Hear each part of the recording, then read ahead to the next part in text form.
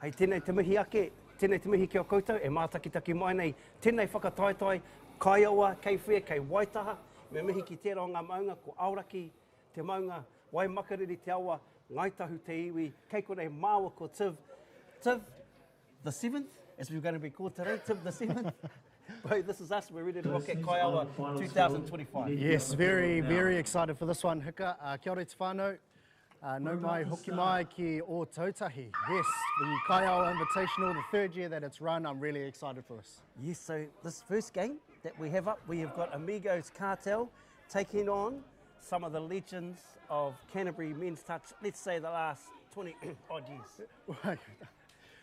They call themselves the Barbars, but I'm not too sure there's anything sort of amateurish about them. They are very much, you know, integrated into the fabric down here in the O3. You know, you've got some legends of the game, the likes of Mike Dolligy, you've got Brendan Stewart, Jason Puddles, you know, among a whole heap of them. So Scotty Grant I see down there as well, so it should be a good game, Hicks. Yeah, we have Puddles at half. This is the Barbars. Just feeling it out. It's a little bit dewy here, but it's definitely nice and warm, about 17 degrees on a very nice Friday morning here in Waitaha, Otautahi. Bit of a 32 peel, Puddles on the ball, sliding it in.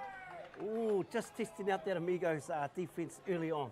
Yeah, well, it's worth the dive, isn't it? Worth a shout, especially on this dewy pitch. It is quite wet out there at the moment, and that'll no doubt dry up as the day goes on. But definitely an early shout there from Puddles. And here go the Amigos. Yes, nice transition onto the field. We can't quite see numbers at the moment, but we'll definitely get those to you as we go through the game.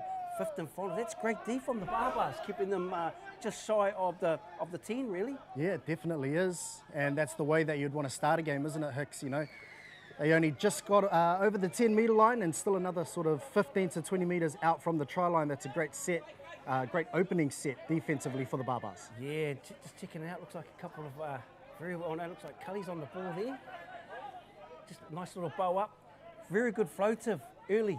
And that's been a hallmark of the Canterbury game, although they just get their wires crossed at the minute. A chance out on the left-hand side, a late cut comes from the wing. That was Stewart sort of extending the play, and they almost made something out of nothing there. Yeah, and Matt Withers and co. Good to see Matt Withers out there. Some of these guys looking like spring chickens on an early Friday morning there. Tip. Yeah, well, and the experience doesn't leave either, does it? The IQ, that'll no doubt come into play, but these guys definitely keeping themselves in tip-top shape. Yeah. Keeping each other honest. Everyone's up in the, that's a good ball. I guess you want to force that with, it's slightly dewy, isn't it? The ball so slippery. The ball's going to be slippery, and it's going to be slippery underfoot as well, Hicks, isn't it? So, you know, anything that can change the point of direction, that can get the wingers coming in and then going out. It's going to be tough to defend, and they're backing it up with a good set of defence. Barbars get away with a little bobble there, but the play carries on. And you know, this is what Canterbury really set a benchmark through those 90s, didn't they? Tip like flow, direct. They never used to get to the end goal and sort of slow it down. They'd go in nice and strong. That's a nice strong platform. And they just lost count there, but very good set completion and finishing down the right end of the paddock. Yeah, well, it was great comms there from the referee as well, young Noah Whitfield. And just on our referees, we've also got Vanessa Forrester and Quinn Murphy out there adjudicating. And it was, you know, really clear comms. They said the fifth, the final was coming. And then the Barbars just lost count. Now Amigos Cartel just entering enemy territory at the moment. Yeah, Abraham. That's a beautiful platform. Great touch there, though, from the Barbars. Really won that space with a nice, I say, light touch in the ruck.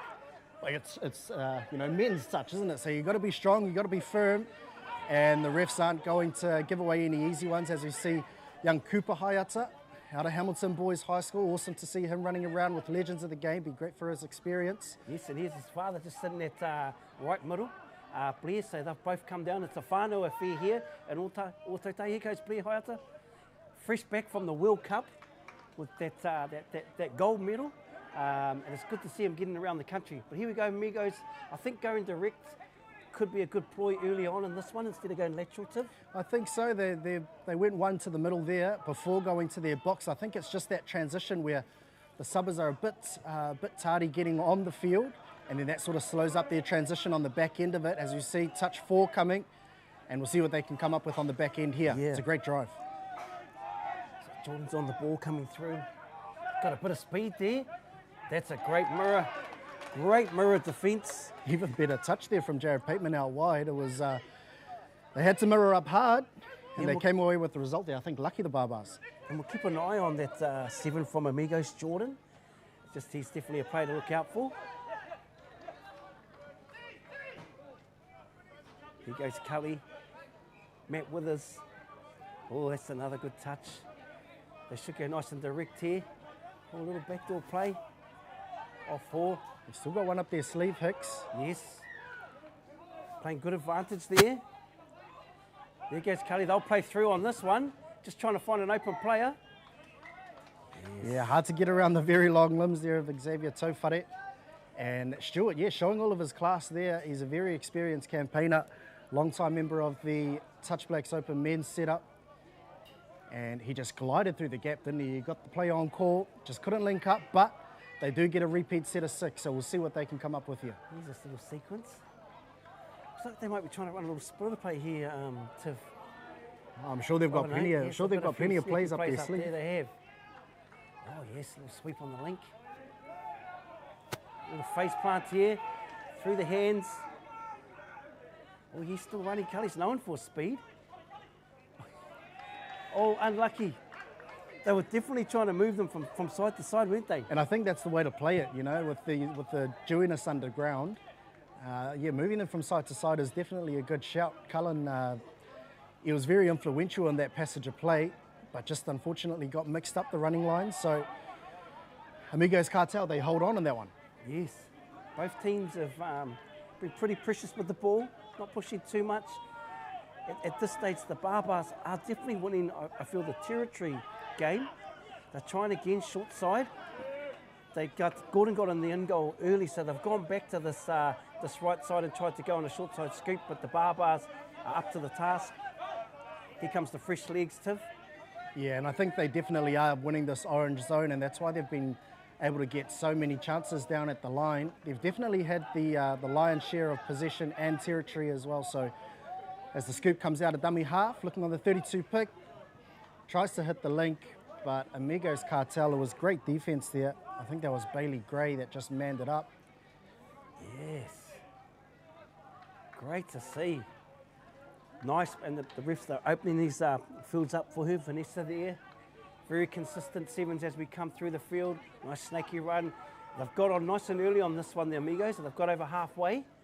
And they're definitely going to get a nice power plant on the back end of this set. It's a great platform. That was a great drive there. I think that was Torian Wiley, or it might have been Regan Cone. And the scoop came out of dummy half. but just unable to convert out on the left-hand edge for Amigos Cartel. But now they're backing it up with some great press defense, and this is where they're losing it at the moment, and they're just trying to gain some parity, aren't they, Hicks? Yeah, and they've put pressure on the set, the Amigos. They've really been quite determined around sending some fly defence. Puddle's just leading this team. Yeah, and they might not get it. Oh, yes. That's a big win for Amigos, a slight sort of momentum shift on just keeping the Barbars just shy halfway. Little show here. Jason Puddle's clever, slows that transition over. And Amigos are going to set. Looks like they're getting some. I did like the look of 7, Jordan from Amigos. He got on the ball early and got on the in goal. Yeah, Jordan Van Schalkwijk. And we'll see if he comes onto the field here. That's a very heavy touch there from Barbars.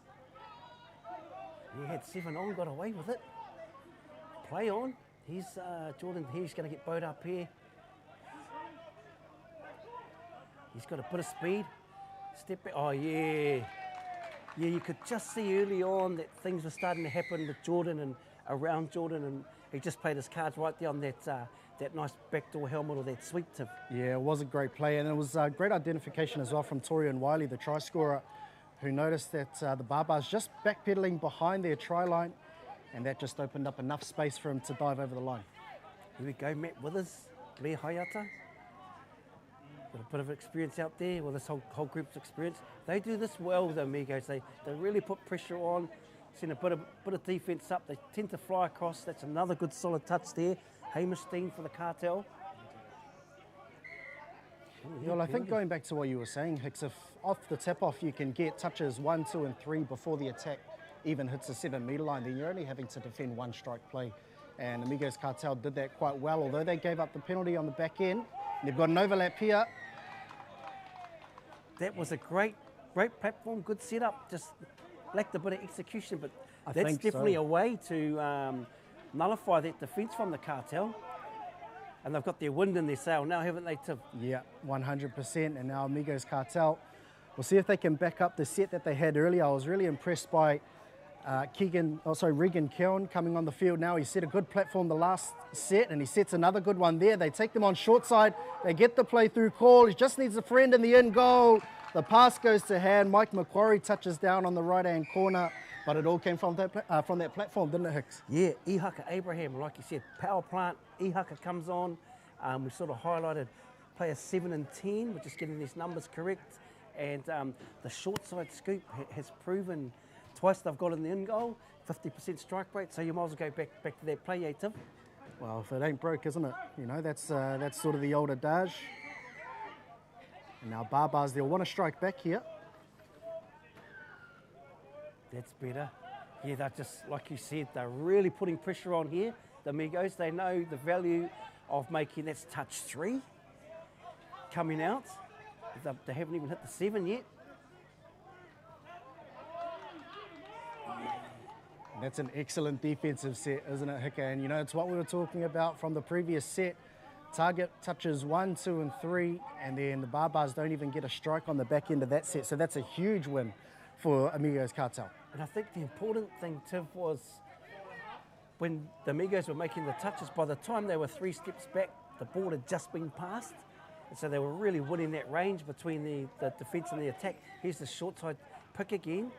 Oh, bit of confused, play to the whistle, as they say. Undone by a forward pass at the end, but what a bit of enterprising play there, wasn't it, Hicka, from Amigos Cartel? I'll tell you what, if that's anything to go by, the Saturday night dance-off's going to be sharp. Nice catch and pass. This is what they do well, Barbars. It's their rhythm, I feel, which they started the game. This is nice from Puddles. It's not always about speed and yards, is it, Tip? No, you've got to have that control as well, and Puddles definitely controlled the yards there as Withers tries to get on the outside. He was dummy half, and I think referee Quinn Murphy has pulled that up from the sideline, so great officiating there. And Withers just try to catch them napping, but unable to get away with that one. Yeah, rolled the dice there, but man, I love the confidence. What confidence, you know? Confidence can take you a long, long way. Here we go, Amigos Cartel, holding the pull up the field. Oh yeah, nice good options. They always seem to have someone as an option now, the Cartel, don't they? Yeah, well, they're gaining in confidence, aren't they, Hicka? You know, they started the game a little bit timid, and they weren't really getting, winning that orange zone.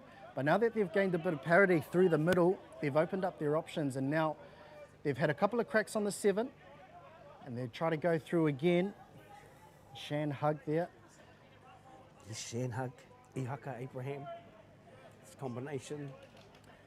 A bit of a backdoor sweep there. Great touch, squares up. Great work. Beautiful work. Shout outs there. I'm not sure if that says Corey Tauwhare, but I know my mate, and it doesn't look like Corey. Maybe we got the numbers slightly wrong. Oh, there he is. Great work. Great work. Yeah, they really put pressure on that set defensively, didn't they, the Barbars? Yes, they sure did. And hats off to that defensive team. They had to defend out back-to-back sets, and it was Corey Tauwhare going strong as ever. This is better from the Barbars. Oh, there's a strong one. Oh, they just lost count. Yeah, I think that's the second time in the half, the Barbars, so a little bit untidy in that aspect of the game. And now that's a great extension on the play there by Keown. Now Cartel. Good ball movement. That's another great touch. Nice touch in front. Here's the platform. Yes, yeah. Was that touched in flight? Yeah, Amigos Cartel are complaining that it was, and I think they'll get the rub of the green there. Yep, touched in flight, so they'll get a repeat set of 6 on the line. And that combination there, Jordan Van Selkirk and Torian Wiley, will see what they can muster up on this set of 6. Beautiful pronunciation there, Tiff. I was looking at that name and I did not want to, pronounce it incorrectly. So it's Jordan, and I can pronounce that correctly. But great pronunciation. And here we have it. I've been impressed by these 3 adjudicators to start off our tournament. They've set a really good standard and a good tone, which is a tricky game to ref at times when you've got the experienced players that have been around the hangi hole a few years, They'll definitely push the boundaries, won't they, Hika? That's what experience and touch IQ can do when you've got plenty of years under your belt. And Cartel just trying to bounce out the link, the OZ play, diving over in the corner, but easily defended there out wide, Jared Pateman. He's saved a couple of them. Yeah, and we've got 15-minute halves here, whānau, so there'll be a few more attacks up the sleeve. Here's Jordan's, nice little, goes through the zone. Oh, yeah. That short side scoop once again, wasn't it, Hicks? Yep. They set it up nicely where they faked the quickie to the left-hand side, dummied that, went to the short side, managed to find a friend in the end goal. And I think that was David Horn out wide getting the touchdown. Yeah, and as you said, if it's not broke, they need to change it, and they've done well there. They've managed to get strike opportunities at the back end of the game. They might get one hit in here, then they're going to have to go Barbars before the whistle goes. Here we go. Puddles is just on the clock here. 32 PL platform. Oh yeah, just overstepping the mark. Here we go. Jason Puddles. This is the last play of the half. A little show and go. Through he goes. Yes. And there we have it, to Barbars, Amigos, unofficial score 3-0. And we'll see you after these short koha messages.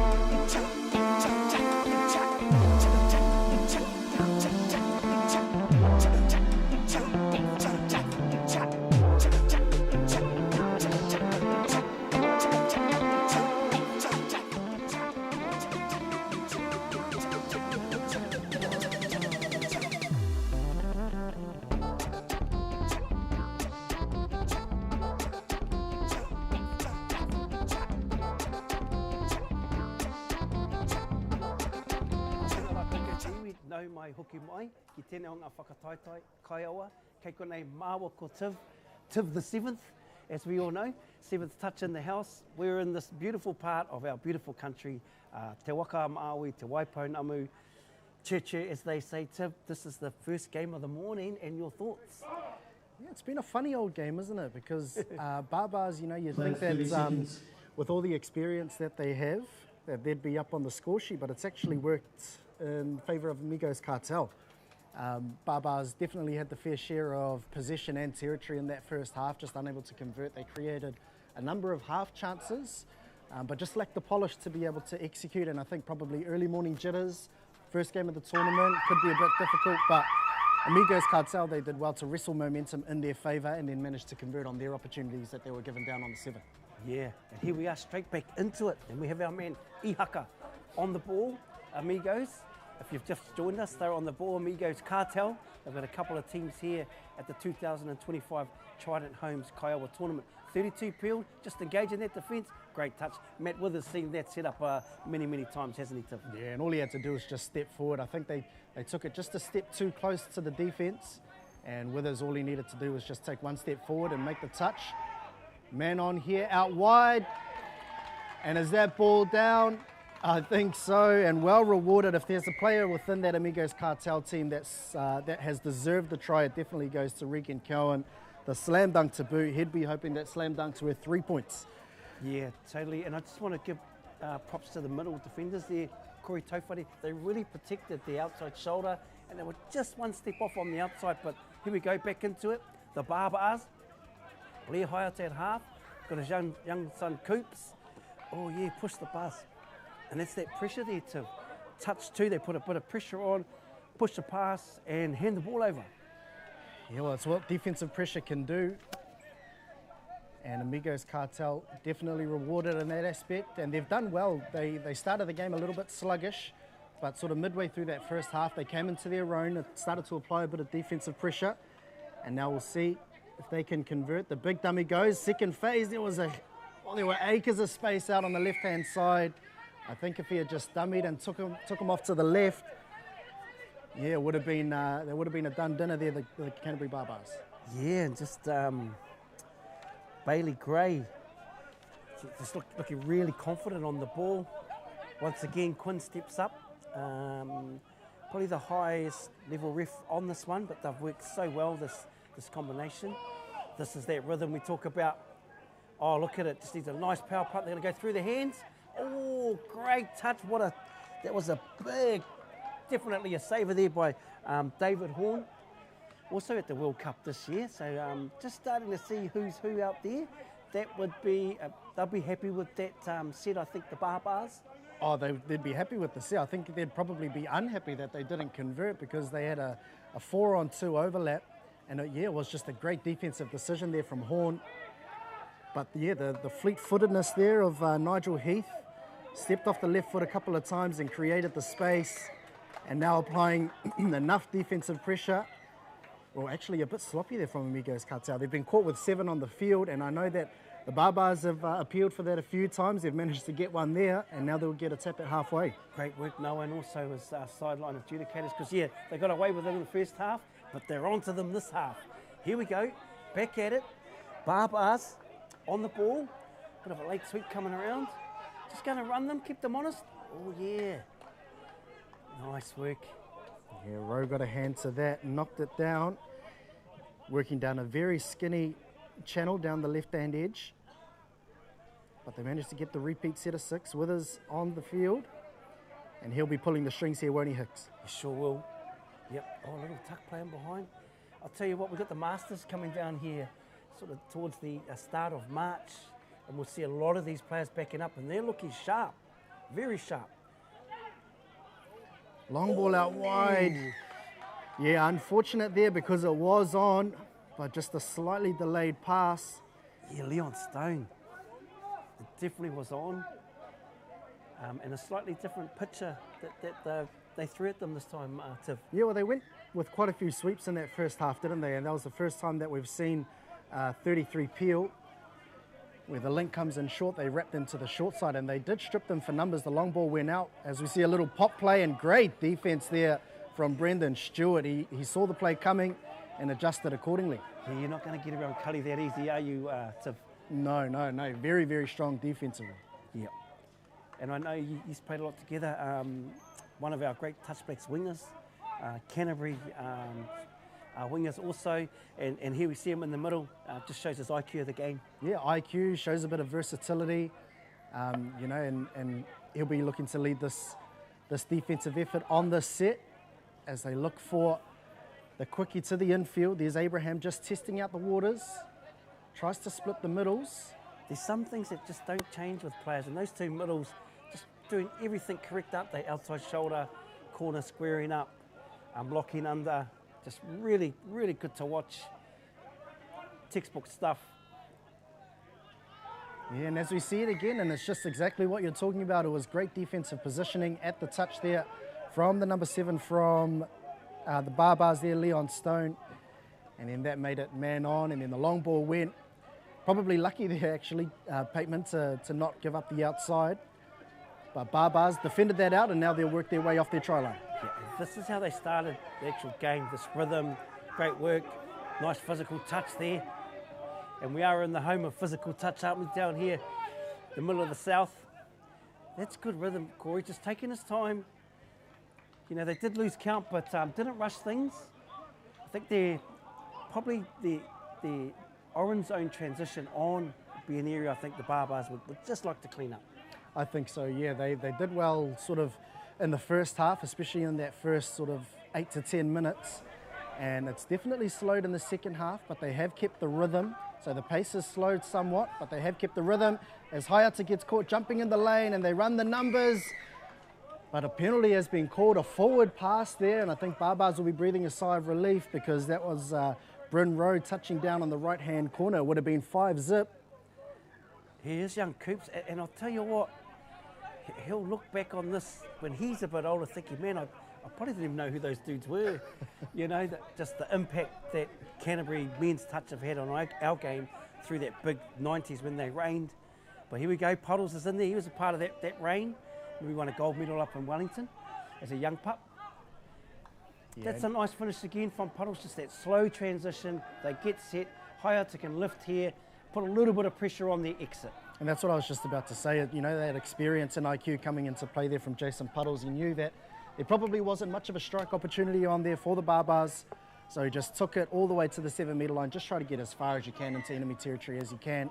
And then as a result, Barbars applying a little bit of pressure, and they'll get the final touch sort of about 10 to 15 metres out from the line. Yeah, unlucky. Where Matt Withers communicated for about 3 touches in a row, controlled that whole defensive set. He was quite right there and just missed an honest man there, and yeah, the Cartel gets sneak one in there. Yeah, fantastic honesty, isn't it? And that's what our game is based upon. So great call there from Matt Withers to tell the referee, no, I missed that. And Rawiri Pōmare goes over. That'll be the 5th for Amigos Cartel. And they've got a pretty commanding lead here, Hika. Yes, they have. And in terms of the tournament as a whole, the Amigos, they just need to complete sets now, you know. Maybe try a few different things, you know, work on those areas that are a bit clunky. I see they sort of, looks like they coach themselves, so they've got good leadership amongst them. This team again, I really like the look of Ihaka. I think he's led this group really well. Just taking their time, and he's probably been one of our picks, Regan. This combination again, we've got Shan Hug. Some of these names we'll become a lot more familiar with as this tournament continues. Oh yeah, there's the shots. Oh, good read. Yeah, he just managed to get his stick his mid in there. Russell Kamoe out wide. And I think that's probably, he's been robbed of a few tries there, Bryn Rowe, because if that pass had gone to hand, I'm sure we would have seen an acrobatic finish in the right-hand corner. Yes. But Amigos Cartel, they'll set up again. That's a great lift defensively from the Barbars. And again, yeah, excellent defensive pressure there from Corey Taufare. Yeah, it's just in the DNA, isn't it, Tiv? You know, effort on effort, get to your next job. And this is that area we're talking about. Yeah, they're flirting with the sideline there. Oh, look at this. Great work. Are they going to get bailed out here? Pateman will just stretch them Oh, as far yes. as he can. He'll Look at try the and get wheels. on the outside. Yeah. And that's definitely brought them back into finish with a better end to the set. Good work. Puddles will check this one back in and he'll go for a little dart here, Puddles. Rewind the clock. Oh, unlucky. Unlucky there. They definitely managed to clean up that set that was looking a little bit miserable as they were exiting. Yeah, and it was miserable. And then the set wasn't too flash from Puddles. You know, the platform was right there for him. Might have just been a matter of the mind working faster than the body on that occasion. Nice. And they've got some good field position. They've got a whole set of 6. Just want a little train.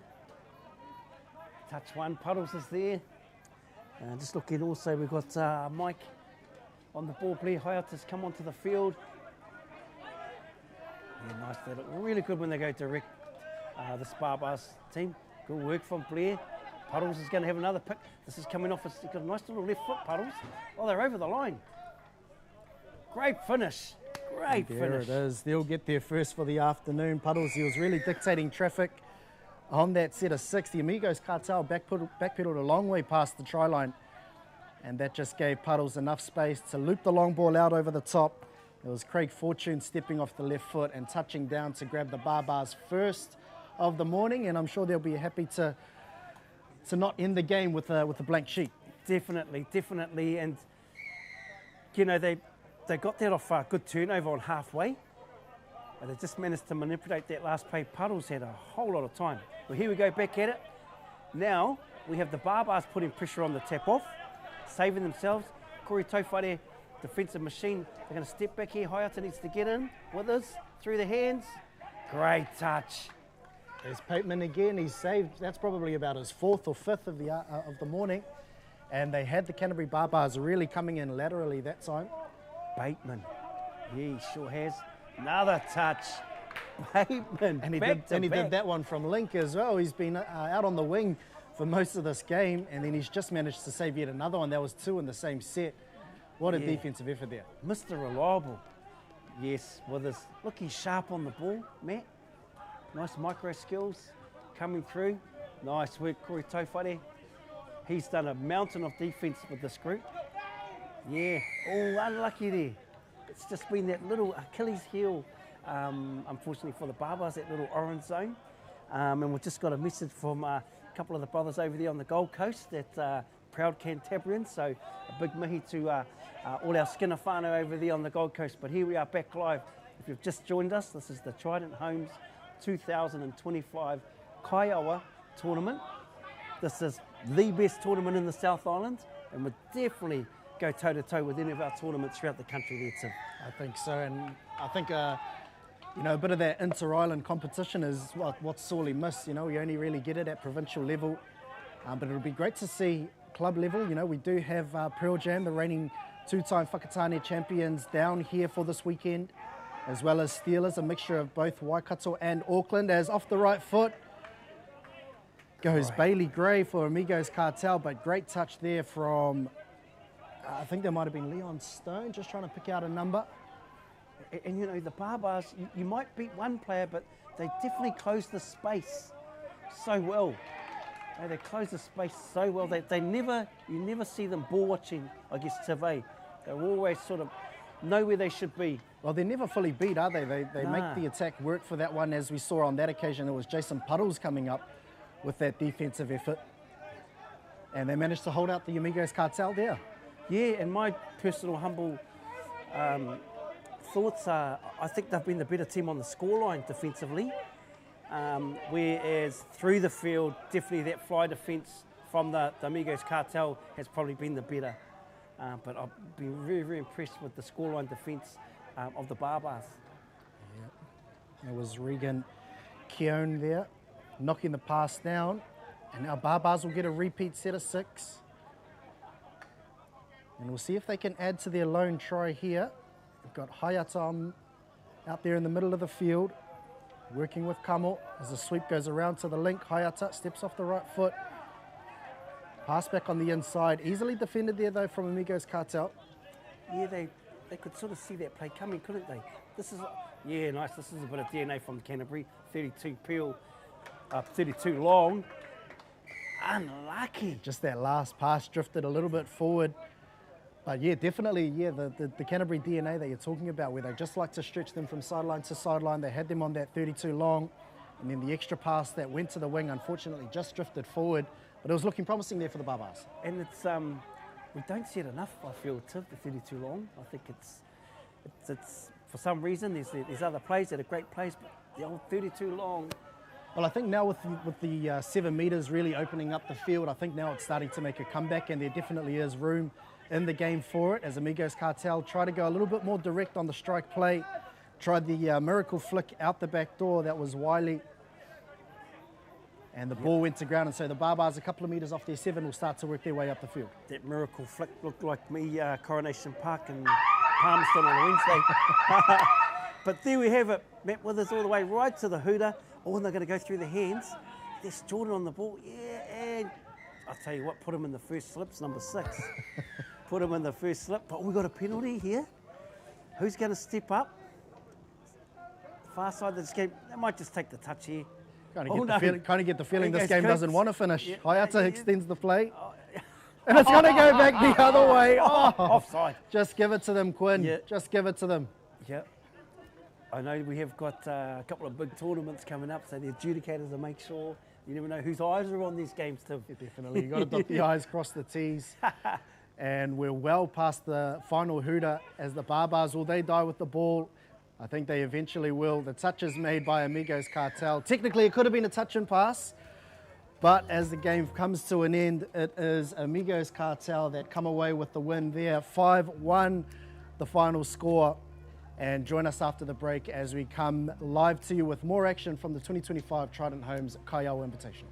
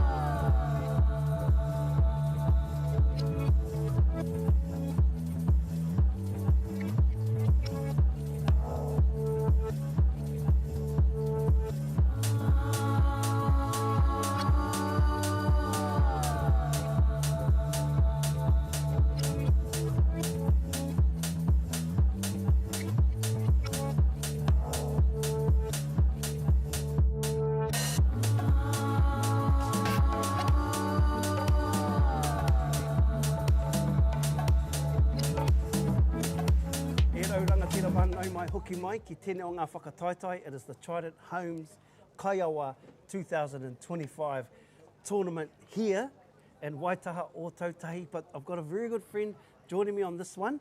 He kaiako ia ki te o ngā kura aho matua. Nā mihi o te ate te tuakana. Tēnā koe hek. Nau mai whakatau mai kei roto i te whenua tapu o nai tūhuriri, anā kei raro i te kāpua tiaki o Aoraki maunga. Nau mai. Good to see you, bro. Beautiful, beautiful. And here we have it, game two.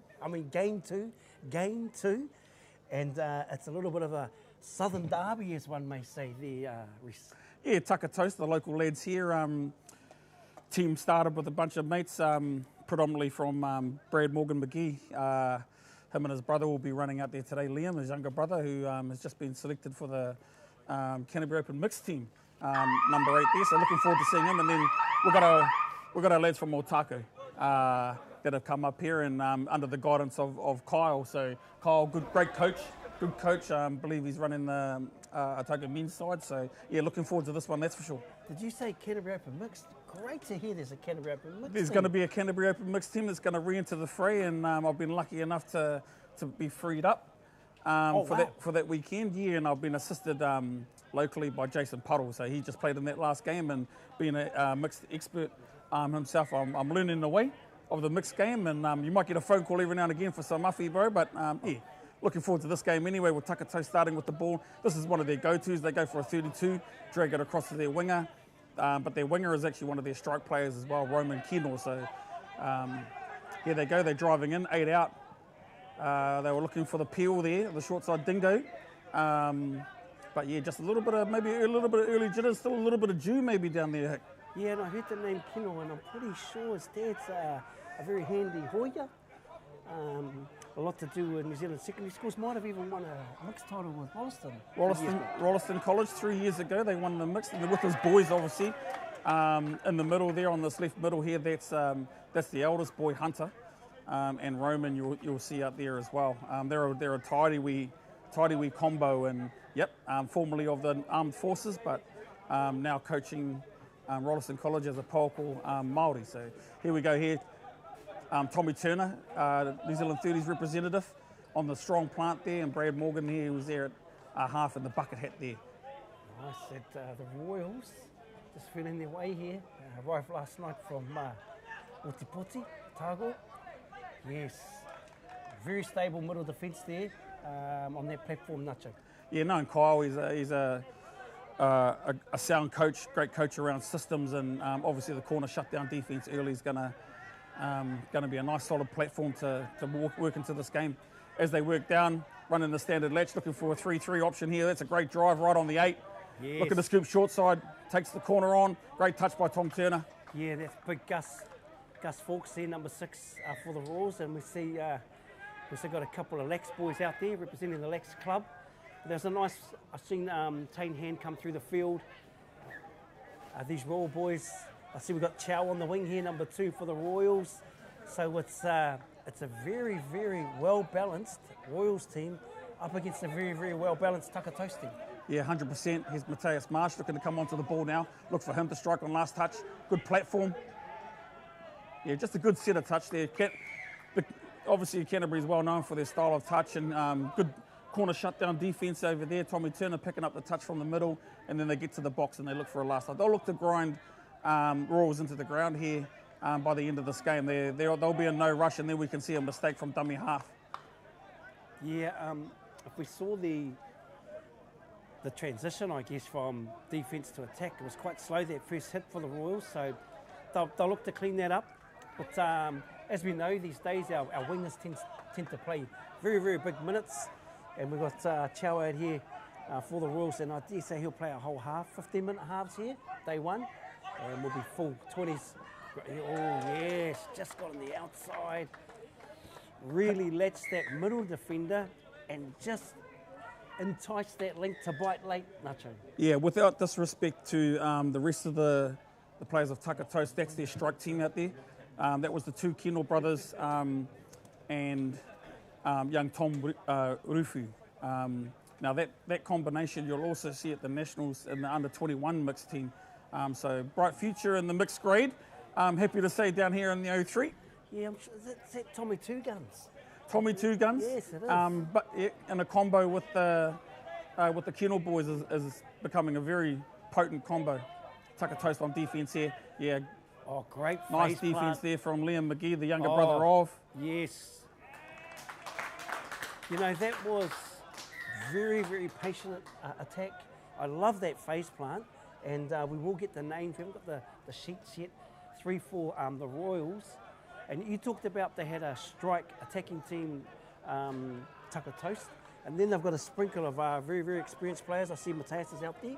Yeah, so Matthias, he'll be the lead in this crew here.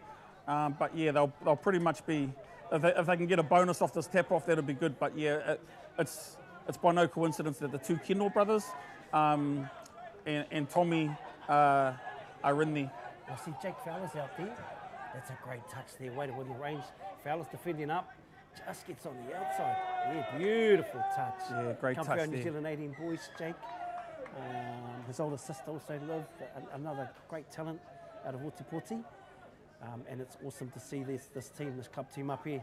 That's great defence, awesome defence. There's Angus Fawkes going to roll the ball. New Zealand Touch Blacks Open Mix, debuted in Brisbane 2023. Here we go. Oh, that's a pill. Yeah, I love the way that teams are now starting to really back their wingers on yards. Heck, it's something that might be coming into the game in the near future. Here they go, the Royals coming in again. Here they are at a 32 platform on the far side. Rip short side. Play on from Alicia Rauti. Yes, and a nice little screen play there by the winger allows the inside man to come across on a classic screen play for another dot down. That pretty much came from opening up the field on their first couple of touches. They played it to the wing and really came in. It looked like it was going to be a 3-3 drive, but they drifted across into a 32 platform. Middle went man on and got taken short side. Here we go, Taka Toast will look to strike back, and here's your strike combo with Rufu and the Kennel brothers. They'll look to get a point back here straight away. Dusto here, wouldn't want to know who would be the lead referee here. Then go play into the passive. Yeah, good lane defence. He's able to knock that one down. Recount here. Yeah, Jake Fowler in the Here's lane another there. couple of for legendary the referees Royals. on the way past, coming for a little bit of a listen on how we're going to Yeah, get some we've of them got, later. But Dali, number here we go, 3, Taka Toast with a little forward out of the hand. A dummy half, but it's a great ball out to Tyler. Now. What a finish. Yeah, Tyler Tupper. There's another combo of brothers out here today. You've got the Tupper Withers, which is Tyler, and his little brother there that's first been playing rugby. So, And just as Nacho was commentating, we had a few referees distract us. Dali, number 4 in the country. Richard Heaps, about number 11. Yeah. And that's the latest rankings. That's the latest rankings. You heard it here on Kaiawa. well, actually, Referee specialist. actually, Hick, you might not have seen the last ranking, and after a finals performance at Whakatane, Dali's actually dropped down. And I believe he'll be on field 14 in the restricted 40s at Whakatane next year after the Whakatane Pearl Jam final year. Wow. There you heard it. But what about Angus Fawkes? Anyway, yeah, Angus Fawkes. Yeah, let's get back to the touch He gets at live. hand. Yes, he gets live out of the Lax Club. The out of the Lax Club combination of Auckland, Otago, Waikato. And I know there'll be a lot of lads on the chat cheering for that one. And have we got an unofficial score here, Reese? It's been going side to side just so much. Yes, 3-2 to the Royals. And they've got looks like Hanlon Johnson there. It is 2-7 for the Royals. It looks like Ollie there. Just slowly starting to get the faces and just the presence of the Royals. Taka Toast will warm into this game a little bit. You know, they're within striking range at 3-2. They just look a little bit disjointed. Yeah, here we go again. So Royals on touch 2. Hit the middle, then they play to the winger. The beauty about that is that the winger is promoted to be dummy half. He's not having to wait in those very little downtime. And here they come again for a 3-3 option with a wide sweeping length. Off his right, he's got a massive right. Oh, he's got all the time in the world, just trying to find a player. And there we go, the Royals. Come up the main drag all the way from Otipoti, all around Otago. They're here, and they'll definitely make a statement early in the first half. 4-2 to the Royals. Folks, just IQ there. Taka Toast previously had been going into a corner shutdown defence. They went into a corner and then the open side went into man on, and he's just too sharp for that. Was able to go short side on a screen, and it's an easy .42. It's a bit like that fermented Otago red wine, you know, just in time. Yeah, just in the valleys there, they have a couple of nice little wee wineries down there that there's Taka Toast looking to break on the open side there. Beautiful release though from your inside there, defensively, just sliding across. They'll be cooking up something here, the Kennel brothers and Rifu here, Tommy Two Guns. And Maggie, she's controlling just outside the 7. She's doing well, young Maggie. Especially she's got Dusto this side, Alisa Aotearoa, #1 female ref in our country. Dusto's sitting 1 or 2 in the country, and Maggie's definitely holding her own. Oh yeah, Jake, he'll do that all day, and as we know, just one step off. Just a little, just 1 foot, but because they played it on the 7, here we go, there he is. You got to be on guard. That kid's going to look for a quick tap in any opportunity. So heads up play, found the mark from the referee. Maggie gave it straight away, and then Tommy there with his footwork and his ability to dive. Tommy Two Guns with the left foot. Yeah, 4-3. Better watch out for the whack bang from Tommy Two Guns. I remember Taurere Pe Whairangi, we were commentating the game, and he gave him that nickname. That's how I remember the young chap with the. Nice. Yeah, good defence. Just not onside, but right policy. That's just that one step. The correct name, Tommy Rufu. Rufu, yeah. Connections with the land here through his father. Also have a relationship through teaching with Tommy's mum. My first coaching gig at Aranui High School, she was a lead teacher in the English department. Back when Aranui was a kura and very pumping in sport. He goes, Fox Gus again. He's just having a field day, Gus. Angus Fox is having a field day. He's looking slick, he's looking sharp, he's getting outstanding platform. And he's orchestrating the attack, isn't he? 100%. I've noticed on the attack of Taka Toast, they've been testing with a lot of sweep plays and coming from a 32 platform, testing out their defence. They're a corner shutdown team, 100% this Royals team, and I'm pretty sure that they'll be looking to manipulate that and saying that there, let's see what this combination's cooking up. Unofficial score 5-3 to the Royals. Taka Toast, Mateus on the set. Wide sweep, and they hit the length. Yes. Just slowly starting to pull out a bit of the playbook there. That's a good call for Taka Toast. That could easily have just been balled down. Yeah, and you know, the young defender done well. He stepped up into that space where you want him to be. That's a good touch. It's coming through the hands. Yeah, good work. I'm liking the work of this drop lift from the Royals. They're trying to make these touches right outside. There's no half, so there's no harm. Yeah, here they go now. Referee will be looking to get this ball back. Yep, gets it live on the quickie play. Step back dive.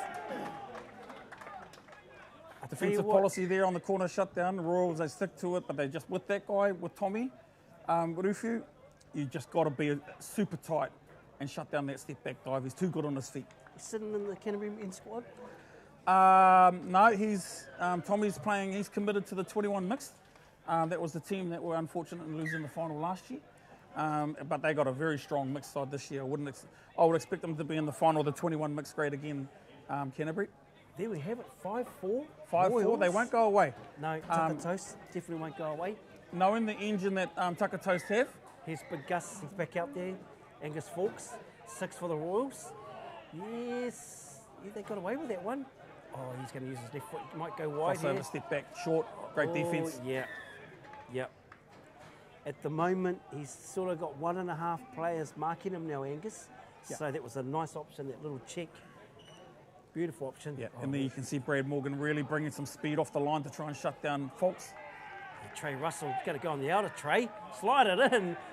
Oh, bobble, unlucky Trey. It was a nice platform, and if we slid that one in. Good defence there because he had squared up a little bit on his corner. 2-out platform, Tommy Turner plants well, New Zealand 30s representative at the World Cup.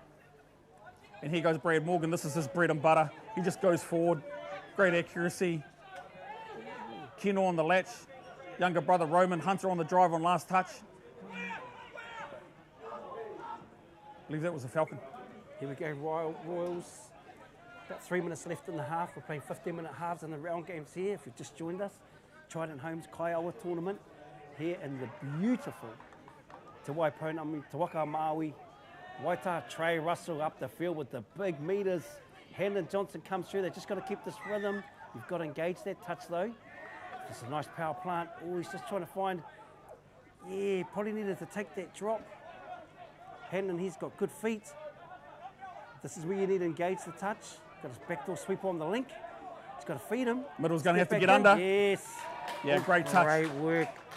You can see now off those plays, there's probably just a little early check open side. Short, long. I'm loving the touch. Jake Fowler there, big touch, massive touch. That's big in the momentum. Jake Fowler gets up, wins the range, beats him to the bend, puts pressure on that first plant, and sometimes the person rucking has their head down. Oh, there we go. There we have it. Great work. What a half. Yeah, 5-4 to Royals. Good half. Uncharacteristic mistake on yards there from Taka Toast, but luckily the bell came for half time. But yeah, exciting first half. And we'll see you after the koha messages.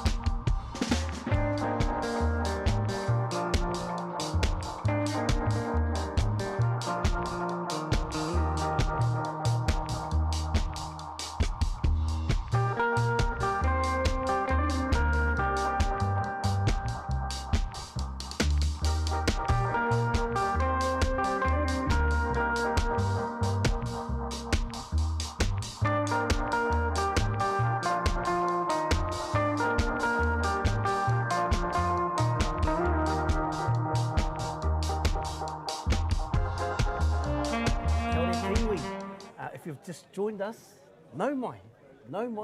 We are here with this amazing Evil Stream team, bringing you these live images, and we've got some very, very hard-working technicians on the camera, multitaskers. It's all going down here. Now we've got a local, so I'm going to leave it up to the local. Taka Toast second half team there, Nacho. Second half team, they've got plenty of lung. They look to grind teams into the ground, so they're not going to give up. They just need to tidy up a few areas on defence, and the rest will come. But I'm excited for this game. This one here actually might end up in a tie. And I dare say a lot of these players have played each other for years down here in the south. Yep, right from their schooling. Different codes, but also local Canterbury versus Otago. The rivalry goes deep. Here you go. You call this a Texas? Oh, the rivalry. There's Gus. Nice. Henlin. Long ball. Oh, phase plant was on. Yeah. Great defence. That far winger, Taka Toast, saved the day. Tyler Tapa.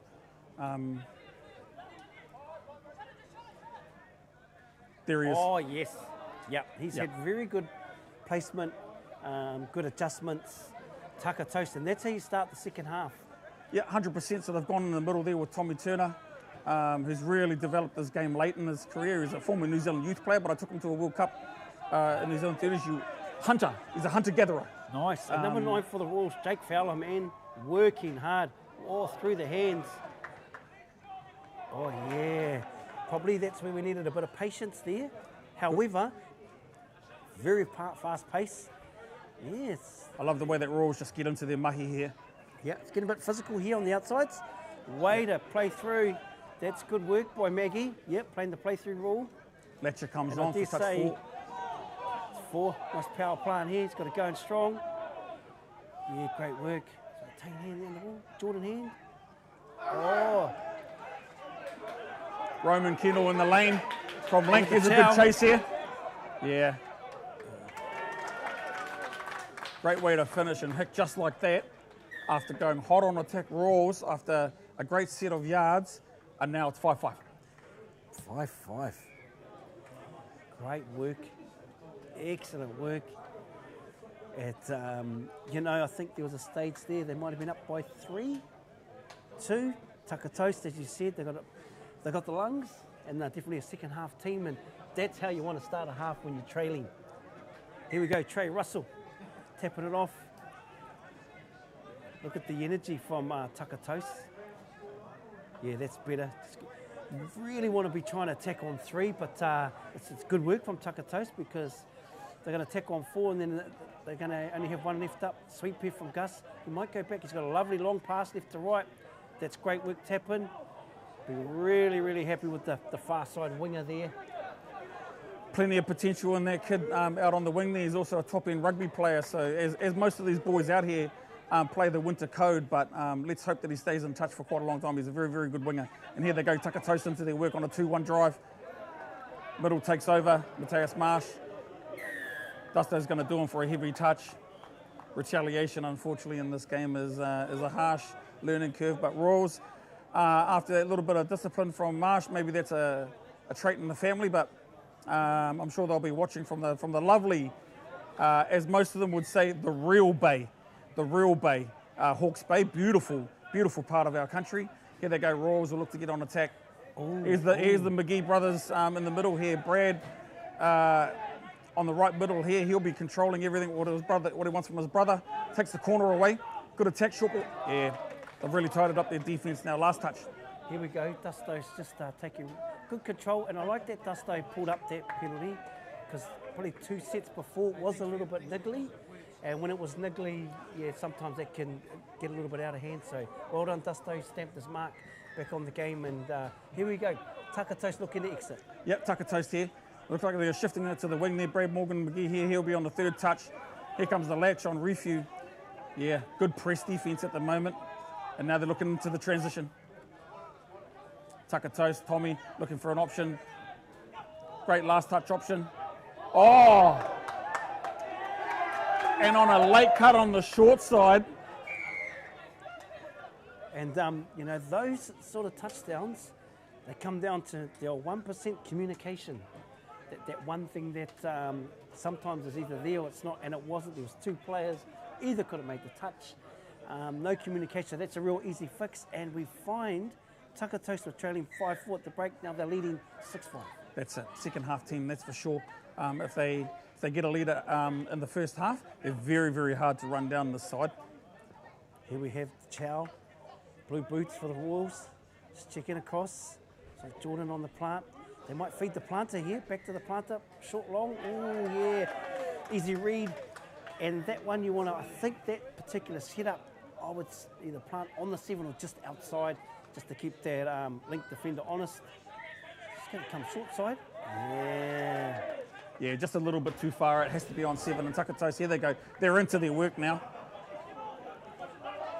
Play through there from Dusto. Touch 2 on the 40. Much better settle set. They just took the pace off a wee bit.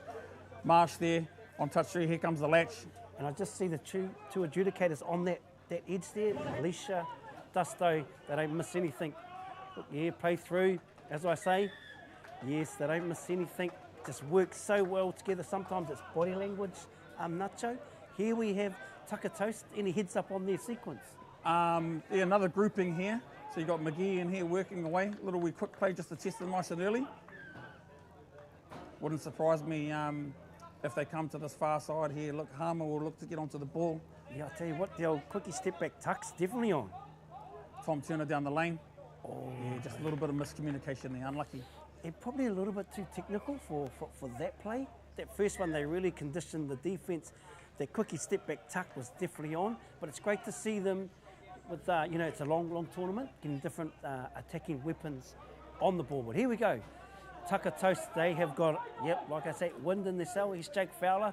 This boy will work hard all day, every day for his team. Here's Angus Fawkes. That's better. Oh, and you know, when your roll is to set, you should expect that pop from Gus. But we'll get straight back into our work. Yeah, 100%. Taka Toast, and the timing couldn't be even any more better for Taka Toast here. Here comes their strike team with the Kino brothers. You've got Tommy Rufu that'll stay on this right side link. Yeah, and they got plenty of touches to work with. Here they go. And I just like how everyone knows down their the role, lane. eh? Yeah, Rufu down the lane. Feeds him, he'll look short side on a dive. Oh, the nice little wrap around. Force the short side shut. And he just strolls in Hunter Kino, the tuakana of the family there. Beautiful coaching there. Jace Kino, the father, in the white hoodie down there and the white hat. Beautiful work. I do know that Rolleston College has gone back to kura. So interesting to see him here on a sick day, maybe. Yeah, well, when you're a primary coach, high performance, I'm pretty sure the big boss will give you some time off. But there we go. They go out to a 6-4 lead. And I take it back to communication. We definitely wanted that middle to pull a hard corner on that peel, that dingo play. Hannah Johnson will slide it in. Oh, yes. Alicia was right there. That's probably his pet play, Hadlin. Maybe a step off the pace in terms of timing. He's got it engaged there. Nice work. Short side goes through. Looks. Oh, yeah. No, ran himself out of play. But got in the in goal there. Got in the in goal, just pulled a little square there, Matthias Marsh, but they was able to run him down. They went into policy mirror.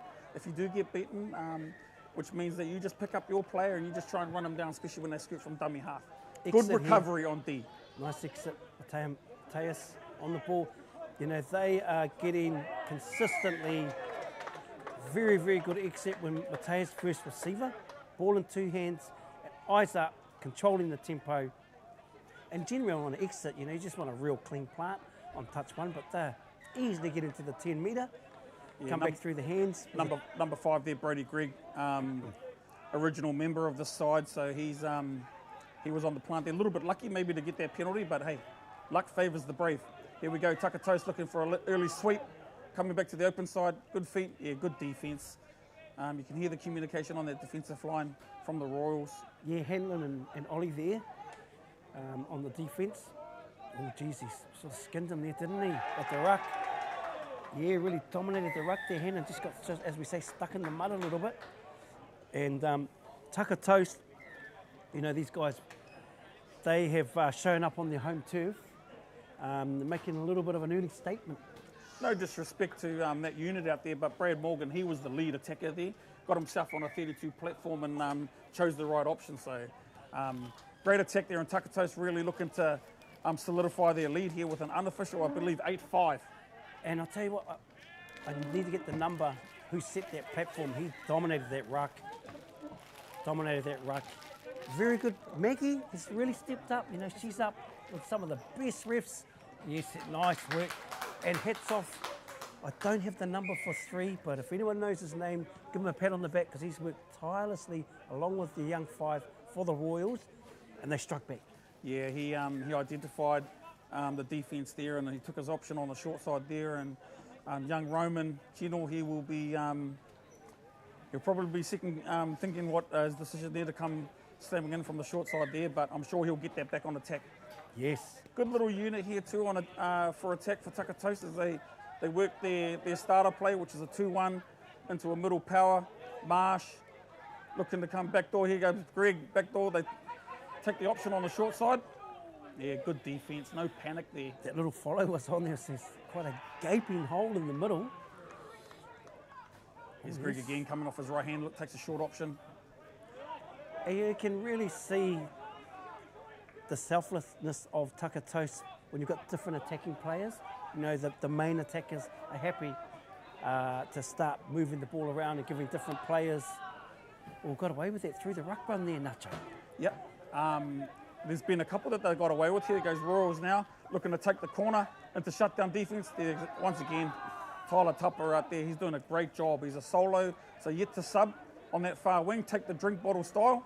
And with a comfortable lead, Taka Toast here will just look to work the ball down the field, and they've sent out what looks to be their second attack unit here. So complete the set will be the main goal. Young McGee here. Tyler Tapa, easy name to remember. Yeah, Tapa with us, but yeah. Good family from Darfield out here in the deep south. I'll tell you what, Darfield, lovely pie shop out there, just quietly. Darfield, all those shops out there, I believe. Been to the bakery a couple of times there. Yes, beautiful little place there out on the countryside, but back to the touch. This is where the Royals, they just slipped off and made a couple of mistakes. Yes, and just as I was saying, where they've handed the ball over to Taka Toast in the second half has been critical to their set completion. And as we know, in any sport that involves field position, it's number one. I'll tell you what, those are the real tickle bum ones because it's right in front of your own box, you know, and you get the spray from the team, you get sprayed, there's spray everywhere. Yeah, that's right. And Taka Toast now, and they've got Rufu and the Kennel brothers out here. This is their strike team. They'll just be setting up a play here. It will involve Rufu. He might come down the lane on Dingo. Nah, he's looking to sweep. Yes, you got it. Great touch. I can't wait to get that young fella's name, number 3. And back to the spray. There's so much spray. You call me Remo off the Warriors. Touch 5. Rufu rips off short side. Looks for an option there. Another set completion though, and that's all Taka Toast will be looking to do, taking them into the final stanza of this match. What about the confidence now? There's a little tap on, a little flick. It's amazing what. Oh, look at those yards. Yeah, they've come open side to open up the box side. They're running a bit of a wave defence, Taka Toast. That's how confident they are. Yeah, they're going for the 3-2-1. The 3-2-1, so the far side there, 3 went up, then the 2, and then the winger makes touch 3. Tyler, he'll be looking to set here off this platform here. Oh, Craig David, 3-2-1. Yes, Storm Free's just got to be patient here. Great work. Great, and there's 5. Instead of get 5's name, he's had a great game too, the young fella. Yeah, it even looked like there was a little bit of a push-off when he scooped. I don't know if that's initiating the touch, but maybe no contact. But yep, Royals. It's been a while since they got a touchdown, so late comeback maybe. Taka Toast have got a pretty good unit going out here to complete this set anyway. So unofficial score, Nacho. 8-7. Taka Toast. And yes, there's not long to go. 2.5. 1 minute 30 to go. So if the Royals can hold them out here, little tap on, there he goes, Tyler Tapa. And this is a shutdown here, so they will definitely get the ball back. This will be the set to go. Jake Fowler's out there. I dare say Angus Fawkes probably needs to stay for this set. This is where you've got to initiate. This is where you've got to do all the micro skills really well. Nice work. Just get up the field. That's those things you've got to initiate, don't you, Nacho? Otherwise it's downtime. There goes Fowler. He's had a great game. Oh, and there's those micro skills we've talked about. Once again, Hick, it's come from transition in the second half here with Royals. Unfortunately, you know, they're sitting in and around about 50% completion. And at this level, it's very, very hard. And yes, yeah, we've got a double march. Yes, so what happened, they weren't happy with the first call, asked the question and got marched. And if there's one ref that you don't do that, it's John Dusto. Yeah, and it's how you ask that question too can totally, often affect your... Actually, I shouldn't say that. Any ref, let's respect them. Step back, right foot, pop. Oh, they got a lucky count. There's only seconds remaining. Seconds to go before the hooter. It's a countdown. Taka Toast just need to hold the ball. Time waster is what I'd be doing. I wouldn't be rushing anything. Oh, got away with that one. He's going to... Oh! Yeah, called the touch. Good work. Good work. Yep, that young 3 for the Royals. He's had a great game. Here we go. And Taka Toast. Tell you what, the toaster's looking hot today, and there we have it. Unofficial score 8-7. Taka Toast over Royals. Second half team, Hick, you heard it here first.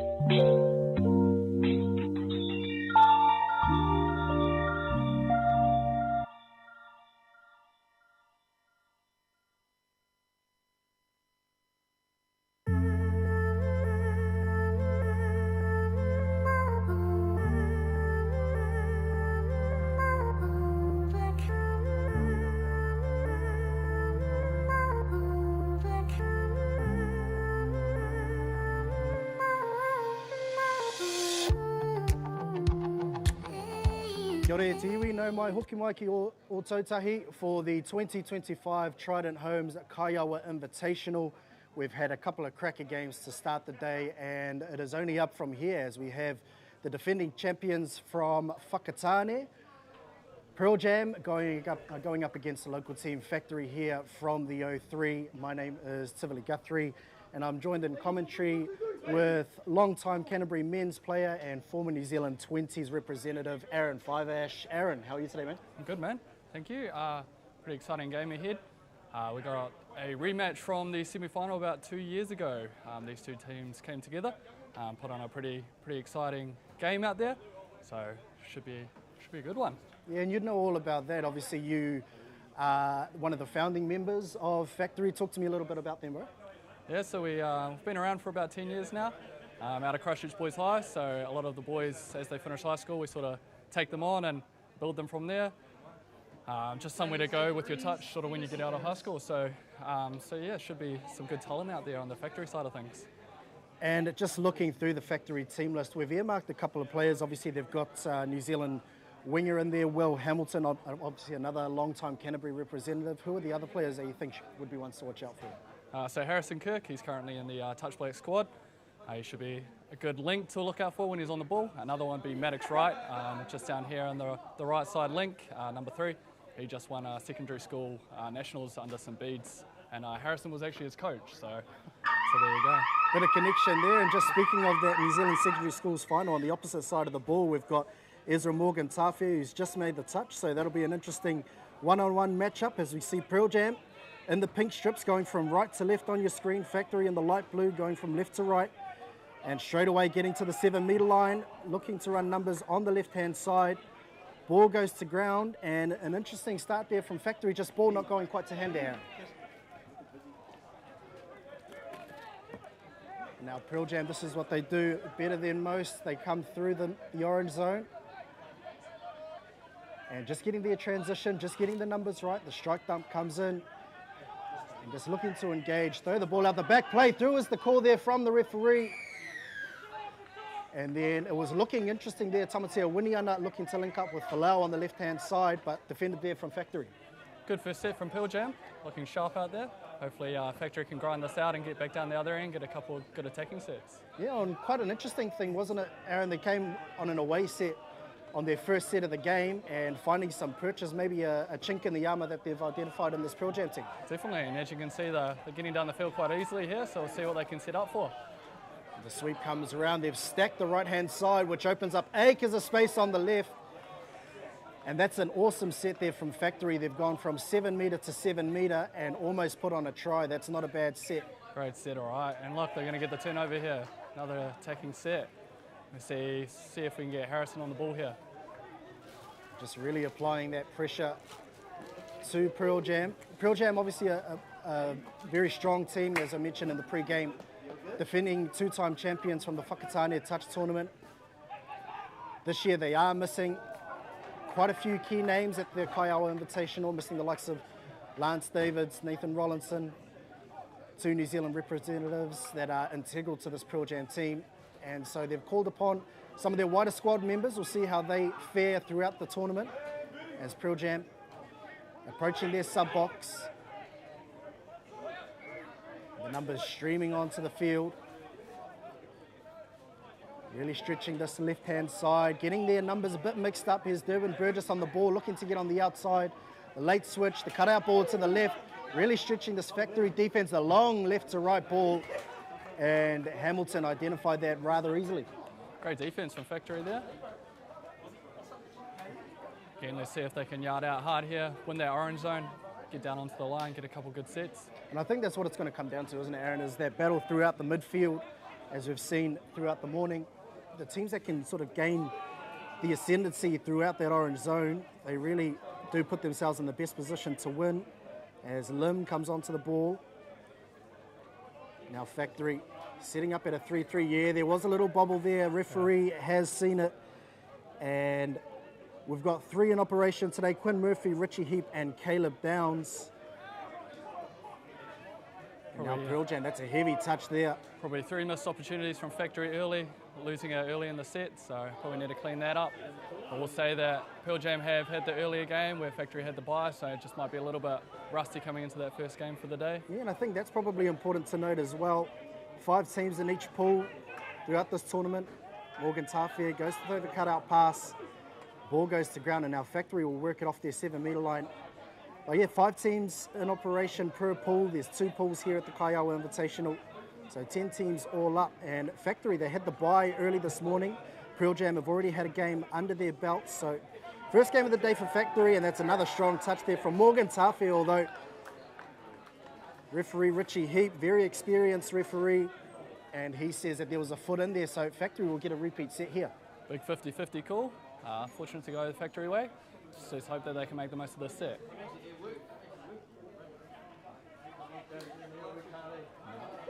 Long ball out to the left-hand side, well defended there from Ephraim's. I don't know if the pass was on there, and they've just flushed the set away there, have Factory. Not what you want to do against a team like Pearl Jam. Correct.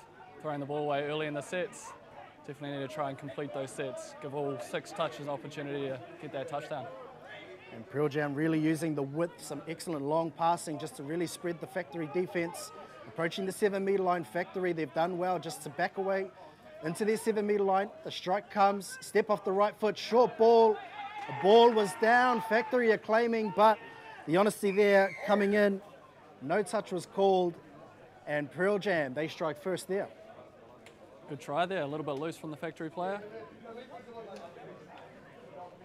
See how they go on this attacking set off the tap off, but very nice attack there from Pearl Jam, looking sharp. Yeah, they came around on the sweep, and it was Quinn Marcella that dotted down for Pearl Jam.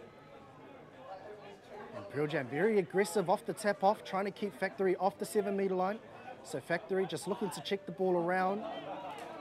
And now with only a couple of touches left in the set, they're really struggling to get to the 7-metre line. That's excellent press defence from Pearl Jam. Defense.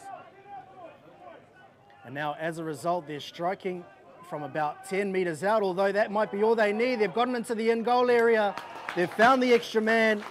And Haruya Fuchigami manages to cross over there for Factory. That's that man, Maddox right there, just going straight through the middle. A little bit of a shimmy and get on the outside, and Haruya scoring. Very nice try, showing his speed, Maddox right. Yeah, well, he just jinked off the right foot, didn't he? Caused the slip in the Pearl Jam defence.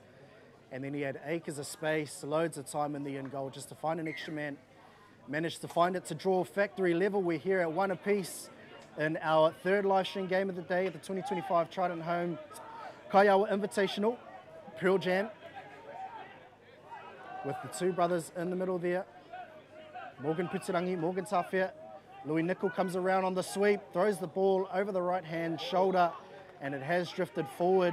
And he is known for that unorthodox style of play, isn't he, Louis Nicol? He sure is. Unfortunate to go forward there, but great play. Can't hate on that. And stark difference between the tap-off between Factory and Pearl Jam. Factory struggling to get from halfway to the 7-metre line. Pearl Jam getting to the 7 in just a couple of touches. Much better coming through the field, but off those tap-offs, definitely need to clean it up.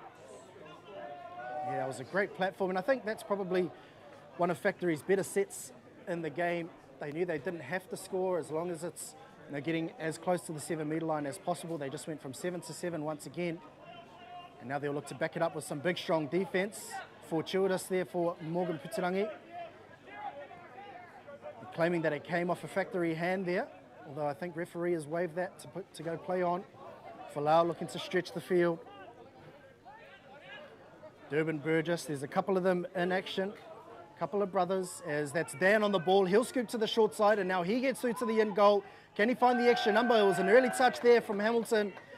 Referee Quinn Murphy says play through, and Ephraim's crosses over for Pearl Jam. That'll put them up 2-1. Showing his speed there, getting on the outside of Josh Burgess. And good wee shake to get off the ball and dot it down. Yeah, and it's not an easy thing to do, is it, getting on the outside of Josh Burgess? And Pearl Jam crossing over for their second, so a bit of a tit-for-tat battle at the moment. See if they can get down to the line a little bit easier on the set. Pearl Jam's definitely pressing up again. Yeah, and I think their intent is very evident early on. Really hard work there, especially in the middle. Durban Burgess comes with a strong touch. A great quickie there from Kirk. Oh, that was a try gone begging there for Factory. He absorbed the touch there from Durban Burgess. Got them on a crossover quickie through the short ball to the chopping link, but just couldn't quite convert there, and a penalty to boot. That'll hurt for Factory. Relieving the pressure off there for Pearl Jam. Going to make their way down the field again. And get marched the extra 10 as well. And George Durban Burgess, he'll be key for Pearl Jam in the 21 for the men in pink in the ruck there. Yeah. Definitely need to clean up their defence, Factory. Staying out of the middle of the ruck. Just trying to get in front of the player and use their body a little bit more. And so obviously march the extra 10. Trying to catch a sneaky, trying to catch Factory napping down the left-hand edge. You see a smile on the before, face. haven't we? Definitely. And now Nickel, he'll look to pull the strings. Just toying with the defence, trying to earn that penalty, and he does so. He does that so well. Just able to manipulate the defence. On that occasion, catches them not moving forward on the try line. And Factory won't want to commit too many of those. As the quickie, well defended there from Factory. There was Kapi Ryan on the ball. Nickel, he'll look to quickie towards the short side. Looking to get on the outside, draw and pass. Just sucked in the Factory winger there. Bryden Martin came in, that freed up TJ Falau on the left-hand side, and Pearl Jam crossed for another. Bit soft there, shutting short side. As we all know, as touch players, you should not do that. I think, yeah, cardinal sin, isn't it? It is. But Nickel will take that. Pearl Jam up 2-0. And you've got a player the class of Louis Nickel. He'll be able to sum up those situations in a heartbeat. He did so there. And now Pearl Jam, a little bit clunky there coming towards the 7-metre line. Referees now just starting to open up the 7 for Pearl Jam. And now they'll look to set up for Lim, coming down the lane, a 33 peel, throwing out to the link, a kick, catch and pass, and they'll cross over in the corner. Factory, that's what they'll be looking at. Great set up from Jimmy Lim there, getting out to Maddox, and nice fast hands with that tap on. Beautiful try in the corner. And it's a part of his game that he's really grown into throughout the latter stages of his career, Jimmy Lim. He came down, he saw the tight Pearl Jam defence, threw the bullet out to the left-hand side. The winger came in to make the shot, but didn't quite commit fully. And then that gave Factory enough time for the quick catch and pass out to the wing, and they scored their second of the morning. Durban Burgess and Winiana, we saw a little bit of this 1-2 interplay at the Whakatane tournament. Great defence by Josh Burgess there. And they had to be on their toes. It was a touch that had to be made, wasn't it, Aaron? And now Durban Burgess, he'll scoop, he'll pick to the short side, he'll look for him teammate in the end goal. Falau's managed to shake free. They're claiming the touch there. Referee says play through, and Falau bags another. And Pearl Jam hits straight back. A little bit hard done by on that one. Would have said he might have touched the scooper there, but again, good way to shake the players and getting the ball down. Definitely was touch and go, pardon the pun. And Factory, they won't want to let that bother them too much, because once you start to get into that mental battle with yourself, that's probably when the real damage starts to come in. Let's see if they can identify scoring off that last set, if they can run it back and run a similar play. And this has really been a feature of Pearl Jam's play, isn't it? Off the tap off, just really pressing forward and just limiting Factory's chances on the 7. And once again, they're left with one strike at the line. Looking to bounce out the link on the left-hand side. And touch was made by Nickel. Great touch. And now Pearl Jam looking to go lateral, getting to their box as quickly as they can. That's touch 2. And this is better from Factory. That's touch 3. And Pearl Jam looking to spread the field now. Long ball out to the right-hand side. There's Ephraim's. And now they'll come up with a strike dump on the back end. Morgan Putirangi looking for the scoop on the back end of the set. Unlucky not to scoop that ball up there. Probably would have had a good opportunity. Either run himself or throw it wide. But Factory, a good opportunity to get back down there on the line and hopefully have a couple more attacking sets. But again, Pearl Jam pressing up hard. Yeah, not giving them any opportunity to get down to the 7. It was great identification there from Morgan Putirangi. He saw the pass coming And he's backed it up again. Yeah, Factory, I think just guilty of being a little bit too loose in this first half. They'll want to tighten up the screws, keep the discipline in check. And that's probably one of the only ways they'll get a fighting chance against this red-hot Pearl Jam outfit. Yeah, already back down on the 7 again. Couple touches to go on this set. Throwing it away. Yeah, that's a loose pass there from Durban Burgess, uncharacteristic from the Touch Blacks rep.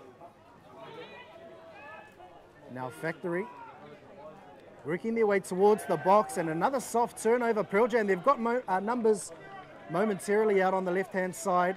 Here's Fikara looking for the quickie, and once again just catches the Factory winger in a bit too tight. And Folau bags a first half hat-trick. 5-2, Pearl Jam up over Factory. Yep, getting a bit of a lead here. If I was the coach in the box there, our boy over there, I'd probably be having a good chat to our wingers. Slamming short side twice now, giving them easy tries. And as we mentioned, Cardinal Sin in the touch world, we don't want to be shutting on the short side. Factory guilty of that twice in this first half as they look to pick things back up. That's not going to help them, just compounding errors. And maybe guilty of just trying to chase the game a little bit. Yeah, I've still plenty of time to go. Don't need to panic too much. And I think that's it, isn't it, Aaron? You know, you've got to have cool, calm heads, especially because there's still only a couple of minutes left in the first half. That's it. Get a couple of tries. You're right back in this game. Now Morgan Tafia looking to stretch the defence. Checks the ball off to Morgan Putirangi. And now they'll just hold up the Factory defence. They've called both middles up. Acres of space out on the right. Morgan Tafia goes through, needs a mate. Finds Efrins, but that's grey mirror defence from Factory, and it was a touch that had to be made. Good recovery there from JB after slipping over. He got back up and chased the player and managed to get him just before he dropped it down. And that brings us to an end in this first half. A real lopsided battle to start. Pearl Jam Very up clinical. 5-2. Very clinical from Pearl Jam out there. Like we said at the start of the game, missing a couple of key players, but you know, it didn't look like they were missing them at all out there. Yeah, the class definitely shining through. We'll take a quick break. Join us afterwards for second half action.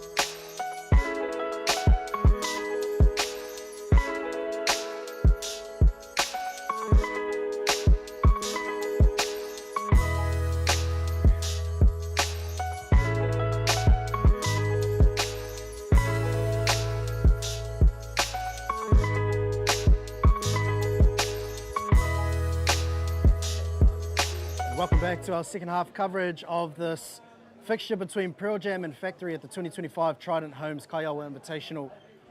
And an enterprising first half where we've got Pearl Jam, unofficial score up over Factory 5-2. Aaron, what did you make of that first half?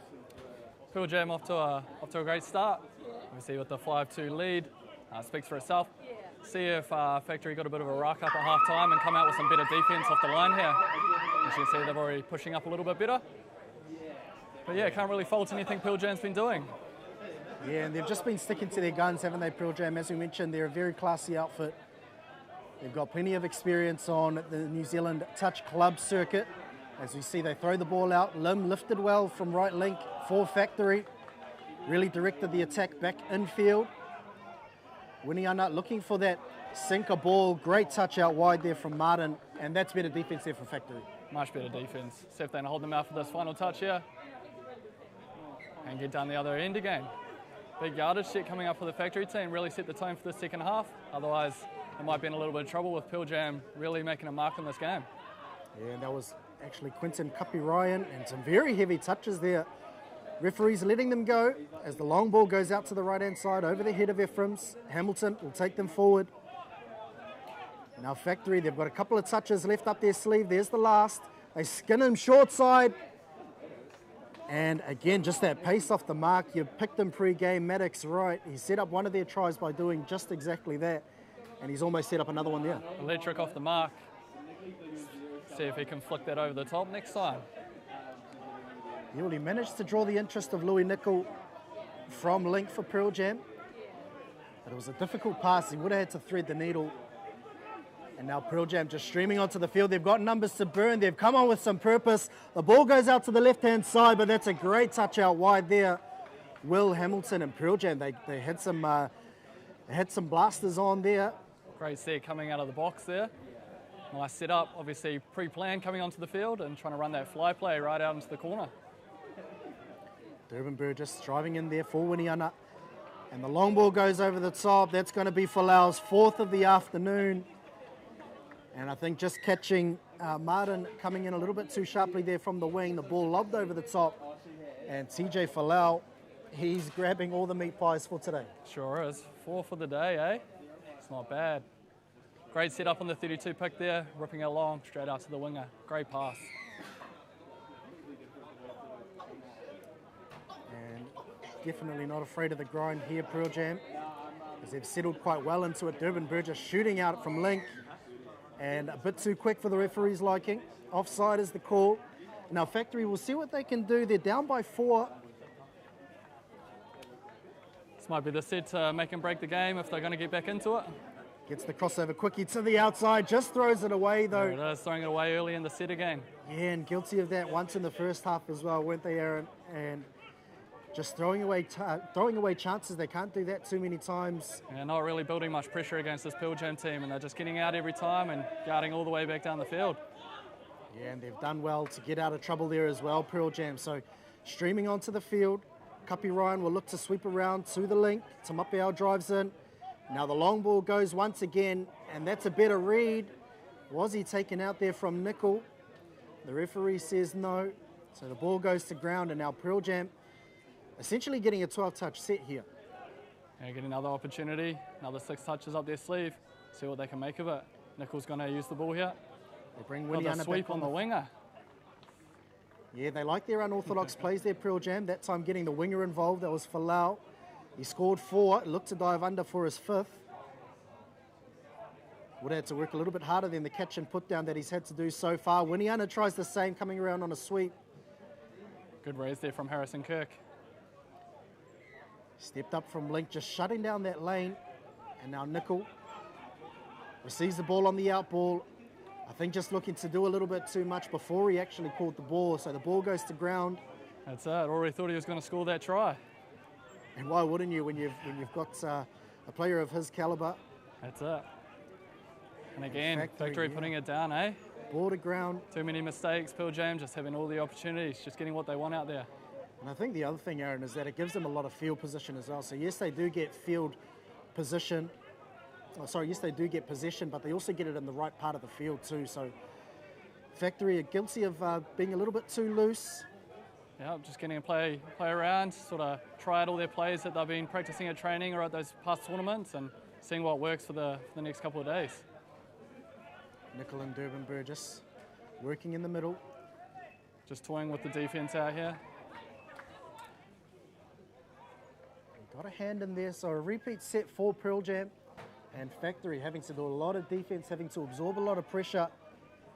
And time will tell as Durban Burgess and Nickel checking the ball back and forth. Lim gets a hand to it. Yeah, I think he had to do that there, otherwise they're in a bit of trouble. Yeah, 3v2 overlap down the right edge, and he came up with the play as the ball, once again, just going back and forth between Nickel and Durban Burgess. A messy play, the ball. Nickel looking for the long ball out to the left. Ephraim's crosses over, and it looked a little bit too easy in the end for Pearl Jam. You can see Pearl Jam there, they're just toying around with the defense, trying to get both middles up, and then there they went out to the length, so they have 3 players up, and it's pretty easy to attack from there. Got all the options. And he's just got so much time on the ball, doesn't he, Nickel? And a reliable finish out wide from Ephraim's, and that gets them up to a 7-2 lead at the moment, unofficial score. And Factory, they'll want to peg back at least a try or two in the next couple of minutes. The result slowly slipping away from them as Kirk looks to dive over the line. Touch was made. They haven't had too many opportunities in the second half to strike. And that's great identification on defense there from Morgan Tafia. He just sat back in the pocket, saw the late switch coming, switched targets. Yeah, great defense there, great connection, great communication. They're just shutting down anything Factory trying to run here. I suppose that's one of the benefits, one of the advantages of playing together often as they look for another sneaky play down the right edge. Is just having that connection, having that familiarity between yourself and your teammates. As Pearl Jam with the passive out the back, 2-1 draw and pass for Lau, eventually gets his 5th of the afternoon. There's that man again. 5 touchdowns. Shots down, and all the hard work's done on the inside. All he's had to do really for all of his tries is just catch and put down. And just all the work done beforehand in the middle of the field from Pearl Jam, really showing their class in this one. Yeah, looking sharp. That score line just getting bigger and bigger out there. Now Factory. I'm wondering if they'll get a little bit more purchase getting to the 7-metre line, if they're just going more direct like they are on this one here. Lim steps off the right foot and touched in possession there. That was Josh Burgess, the captain for Factory. And just nothing really quite clicking for them. The sweep comes around. That double pump gets a hand to it, and he's looking likely, probably the most likely out of the Factory boys, isn't he, Maddox? Right? He is. He's still looking good out there, still trying to make the most of the opportunity he is getting. It would be nicer if they were getting a few more. Well, let's see what they can make of this set. Well, full 6 touches up their sleeve. Hopefully they don't waste it early in the count. And Pearl Jam just really trying to suffocate this Factory attack by pushing forward, pushing high, and they're getting the touch sort of about 10 metres off the line. And touch and pass there. And again, you can see the difference. When Pearl Jam's down on the line there, they're just waiting for all players to come up, whereas Factory's already trying to go onto the play before anyone's moved. So they're giving the defence plenty of opportunity to get back on the line and set up for the next play. Whereas Pearl Jam will wait until all the players are up and then they'll run their play. It makes it a lot harder to defend on the line. And what makes things a lot easier to defend is when balls go to ground like that, Factory get a piggyback here. They'll get the changeover just inside of their half, and Lim will take them forward, brings the ball out to the left-hand side. Whaley will take them up to the 10. And Lim, he's looking really expansive, isn't he? And we just need someone to come on and bring some energy. Again, Pearl Jam just pressing up through that mid-zone. And already them set up for anything. Already that's touch 4, so Factory, they'll get one shot at it. Harrison on the ball. And just too easy to defend. You're looking for that counties play, the quickie at a 32 ruck, splitting in field. Look to step back towards the short side, but nothing really doing there for them. And Pearl Jam just going through the motions now, up the field. They'll truck it down the channel, and then they'll get their subbers to come on. There's the latch. Sweeping around to the left-hand side. Factory looking for a bailout here. They've sucked them all the way back to the 7-metre line. And then the scoop comes and a sloppy roll the ball, says the referee. Unfortunate on that one. But I think that was probably better defense there from Factory. They pulled back all the way into the 7-metre line and then didn't really give Pearl Jam that room to attack. They ran out of attacking range. Managed to draw the error, and then they get a compounding penalty on the back end. So a fresh set of 6 for Factory. They've got a fresh 6 on the field. Yeah, although the game's probably out of their hands now, they just need to try to finish off the game on the high, finish their processes. If they can get another 1 or 2 tries just to bring the hopes up for the rest of the day, that'd be great. Yeah, not long left in this one. In our third live stream game of the 2025 Trident Homes Kaiawa Invitational. There it is. They've finally broken through in the second half. And Factory have got their third for the afternoon. It was just a double pump and then a short ball, wasn't it, Aaron? Well, it's Hoya on the ball with that double pump and getting that ball down. Pyro.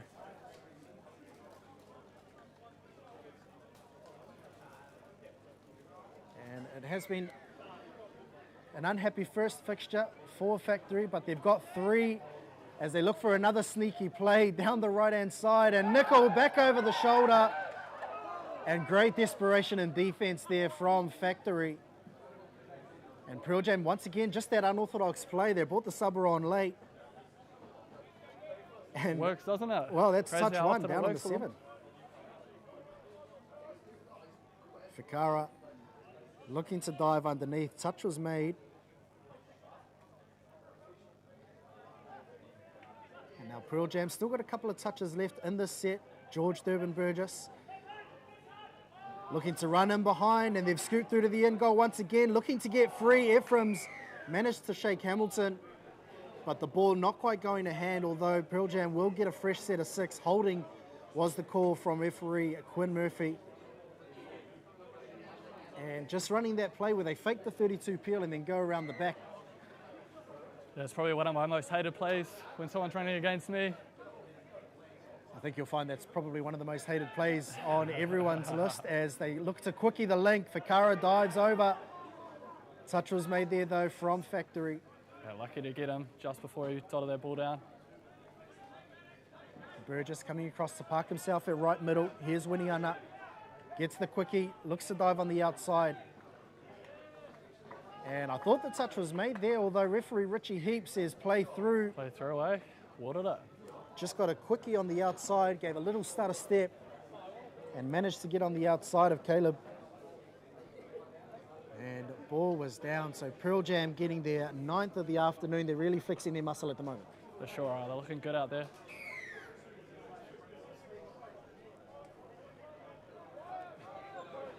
And again, Pearl Jam once again with this pressing defense, really just strangling the Factory attack.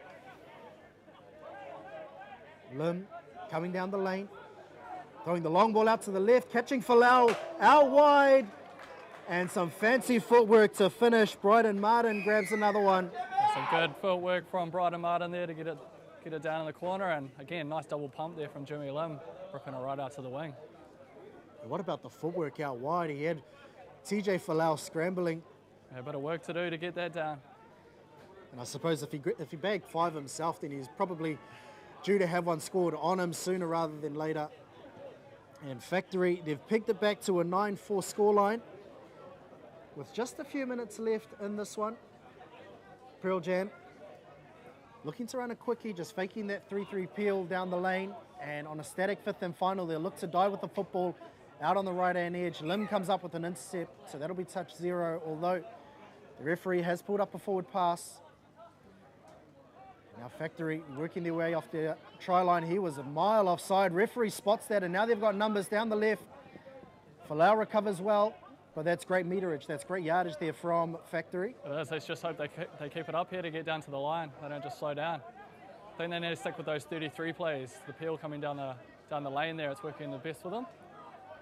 They'll look to quickie instead. They scoop to the short side. The man you picked there, Aaron, Harry Kirk, just dummied the quickie. And I suppose when you've got a player the calibre of Maddox Wright and then a player with the IQ of Harry Kirk, just some nice eyes up footy there. Obviously Maddox is a bit of a threat on the ball, so fake him and the defence will go that way. And it really opened them up on the right-hand side. It was an easy draw pass in the end to the chopping link. I think that was Fuchigami going over once again. We'd have to get confirmation on that, but they get their 5th for the afternoon. So they've managed to peg the deficit back to a somewhat respectable scoreline, and I think that'll hold them in good stead for the rest of the day. Yeah, definitely. Take some positives out of that second half. See if they can hold them out at the end of the game here. Yeah, and that's a weak penalty there for Factory. The hoot is gone, so we're entering the last play of the game for Kara. He likes that right foot. Well defended there from Factory on a static one, and this one is in the books. That's all she wrote for the day, and unofficial score, Pearl Jam getting up over Factory with a 9-5 scoreline. Appreciate you tuning in. We'll be back after the break for another round of the 2025 Trident Homes Kaiawa Invitation.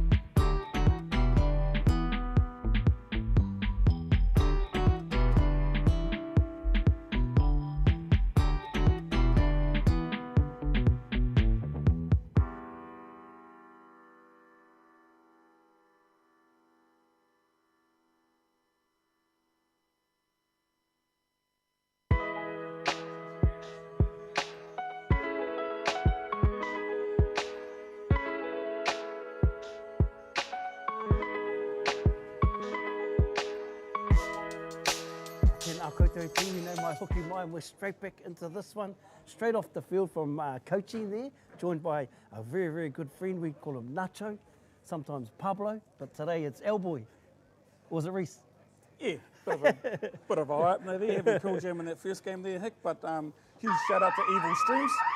We know live backwards. Here we go, we're straight into it. Taka second call of the day for me, which is great.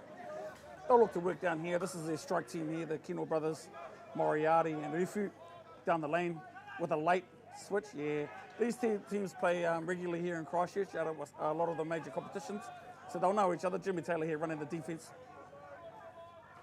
32 platform, looking to take it to the open side. Ooh, recount the touch there. Yes, and I just see the local ref Logan out there, world class, highly ranked in the country, definitely in the top 3. So joined by Dusto, and on the far side we will get the names of the refs there. We have got Trey. Trey's in the big one. So top refs, top players, Evil Streams the top stream, and we're slowly trying to get to the top commentary team of the day. Here they go again. Yeah, Roman Kennel with a little pop out. That's a recount again. Yeah, going back onto the referees, Logan Forrester, like you said, world class. World class, and not only that, a very, very good person, which as we know is ideal. Here they go again. Yeah, they're and getting I'll off tell the... you, I remember in Kuala Lumpur, Mum and Dad was there. Mum and Dad travelled all that way to watch them adjudicate. Here we go, Jimmy the motor makes the touch. He's the middle, big comms. Jimmy the motor, Jimmy the mouth, he's good to go. Yeah, Jimmy everything, you could probably call him. Pablo here, 32 platform again, set by Brad Morgan, long ball by Refu. That prototype ball down to me, yep. Great pass, great option. And what about the positioning of John Dusto? Right there, in the corner, just as the touchdown, but we have got a forward pass, is it? I believe that may have come from Dusto himself. Yes, so he's talking about his positioning. You can't fault that. Knowing Amigos here, they'll be looking to complete their set, get out of their red and look for some sort of transition, possibly get into a 3-3 platform here. Just quietly, Taylor. Great song, that song. Amigo. Great Amigo. Amigo. Forward pass on dummy half. Yep, Great Dusto, song. onto it. Now, you know, first time here, debuting here at Kaiawa, and I must say the attire down here, beautiful colours, some great kits, and hopefully go home with a nice little bag packed with some extra gear. Well, heck, I've already put it out to a few of the boys to make sure they do a little collection, yeah, in a medium to large. You're looking great, by the way. I must say that as Taka come in for a dingo play off the right side, Brody Gregg. Great footwork, yeah, and goes down live. Defensively, they're in two minds. You couldn't hear the communication, obviously, when Jimmy Taylor's not on the field. You know what? Just looking, the only thing that gave it away slightly taller, but it's definitely got an E4 look with the bucket hat, the beard, the right off the left. Yeah, and he won't mind me saying, being he's a top-end rugby league player, he went probably 10 to 15 kilo on top of the frame, but still agile and sharp, and he gets the first try for Taka. Amigos looking to strike back, down the lane again with the dingo play. You can just hear the difference though, Hicko, I must say, on the communication on the goal line between Taka and Amigos at the moment when Jimmy Taylor's not on the field. Yeah, now, these lads know each other well, don't they? Just hold. Oh, yeah, nice release. Defensively, Taka, they come off a nice one this morning. They're back on the finals field, streaming live. So the highlights are going up, and they're absolutely pumped for this one. Taka in the first game, very shaky early on, but a great second half team here. They're really looking to go into their work. Brad Morgan will lead the way. Tommy Turner, New Zealand 30s with a plant. It's only touch 4.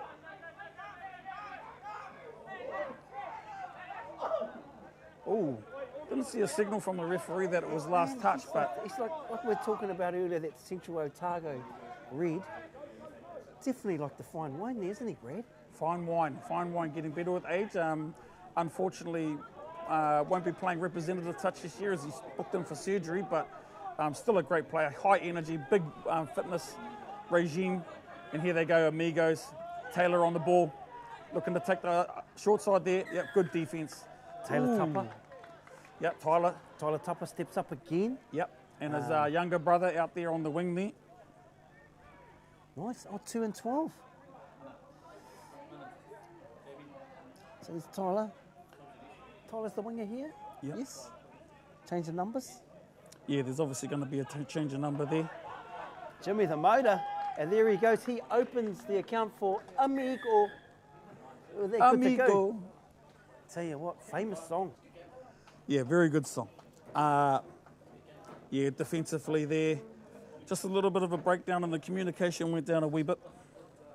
And I think Jimmy the motor, he might have heard you from up here, Nacho. Just putting the old heart in the old weeder. Yeah, Jimmy obviously shoulders a lot of workload with this team defensively and on attack, so he's really their go-to guy. Yeah, Tyler's brother Lucas on the far wing there, very, very good athlete as well. Here they go again, short side, that'll be ball down. Yeah, I'll tell you what, it's a fresh set of heels, as they say. I dare say probably under 10s champion of school, 100 metres, looking lightning quick. Yeah, very, very good. They've got strike from everywhere, Taka Toast. You know, it's an uncanny team, this one, with a mixture of players, but they can all play, that's for sure. Yes, and just looking to get that number. There we have, there it is, Ethan Punivai, 22. Yeah, so from the Punavai whānau, the brothers playing high-end football at the moment with Super Rugby contracts left, right and centre. So, yeah, very, very good kid. And the lineage is very strong. Yes, yes, it's in the blood. Great defence there as well. So this is obviously a different picture that we're seeing. This is predominantly the time you'll see these two middles and 2 links on attack, but here they're doing a bit of defensive mahi. Yes. Nice. And they definitely don't shy away from the old mahi, do they, these defenders from Taka Toast. Jimmy the motor, he's calling for a sweep. Oh, and those ones you drop on those. Yeah. Especially when Taylor had such good position on the sweep. That's right. He's going to look to go he's back coming to again. it. Feed him. He's going to come through. Oh, yes, what a pill. Oh, and finish. Jimmy the motor, 2 attacking opportunities, 100% strike rate. Get it back to the motor, and he's even going to stay for some debuted with the Touchbacks Open Mix 2023 Trans-Tasman Series in Brisbane, and he's looking in very good form moving through this year. Loves his touch, Jimmy. He's a workhorse.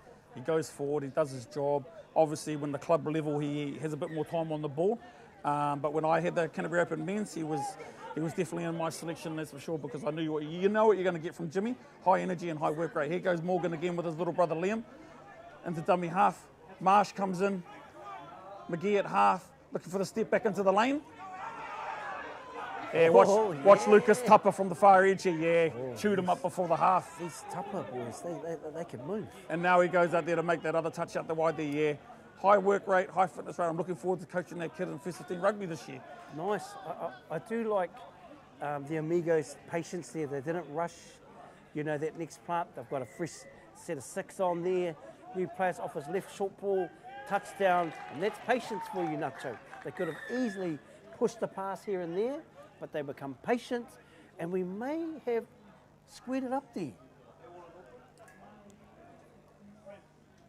3-2 to the Amigos. Yeah, Jordan Harmer, he'll be a little bit annoyed with himself there. You know, that step back short, that's really his responsibility on the shutdown defence, and I'm pretty sure he'll move on from that. But really, that's bread and butter defence from Taka Toast, and they've just let one in there. And here's this platform we saw in game 1. Send it back to the middle, this box side middle. Sweeper there, Mateus might step back, give it early, throw through the hands. Oh yeah. I like that setup. It is a very nice setup. Yeah, and I do simple, you know, clinical, just like that last minute execution. Yeah, Marsh really will be kicking himself that he didn't just go automatic long there. Brady Grigg on the ball, feeds Marsh on the quickie, that's ball down as well.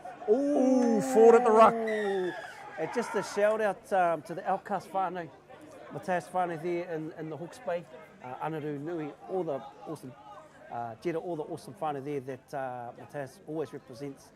Outcast in the house. Also number 13, Jordan Harmer is closely related with the whānau up there in the Bay. So yeah, it's good to, he's actually a player that I'm also taking away with the open mix. So he's working really hard in the gym in the mornings and doing a lot of mahi, but here we go. Amigos looking to solidify from that penalty. There's 0 touch. They'll look to complete their sit here. Taka Toast, they'll just get into their work. Marsh, too experienced to drop the ball there. as they shift it to the middle. Here goes young Kino as well, Roma Kino, out to Lucas. Tapa with his very, very tidy skill set.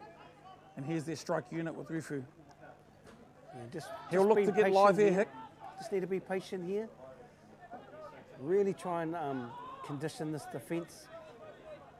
Definitely this box side middle really wants to work. Oh, they're going to go through the hands here. Oh, great lift from that far side winger, the Amigos, Finn O'Kane. Ooh, and once again, John Dusto right on the money, straight in front of the play. Him, Logan, and also the young fella out there doing great work all together. Trey working in tandem. Yeah, here they go through transition. Amigos, they've actually been pretty tidy so far in this game. Making easy yards through for a 32 platform with a late sweeper. Oh, yeah. It's a little bit loose. A little bit loose when they're stretching them out of the box.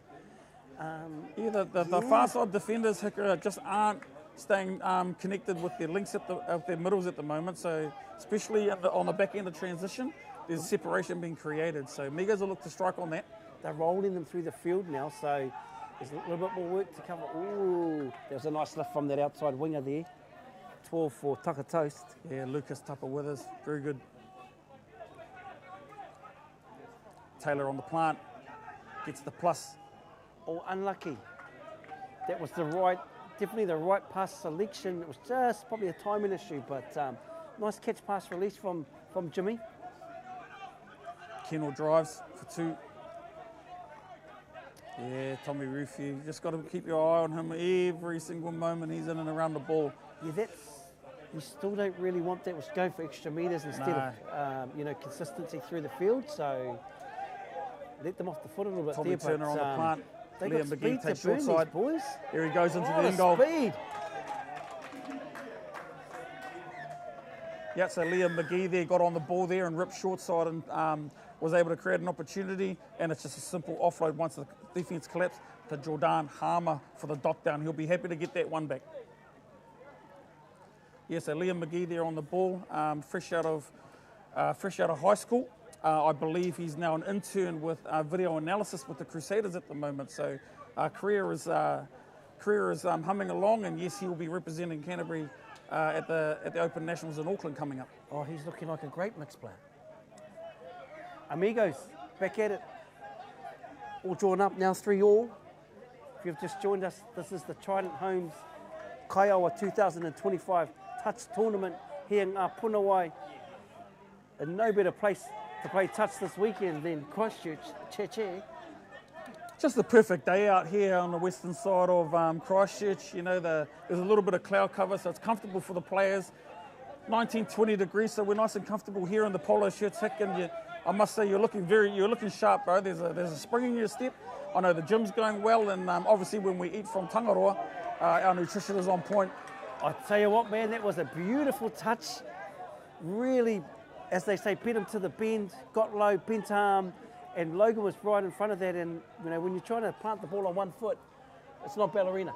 That's right. That's right. And respect to the ballerinas out there, by the way. But back at it, Amigos, they've been winning this orange zone big time. Here comes Jimmy Taka Taylor. Toast aren't lifting anymore. They're rolling, they're dropping, and this is where you don't want to sink through the set. Jimmy, the motor, left foot, skip. Oh, the motor. There he is. Come the motor, come the man. Come the motor, come the man, come the mouth. Very, very controlled, Jimmy Taylor at the moment. That's for the south? Well, he's been pretty good the last couple of years, old Jimmy. He's just doing his job. Outstanding. And like I said, he gets to his club level. Beautiful, took the corner away, stepped back and banged it to the chopping link. Beautiful try, Jimmy Taylor. Remember the first time I saw Jimmy playing high-level touch, he was playing for Te Waiponamu at PTL. And he looks younger today than that was 4 years ago. He's looking good. I know his wahine is a strength conditioner in rugby and done a lot of mahi, and he definitely doesn't shy away from the good nutrition and the good lifestyle in the gym, as you talked about earlier. Amigos, they touchdown, 4-3 lead. They defend Taka Toast out. Then they put a shot on Jimmy the motor. 30 seconds, the strike team will be looking to get back out there. They put a quick shot on him, he loses the ball and they get the ball back. So this one is definitely going to go to the wire. As we saw earlier this morning, Taka toast second half team. However, Amigos, bit of a local grudge match. Anything can happen, Nacho. Amigos are playing well. Taka toast with a few seconds left to go, maybe 1 or 2 touches left. We'll look to strike here. Marsh on the ball. Forward pass again from the ruck. So Taka toast at the moment have just been pulled up a couple of times for the 1%ers, we might call them. And there we have it. It's a iwi. We have a lead of 4-3 Amigos over Taka toast. And that is your halftime score. We'll see you after these quick images.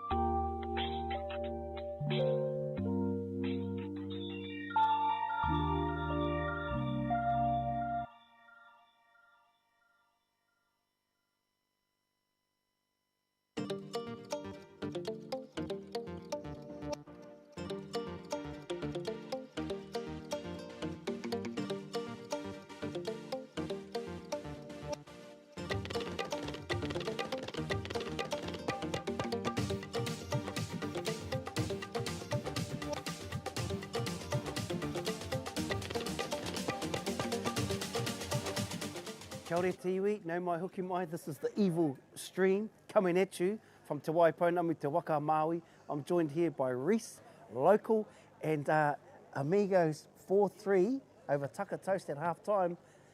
Taka toast second half team that we know. How's this one going to pan out, Nacho? Yeah, second half team. They'll be disappointed in their set completion, if anything, my cuz. So hopefully they get to tidy that up.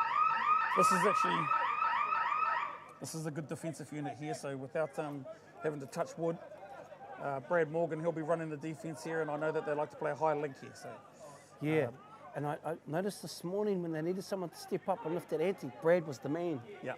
Defensively. Jimmy Taylor down the lane. Oh, the splitter plate. Jimmy the motor. I'll tell you what, you couldn't have written a better script for him than this game. To re-announce himself, he went missing after the Trans-Tasman, come back. I know he's with his wahine, but it's great to see him playing live here. Outstanding to see him playing live. That's four opportunities on the ball for Jimmy the motor, 3 touchdowns. Yeah, 100%. Came down the lane, early shutdown, they all collapsed and he buffed it over the top. He's got that ability in him, Jimmy. He's pretty much said to the Amigos team, boys, jump on the back of my shoulders, and I'm going to carry us all the way here. I'll tell you what, jump on the back of my... Great follow play. Jump on the back of my poncho. Yeah, so Now I can tell you what this is going to be.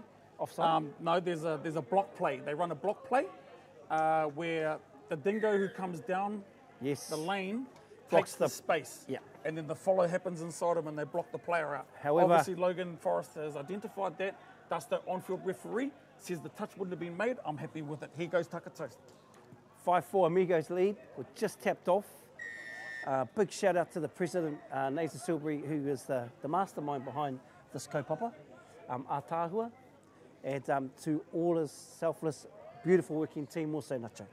Yeah, I'm just, if anything, I'm impressed with your ability to use the right words and your depth of the dictionary. Mastermind, love it. Well, And he is there's the president of Kaiawa. He is the top dog. He's on the board, Here the goes committee. Taka Toast. You watch them get into work here, Hick. After Mateus. that early jitter, second half team. Nice. And now, although Taka Toast are trailing 4-5, there's been a momentum shift. They set up a touchdown and then they defend it out. Here comes Brad. And if there's a motor in the Taka Toast team, there it is right there. It's just trying to, that's not a bad end to the set. Really, really testing the outside. Pulled a big space between this open side winger, a link that we can only see off the ball. And I dare say Tommy Two Guns in the box can see that happening. Yeah, 100%. But at the end of the day, I think Brad Morgan and the Taka boys, they'll be happy with the set completion. That's what they're after, completing sets. Yeah, they're in a bit of a washing machine here at the moment, though. Taking the short side. Young McGee will have to get in for the shutdown. When you're hot. And those times, just keep getting Jimmy the Motor on the ball. Here we go, we've got a bit of a dust up here. Yep. So there's a couple of local mates, unfortunately. Yeah, there's no love lost out there for these local Christchurch club teams. We don't see this in the North Island, Nacho. Well- Very, very passionate. Look, I'm not one to condone violence here, and No, because definitely not. because we're in the gracious company of a New Zealand legend, Mike Daly. We won't talk about violence. However, that was a very, very heavy touch. I'll tell you what. The McGee family there. Don't they talk stay about tight. his socks. Please don't talk about his socks. It's lucky that I've just caught up with him because I've got a brand new pair of Long stockings. socks for Mike, MD. A lot of people like to call him the almanac of touch New Zealand. However, Historian. it hasn't improved his sock selection. No, hitori. Now, if you missed it, there looked to be a lifting of the arm. I thought I was watching the NRL, to be honest. There was retaliation, unfortunately, but it was in a response. McGee will go here. Yeah. Oh, I feel like the Amigos player was the one that actually come in. Yeah, coming on a heavy touch. Yeah. Put him on the ground, and Yeah. then it was on young McGee, and then the older brother has stepped in and said that's Okay. not going to happen. And now you're starting to see multiple He players may go go this for one. joining. He's Oh, gone as okay. well. Yep. Now there's a little bit of a history as well. Jack Hardacre, he is known for, let's just say, being a little bit high in temperature in the top 6 inches. Okay. So at the moment we have 2 Taka Toast players in the sin bin and 1 from Amigos. And one player's been sent for the Amigos. Number 14. He's actually been sent. Yep. And here's a bit of trivia for you. Here's a bit of trivia. PTL, 4 years ago, similar incident in a women's game. 2 and 2 got sent. Similar incident. Bit of trivia for the PTL. Effectively, early on in this match, we're down to a 4-on-4 drop-off style. Wow. Now, this is where you will see Tom Refugh and the Kennel boys go to work. Well, 5 sets, right? 5 sets. 15-minute game. 15-minute games, that may drop down to 4. Okay. We'll 4 and cut 4. them as we go. That does make more sense. 4 and 4. Well, if you thought that this game lacked a bit of passion, you just saw right there. There's a lot of passion out there. Yeah, 100%. Would it be fair to say that Taka Toast and Amigos live in different neighbourhoods in Christchurch? Yes. Okay. Predominantly, this Taka Toast team was made up of a lot of Lincoln High School and Rolleston College students. I see. That live out on the countryside, but when they come to town, they come to play. just looking at that setup there, IQ of the Kennel boys, 4-on-4, get live. Get live, no scooping from dummy half, and they get the ball down there for the touchdown. And look at them stepping up. Look at this. Yeah, Yes. Marsh out there. Yeah. You've got Brody Grigg as well here. Position-wise, he's a link, but he can also play on the edge, which is great in the... They lost their way through this 4-on-4. set, to be honest. Sort of running all over the shop. But it's not going to be a running race. However, that's forward. Yeah, I believe the sent-off player is James Halliburton now. He played for my Canterbury 30s 2 years ago. Oh. And Hick, that's the first time I have seen any Right. indiscretions from the guy. So it's out of character. Yeah, well said, well said. And it is. This game has by no means been a game where it's been on a hair's edge of boiling over. It was just obviously a rush of blood, but we're back at it. And Taka Toast have actually come out better. It's the third set now, Hick. Here we go again. Roman Kennel again hits the short on appeal, and then they go again. So just going back to how their IQ in the game is top notch. The two boys there, no going from dummy half. Get someone live, create an overlap, and they just stroll through on that one. Yep. And the tap-offs the intensity's been really high, Taka Toast. This is better. This is better. They'll get down there in 3 and have a chop here. So there's 2, 1 more, and they should attack on the next one after this. Good work. They've got to go, you know. Play through. It's a play through. Yes, it's a play through. Amigos there get the score as well. This 4-on-4, 4 sets. Okay, so obviously with the 15-minute halves, it's 4 sets for the Sinbins, and they come back in, and we should have 6-on-5. That's if that player was sent from the field. He was sent. One was in the bin. 4-on-4. Now we have 5-on-6. Yeah, back to 6 Taka Toast. I'll just look to control this game from here on in. Here comes Roman Kennel down the dingo lane, looking to go into second phase. Players are still offside, rips back short side. Oh yes, and there's the feet.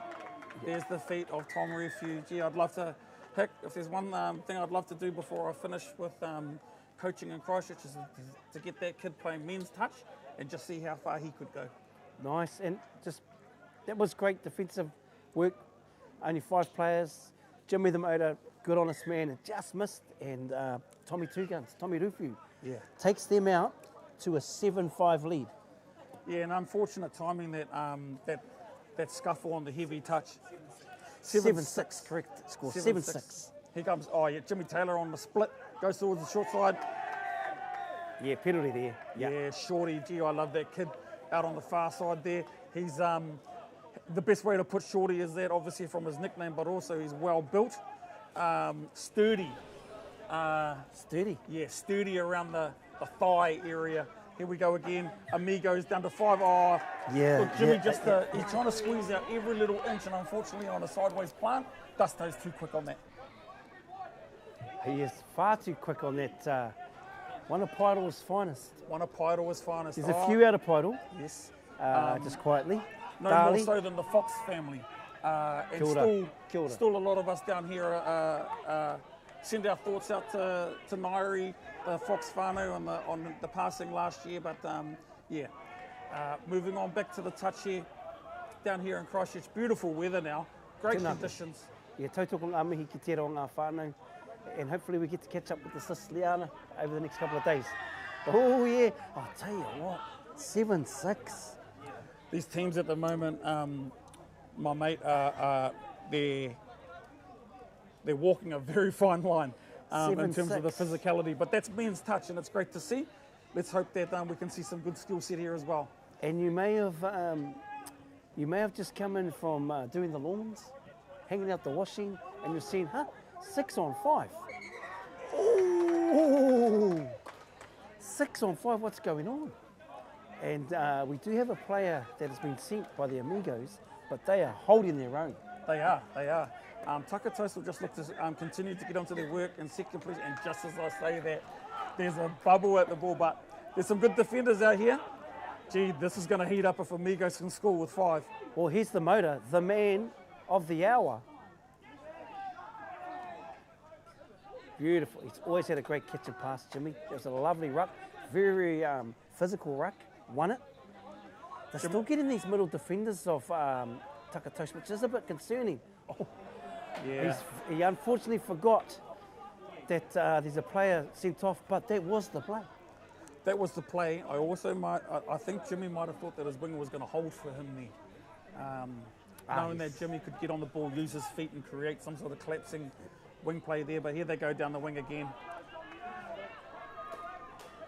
And 5 plays 6, it's, if you keep it simple and you can manipulate like that, it's going to go your way. And there we have it. 7-6 now becomes 8-6. Taka Toast over Amigos. Still a little bit of time left in this one. The positivity and the energies come back into the Taka Toast sub box as well, which is good. Hopefully we can finish this game without any more indiscretions, but that's another drop ball there from Amigos. Now they're chasing the game. And I'll tell you what, he was hitting that ball like one off the ruck. Yep, that's just a dummy 2 hit 3 on a carry early on after a scrum, but here you go Taka Toast, looking to go open side as well. Gee, they're really smart at the moment. Oh, great work. Way to get a hand in there. Aaron Torrey. Yeah, real mixture of players from different teams. This one Amigos at the moment, but still a strong club. Gee, they do work hard. They play some nice hard touch, but very, very hard when you get down to 5 early in the game. Match play from Roman Kennel. Tommy Moriarty with a great drive and just slices through. And just hats off to the work off the ball there. 14 comes on, beautiful plant. Tom Hume, ball in 2 hands, a little show shake outside as we say. Through he goes, and that has pushed Taka Toast out to a 9-6 lead.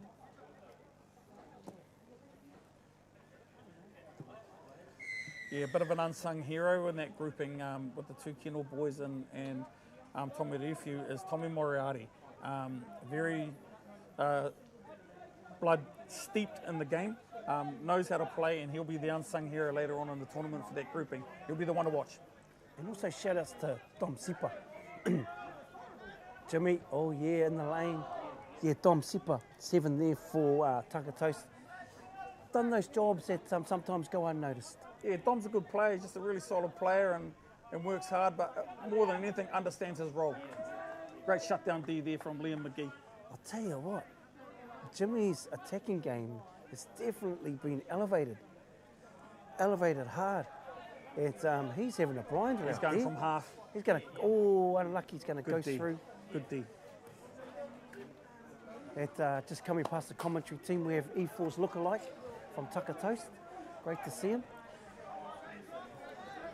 Yeah, speaking of that connection from Fiji, E4 has been a great supporter of Taka Toast apparel.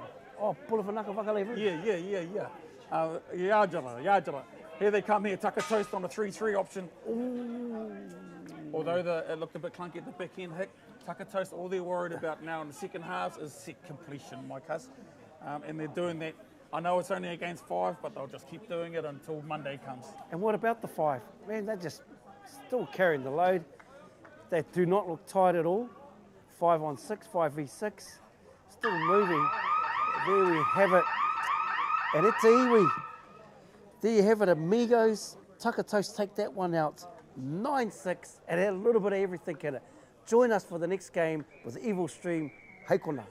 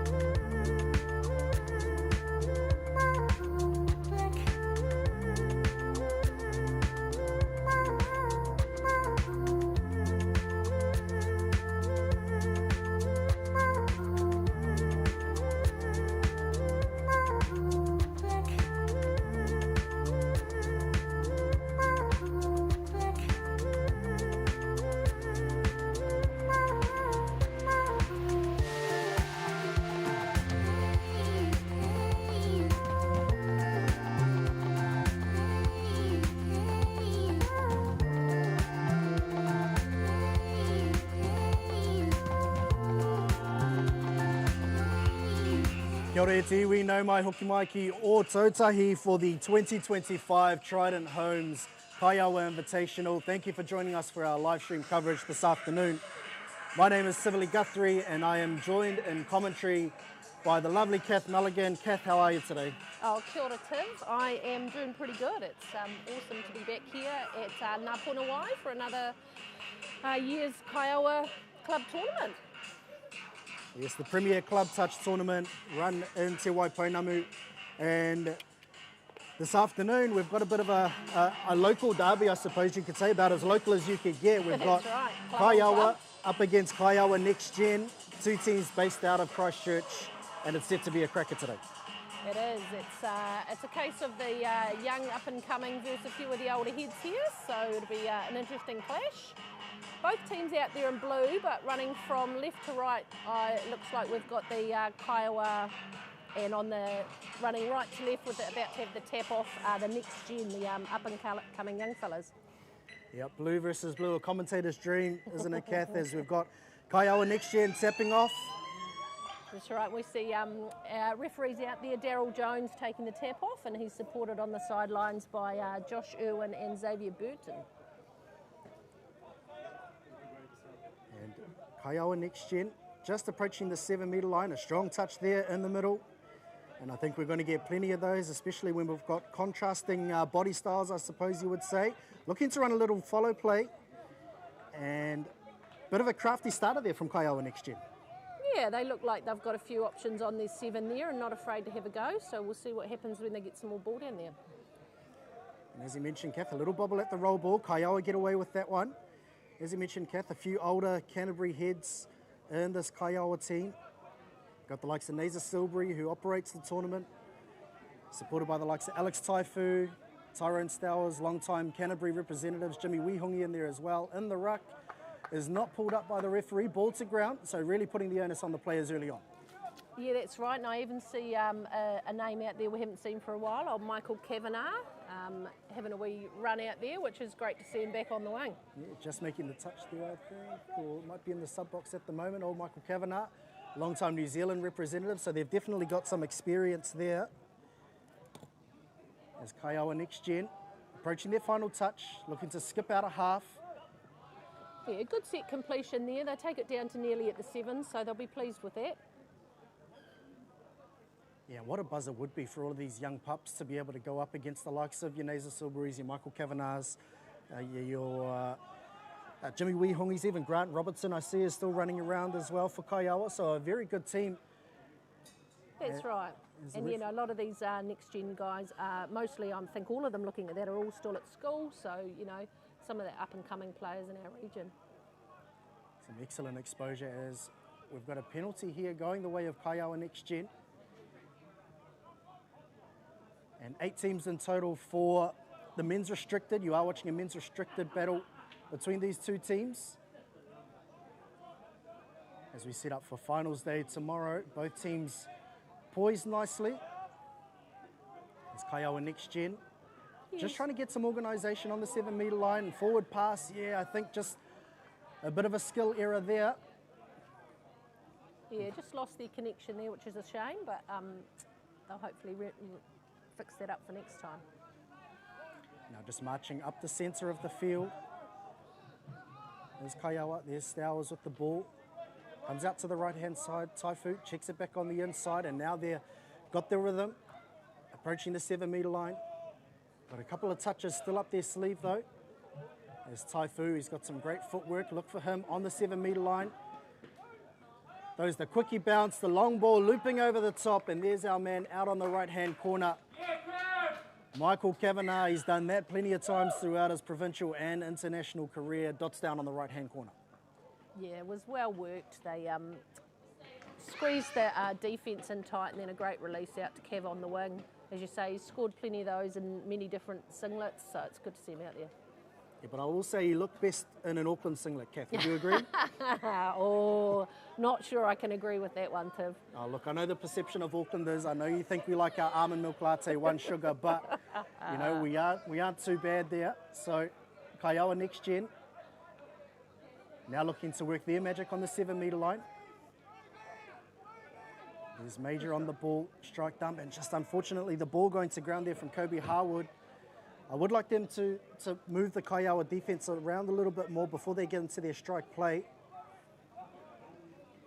Yeah, that's right. They've got young, fresh legs out there, so they should be able to stretch the old fellas a bit more and make them have to work a bit harder. And I tell you what, these conditions, they would suit the Kaiawa Next Gen team as well. It is a peach of a day here in Christchurch. We're sitting at sort of around 19, 20 degrees, so it's nice and warm, a little bit of cloud cover, a light easterly as the passive goes out the back, Taifu draw and pass, and there it is, another one for Kaiawa, touches down in the left-hand corner, and that was great patient play from Kaiawa. Yeah, look, the experience of the Kaiawa boys there shows. They set it up beautifully again, and this time pushing it out to the left wing. Pretty to watch. Yeah, look, it's a nice day down here at Puna. A little bit of a breeze, but nothing compared to the usual easterly that blows through the place. So, yeah, it's a great day to come down and watch touch if you're not up to anything else. Definitely, Puna is the place to be as Kaiawa Next Gen. Tentative approach to this set. They're 20 off the try line. Just looking to set up their strike play now. Yeah, we see Monty Foster working in the middle there, one of the St Bede's boys. So they came away from New Zealand secondary schools with a national title this year. So a couple of young fellas in the mix. Yeah, what a game that was. I was talking with Aaron Fiveash in the game earlier between St Bede's and Westlake boys. Definitely one of the more competitive boys finals we've seen at the national secondary schools for a wee while. And St Bede's coming out with their very first boys title at secondary school level. Yeah, and a long time since the South Island had a boys title. So, sorry, not the South Island, Canterbury at least. Sorry, yeah, well, Otago boys. It's Aranui was the last team to win it, and that was 2006. And they did have Alex Taifu running around. So yeah, there you go. Awesome to see. And a loose pass going down to ground out on the left-hand corner. Now Kaiawa Next Gen, we haven't seen many of these sets where they're working it off their try line. So we'll see what they've got. Kavanagh pushes up in defence, just working towards their sub-box. And yeah, really putting the pressure on with some press defence there as Kaiawa, restricting them to the 10-metre line. And they want to get a good scoop off the backhand. They're scooping from halfway. Out of half goes Harwood, gets the pass off, long ball over the top. Great hands out on the wing, and they've extended the play. And there's the final touch there. Not a bad end to the set, but I think they'd want that a little bit closer to the 7 count. Yeah, that's right. Look, they're going to get another go here as we just see a handling error from Kaiawa. Lacking a bit of drive till the end of that set, but they nearly came away with something off nothing. We've got Kobe Harwood working in the middle with Kingston Major. And here we go. This is a little bit better, just dancing around the 7-metre line, trying to commit some defenders. They scoop out a half. Penalty is drawn. And not moving forward is the call from the referee. Kaiawa won't want too many of those. And I do see an ex-All Black and Aaron Major sitting in the stands here in front of us. So my money's on that being his boy out there. So expect some good skills. Yeah, on the ball there, just looking to run a little follow play as Kingston Major working with Harwood. So very middle-centric to start the game. But I like this. This is a bit better, just toying with the defence. You've got an opportunity on the left. Tries to dive over, but that's a great touch in the middle there. Yeah, they've got some staunch defenders out there with Jimmy and Nazer, so they will have to make them stretch pretty hard. And that's great defence there from Kaiawa. They really pushed just the 1-point defender really aggressively. Allowed the rest of the defence to reset and stay on the line and then push forward on that strike touch. So great defensive pressure there from Kaiawa, and now they're bailing themselves out of trouble as well. Yeah, some good go forward in the yards, getting across the halfway in about the 3rd touch. See them roll into something here on the 5th. Yeah, they'll get Taifu to come around on a sweep. He steps off the right foot, looks to throw the cutout pass, and that's a great shutout wide there. Mac Chaplin. Yeah, well read by the winger. Yep.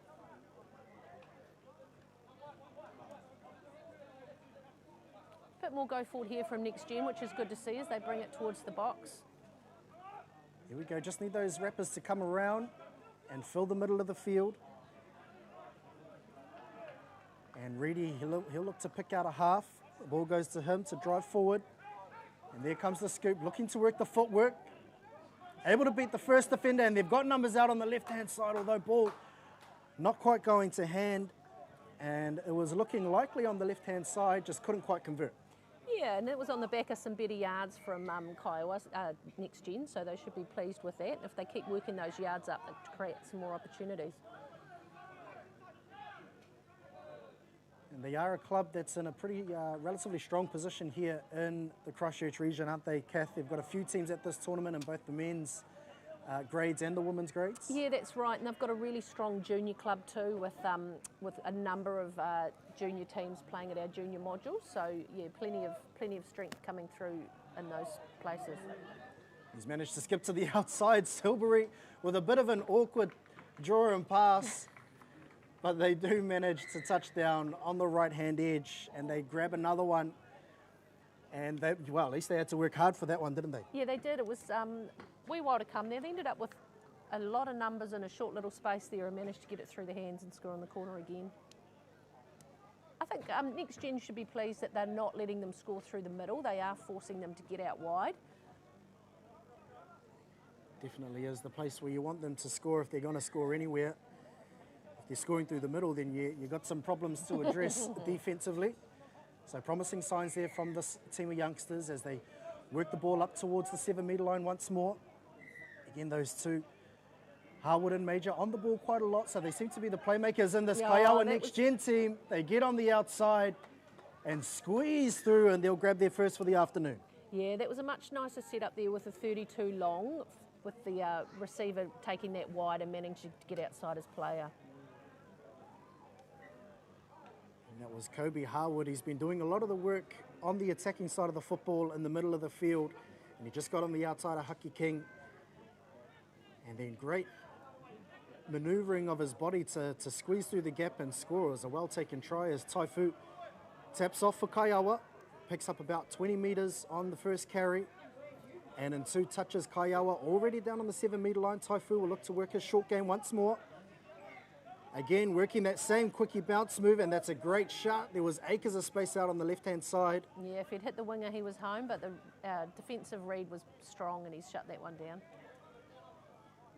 And when you can pose a threat such as Alex Taifu on his quickie game, it really draws in defenders and opens them up just like they have there. Trent Sherlock with the big out wide pass.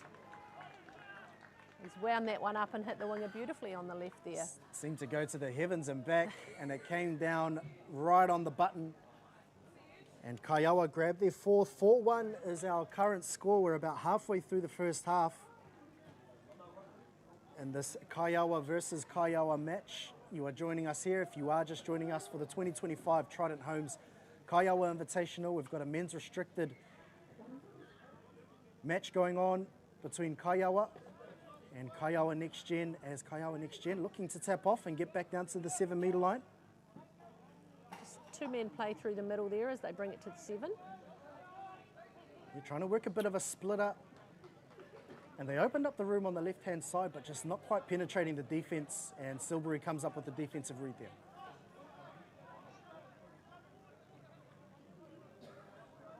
Driving to their box. I've been impressed with Maraki, the number 7 for Kaiawa. Does a lot of the donkey work, the work that often goes unseen. And he just has marched them up the field and gets them in prime attacking position. Taifu on the ball, looks to peg them short side, holds the ball up, and that's great trust from the Kaiawa Next Gen defenders out there, middle and link. It was great connection and great trust shown, the touch is made. Yeah, Taifu, the danger man on the end of that set of 6 again, but not able to get the pass off into the links at that stage. And Stowers now looking to apply some pressure. Kaiawa Next Gen just approaching the half. 2 touches to go, and they'll get their strike dump. Here's Harwood out of half. He'll look to use his speed. Was he onside? Referee says yes. And the ball goes to ground. I think, again, just that yardage coming off their own try line, isn't it, Kate? Yeah, it's hard work for them getting up over the half and met with strong defence from the Kaiawa boys. Now Kaiawa just struggling for numbers there, and that's great press defence again. They've managed to get their full complement on.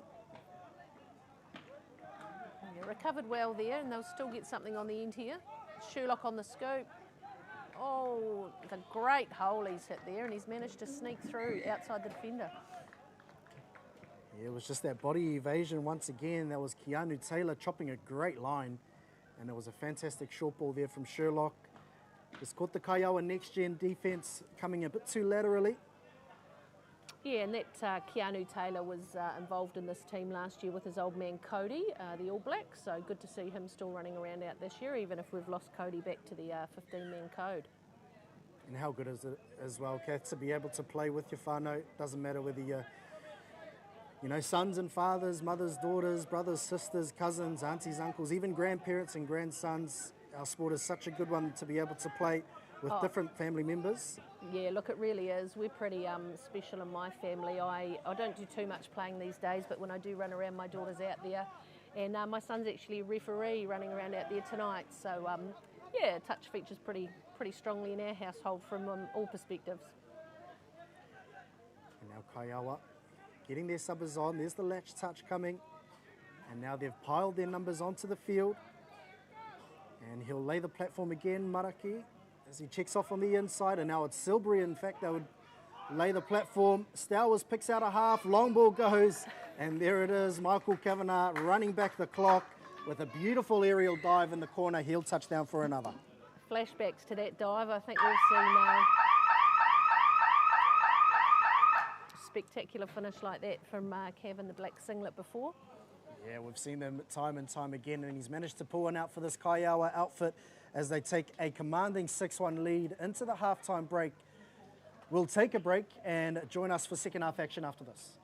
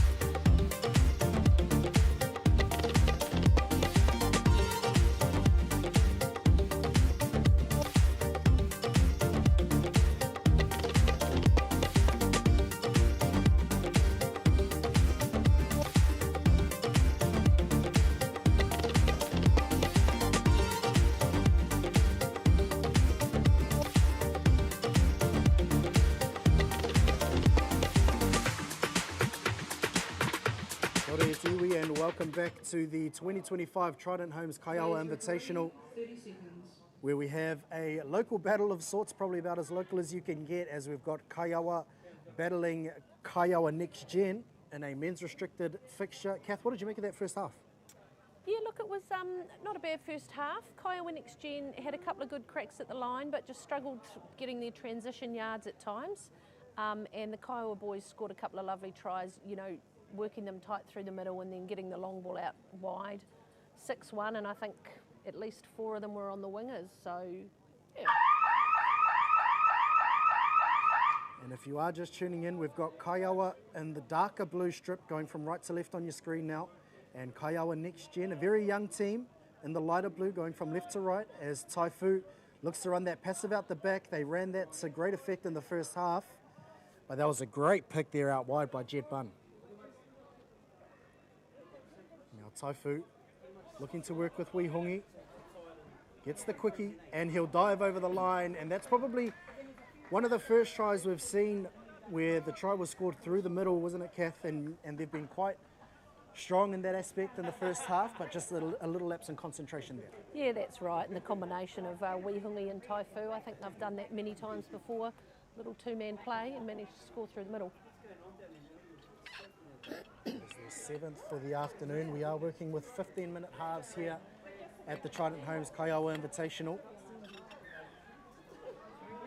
As Kaiawa Next Gen getting the tap off and working their way up the field. These two have featured quite heavily in their attacking movements. Harwood and Major.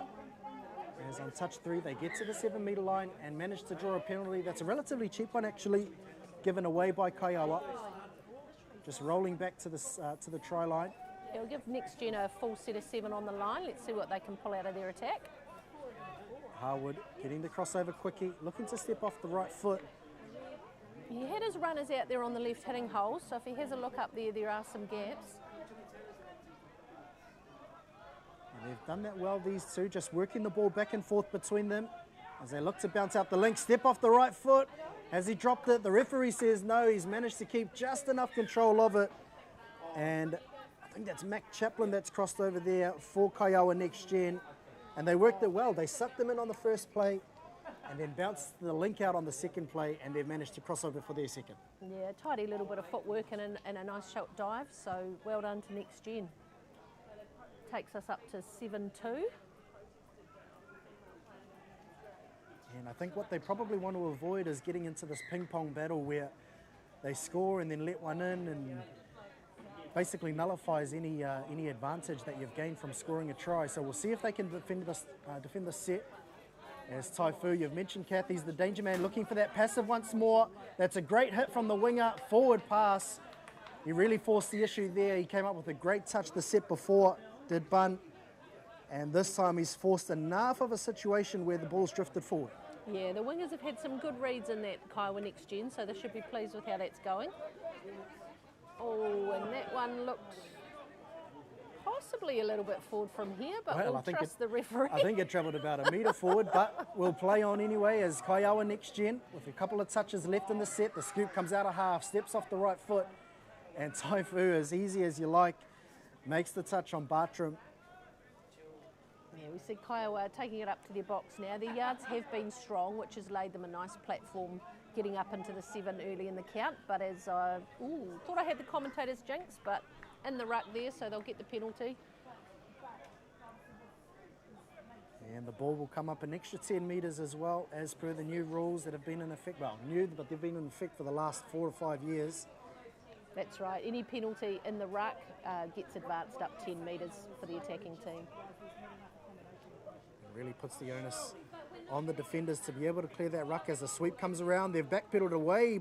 The long link way was, past. yeah, the link seemed to lose connection with the line there. He was heading back to the dead ball, but they are lucky to get away with a mistake from Kaiawa. The ball went to ground, and we've actually seen that a couple of times as we see great hands out to the right. That's excellent ball skills from Kaiawa Next Gen, but we've seen that a couple of times where defenders just lose sight of the try line, backpedal a long way past, as we've got a clear ruck penalty there. Wihungi coming through in between the roll ball and the dummy half, and as we've just mentioned, the ball will get advanced another 10 metres. So Kaiawa Next Gen starting their set just inside their half, and within one touch they've crossed over the halfway line. Great footwork there once again from Harwood. He's been posing some problems for this Kaiawa defence. That's right, he's one of their key men in the middle there. Sweeps round. Harwood, little goosey, beautiful goosey. And what a goosey it was. He really held up Maraki on defence, and he strolls over.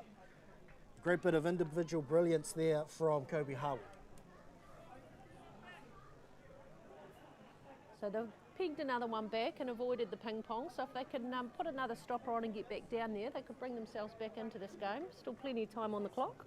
Yeah, well, that's back-to-back tries for them, isn't it, Kath? So if they can replicate the set that they pulled out before where they forced the error and then get one back down the other end, then they're well within this game. 4 tries is the difference as they look to work for Taifu again. This time he steps off the right foot, and that's what he's been working towards throughout the entirety of the second half, he was going passive, passive, passive. And then once he'd committed that winger, he's just popped the long ball over the top, and that's a well-taken try there from Kaiawa. Yeah, that's right. Get one back on the clock to null out the Kaiawa next-gen strike. So the boys will need to get themselves back down there and see what they can produce. And I suppose that's what experience buys you, isn't it, Kath? You know, just being able to manipulate the defence like that, not over the course of one or two plays, but over the course of multiple sets, and they reap the rewards. Tiati Chambers was the try scorer, and now Kaiawa next gen as they rip the long ball out to the right, looking to skip towards the outside, and they've done so successfully. And a great try there. I think that's Mateo Kakoi who crosses over for Kaiawa next gen. Yeah, and he got outside his man there. The diving attempt made by number 9. I think that's Keanu Taylor.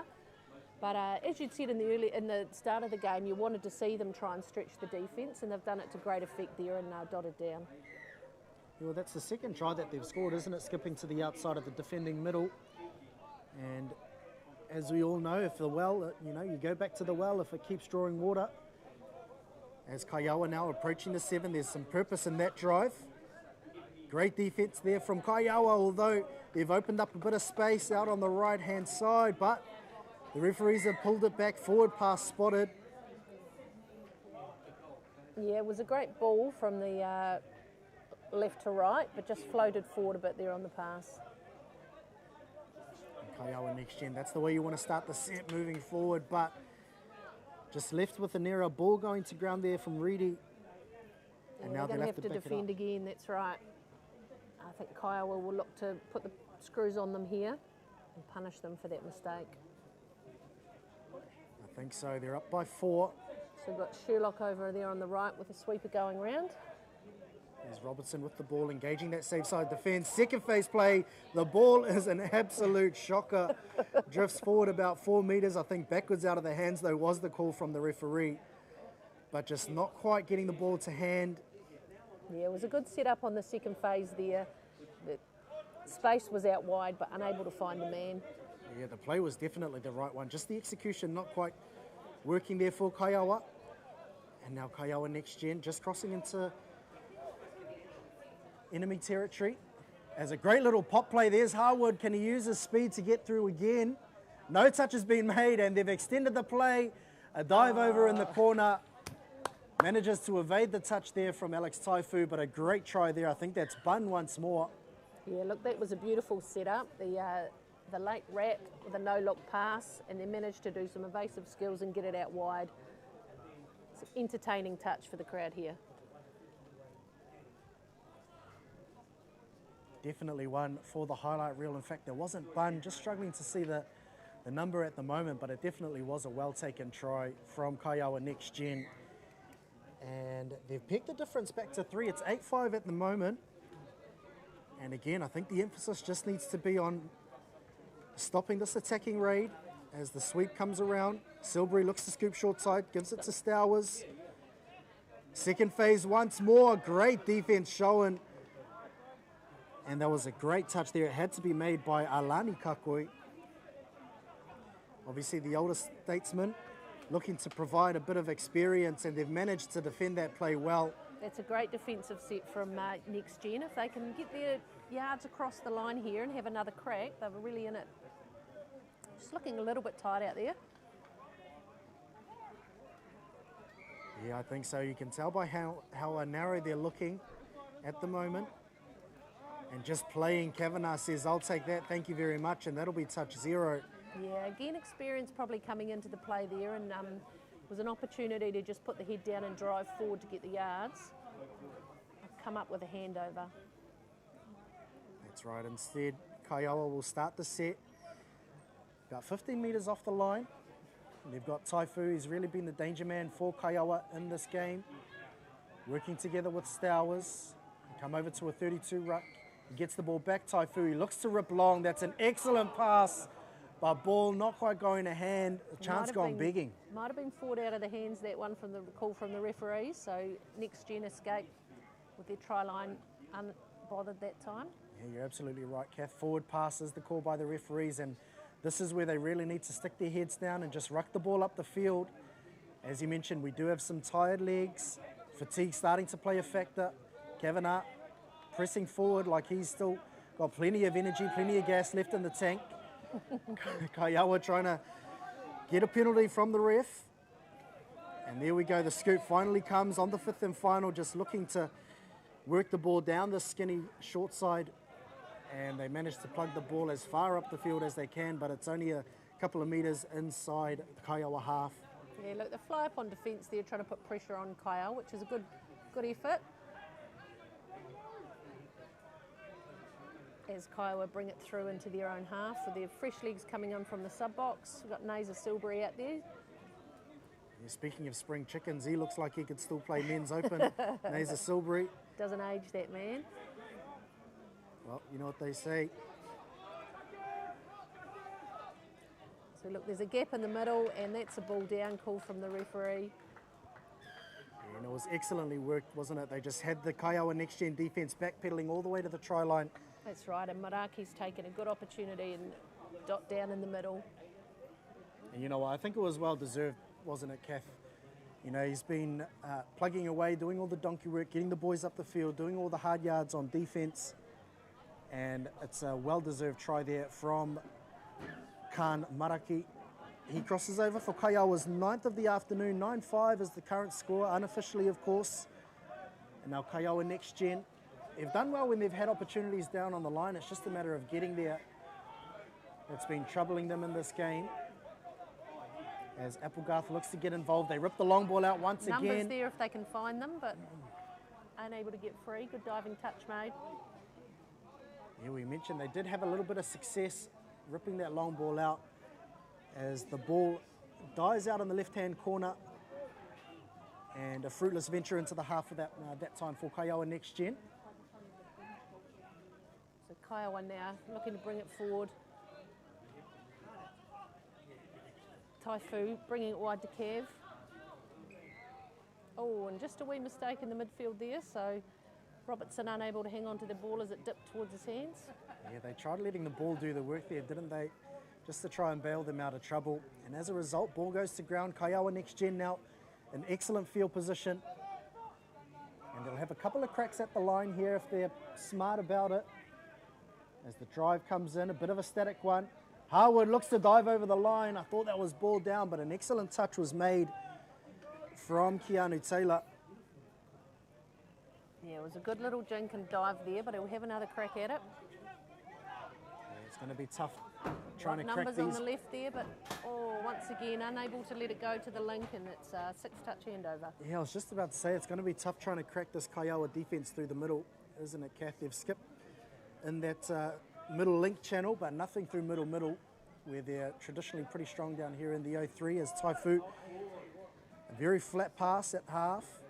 And just struggling to get numbers on the field. That's a great press out there.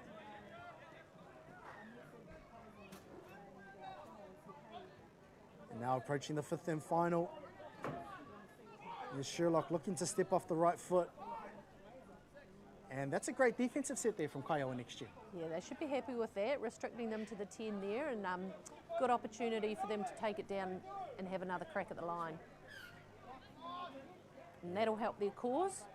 Another penalty there, so they'll get a fresh set. And Kavanagh did try to tell O'Halloran, stay out, stay out. The ref must have communicated he was offside. And as a result, Kaiawa Next Gen get the penalty, and they are a couple of metres off the 10 as they approach the 7-metre line. Just needing a little bit of organisation as we've got Bartram working in the middle there with Paulo. Step comes off the right foot. Brilliant play there from Kaiawa Next Gen. That's what they've been looking for. Yeah, that's a great try. Had a fresh set of 6 rather on the attack, which got them down to the 7, and a beautiful finish there.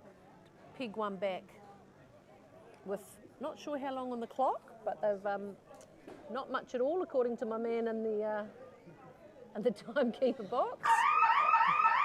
Yeah, they must have prophesised that. There goes the hoot up, ball goes to ground, and that draws us to a close. A great game, a great fight put up by Kaiawa Next Gen, but in the end it was a little bit too much, and Kaiawa come away with the wins, with the spoils, I should say. Yeah, look, next gen should be really happy with a lot of what they put out there. Some really nice attacking moves, some good D against some clever players. But yeah, in the end, the experience of the Kaiawa boys out there, or men rather, was too much. And thank you for joining us for our live stream coverage. We've still got a fair few games left in the day, so don't go too far. We'll be back after the break for the next edition, next game at the 2025 Trident Homes Kaiawa Invitational.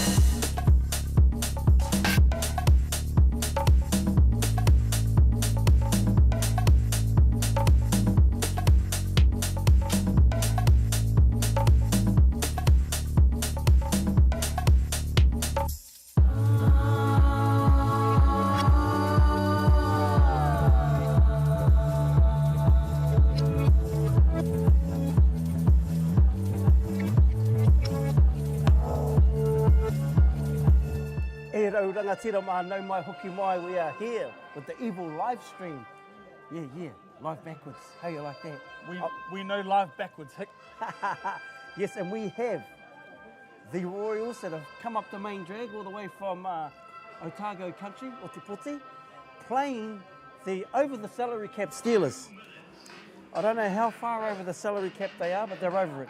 Yes, and I'd like to firstly introduce the All Nations world-class team with 1,562 New Zealand caps. And just looking at some of these names, no matter what touch tournament I go to, Hick, I always see a McIntyre. There you go.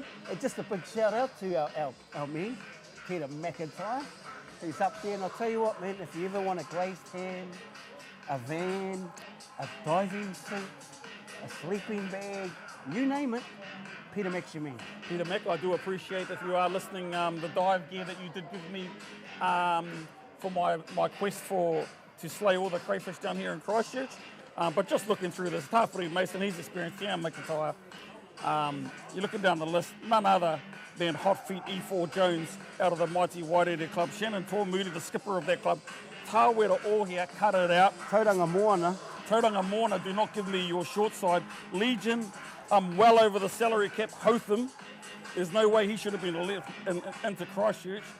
Te Tuhi no Taringa Rua Tuta, there he is. Oh, there's so much. Our man Finn, Anthony Sinclair, the list, Afion Jones, hey, the All-Star, Trey Poihipi, Manaia King, and here we have the Royals about to tap off, and we really want to make sure the Royals get stuck in here.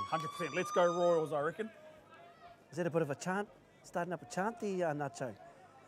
Yes. Just sitting at left flank, Angus Fawkes. Get Fox on the ball. Oh, yeah, what's the left? Oh, what a pill! And, touch back wing on the far side, Trey Poihipi. He sort of had him stretched, but was up to the task. He's just feeling his shoulder there a wee bit, so there might be a few heart murmurs just go through the New Zealand camp with the Trans-Tasman approaching, but he looks all good there, taking that hit for 3. Oh, but he has yards. subbed off. Tian McIntyre there, coming through the field.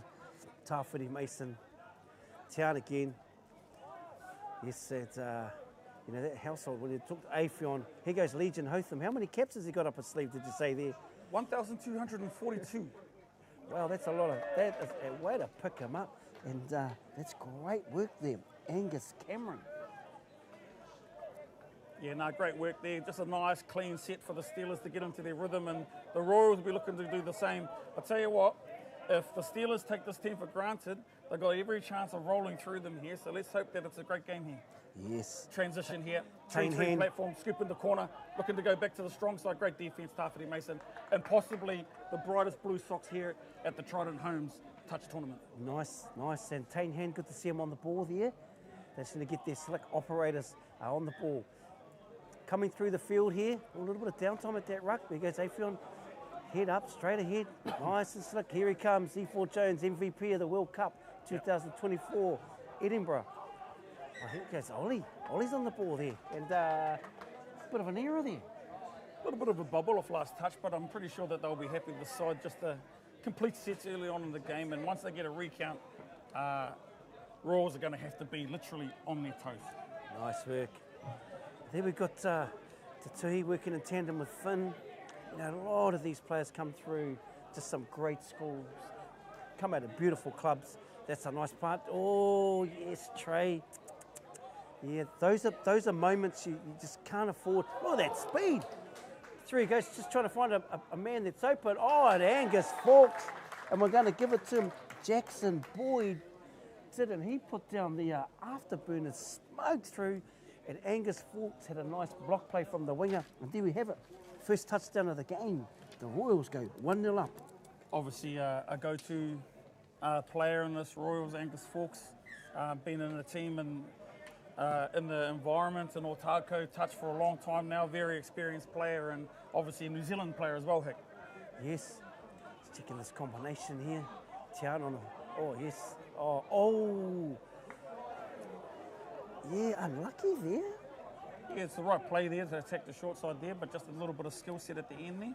A couple of uncharacteristic mistakes from the All-Stars here so far in this game. the Steelers. Here we have the Steelers. Here's Finn coming off, coming through. They used Tian perfectly on that decoy too. Really sucked that side of the field. But here we go. They just got to go forward, direct, no downtime. Here goes Hand. Yeah, on the ball. There he is again on the ball. Yeah, great defence there. Much better defence off that yardage set from the Steelers as they're looking to go have a box play, getting across. Tian McIntyre. Just love the little detail of Tian there, how he's always watching to be alive even though he's subbing off. Very, very good detail and extra effort. Great to see. Representative of not only New Zealand, but also the mighty Playing Up Club out of Auckland. Here's Legion, Aphion in tandem together. Looks like, sorry, got my numbers wrong there. Oh, Legion with the speed. Just trying to work off the ball. Oh, Finn. Beautiful. Beautiful. Yeah, and I'm just checking that number there. Yeah, 16 for Steelers. Looks like Aphion Jones. He does. Look, Legion Hotham, he's going to take you outside all day long if you give it to him. So, with great speed, tucks it under the wing. Actually, here in Canterbury, we're used to seeing that kind of speed off the deck from the famous Leon Skinner used to take the outside like that. And with that late cut from the $1 million player Finn Barnett, great play. Yeah, and here we have Angus Fawkes back on the ball. Trey Russell, a couple of boys out of the Lax Club. Just trying to manipulate the defender, gets it, he's going to get it back. A little tuck in behind play. Finn will read that all day of the week. Nice setup, but you could just see Finn holding, and lifted at the right time. The word is blessed for wing play here. Sorry, I keep wanting to say All-Stars. I need the Steelers. Yeah, over the salary cap. Over the salary cap Steelers. Yeah. Nice. Here it is again. Oh, beautiful. And that's just that IQ. Very efficient yards to Tui Tuta. Here comes E4 through the field, Trey at half. You know, these are some household names. Shan Tōmuri. It looks like he's going to set for Tāwera. He's got a lot of speed. He's going to ooze through. And you know, that's just end-to-end quality micro skill touch. For me, McIntyre, one touch, two. They got into some good flow with E4 Jones sweeping on the box side. They had every right to think that the ball was going to go back there. They just went for the right player. Bang. Ends up being over to Jones for the dot. And how cool is it to see, you know, E4, Shan, that leadership group put this team together. Now, a lot of these young fellas haven't played in the same team since youth teams. And a lot of them come through together, so how cool. And everyone's definitely going to want a Steelers kit. Well, that's right, and it's so good to have these guys down here and for the local public, you know, to see some high-quality players down. Not that we don't have our own down here, but to have these guys down, we're blessed again. Yeah, here we go. We've got a fresh set here. That's one penalty. For those that don't know at home, if you have 3 penalties on your defensive line, one player will be stood down to the side for an attacking set. I was trying to get a quickie on the link here. Great lift from Finn. Yeah, nice. High risk wing play there, shutting on that play, but if you can read it early enough, you can get away with it. Here they come. Royals looking to put something together. Referee says play on. Just this pressure they have, just owning their space, owning their zone. Got Shan there, got Caleb Wright. Shan and Tāwera there, a lot of speed. Sending the ball back to Jordan Hand. Oh yeah, nice work. Great defence, Shannon Tōmuri. And very calm defence, you know, communication, no one's erratic, very connected. But here we go, straight into it. Look at this. Trey Poihipi from the wing, taking the middle hit, checking off. That's 1 to the 40, 2 to the half, kicked the thing, penalty. Just the intensity, the accuracy. To Tui, it's great to see Tui come back from the World Cup. He had a real big hand injury over at World Cup, and it didn't limit him, but it's great to see him injury-free, running free. Yeah, 100%. They're actually starting to get into their work now, the Steelers. Tawhiri Mason, he's a short game player. He'll be looking for the ball over here. Here we go. Down for the link, gets it short back, yeah. Masters player now, Tawhiri, but still playing open men's, but it does have a good low game, so you need to be on your toes. Here goes Tian. Tian's got a beautiful long ball if he reverts to it, and he'll just use his feet here. Oh, great work. This is good connection by the Royals. That's a big one to keep them out for that complete set with the attacking weapons they have out there. Great open side defence. Didn't drop off. Once the ball came to this near side, they didn't drop off. They stayed up, forced them into a poor pass. Here they go, Raws. Box side set. Great drive. I was really impressed with the number 9 there. Jake Fowler. I was impressed with him in the first game that I saw on the live stream. Goes Tane again, he's got speed. There's Gus, just through the hands. Great defence, Tawhiri Mason on the shutdown. That's a nice catch pass from the Wolves. They defended them out, completed that set, and it's bigger in the big picture of things. The more sets you complete, and definitely good field position. But I've really liked the different exit options that the Steelers have. We've seen the winger come through. That's a bit clunky, but once again, you just keep it simple, go forward. Look at Trey getting in the middle, getting some work. They've got fresh legs on. Here comes Ollie, local boy Ollie. It's good to see him in the Waikato. Shifted up there at university. He's going to set for E4. Well, good ball movement they've made, probably 15 metres. The back end. Oh, yeah, look at that feet. And, we talked about attacking weapons. There's so many. Oh, they can come from anywhere. And at the moment, I just think in the early stages of this tournament, the likes of E4, Jones, he won't go through the motions. He's still there, but I think we will look to see him headed up tomorrow.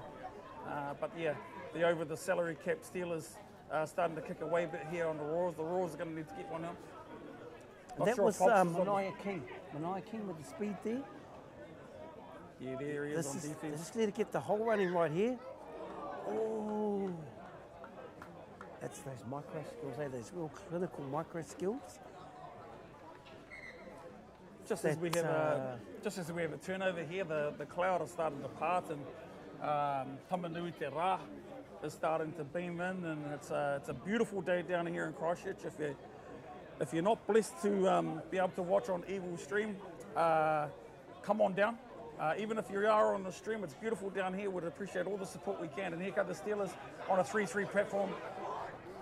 Legion Hotham, good defence, didn't give up. Yeah, good work there. Nice set. That was quite a power set from the Steelers. But they were up to the task here, the Roars. So the Roars, for me, they just need to get the right man on the ball. They've definitely got to try and stretch the Steelers, that far side there. You really want to open them up. This latch, it's sort of bread and butter now. So you need to throw something different at this type of team because they'll just go through the motions. Yeah, that would have been a nice catch pass there. Yeah, Fox too. Fox was there ready for the play. He's the go-to man. And here's the Steelers just going through their work now. Legion Hotham goes into half 10. Look at that. Tiawa McIntyre just picking up an easy 14 yards, 14, 15 yards, and then E4 on the drive as well. It's a really... I know that E4 has been working hard on making sure that his yards are just as good as his attack play and his defence. He works really hard away from the game. And as you can see, their driver, they draw a penalty here. There we have it. They're just nice and disciplined. You've got Ollie on the ball. Mania King, he showed some speed. Tutuhi Tuta sitting at left flank. You've got E4 hovering behind this ruck. And I'll tell you what, give Tui the ball. He'll get a little quickie on the link here. He's got a beautiful left foot. Slide it in. Oh yeah, off the ruck. Yes, these 3 young adjudicators, Ben Lucas and Baxter, they've been given such a big game. There's a bit of whistle in this one at the ruck. Huge game for these referees, but how else are they going to get the experience than this Open Men's grade? And great scheduling, really. I mean, it could have been very easy to just keep on rolling out Dusto and Dali and Richie and the likes and Alicia. And I thought Maggie was good this morning as well, so big shout out to her. So, and here they go, the Roars. They really need to kick into gear here. Scooping the short side, that's actually Jared Powell into the end goal. No, Jared Powell, Masters player. He's actually coming up the line to represent Canterbury in the Masters grade. Here we have E4 going through on an exit. Their line, they'll be happy with their 5th and final defence, but they've done this well, nice and direct. Now, because they've conditioned the Royals' defence, there's a lot of ball movement that they can add. They've got a lot of ball players. Tiawa McIntyre, his basketball background. He's got the agility, he's got the feet. He's going to come short side and he might just slide this one in. Oh! And there it is, that's that left foot from Auckland Central. Auckland Central Town McIntyre coming straight out of playing up Touch Club Auckland Open Men's, the New Zealand Open mixed side at the current World Cup. And gee, didn't they go close, Hick? I'll tell you what, the McIntyre Tainui household will be saying, I can do that. I'll tell you what, there's only one person in that household that can do that, and that's Skylar. And Tian. Yeah. Big mihi to the whānau. Huge mihi, but back in the action here, we really need to see Royals put something together here. They're just looking like they want to put something together. Here goes Fox. Fox is he's gonna sweep here. Look to give him the ball. Look for the early check. Ooh. I'll tell you what. Just waiting for the referee's call. He's called it forward. Forward from the ruck. I'll tell you what. Yeah, it wasn't that pass, it was the pass before. Yeah. Those are the passes I've noticed. That's where there's been a lot of whistles. They're picking every forward pass off at the ruck on attacking play. So it's obviously a focus.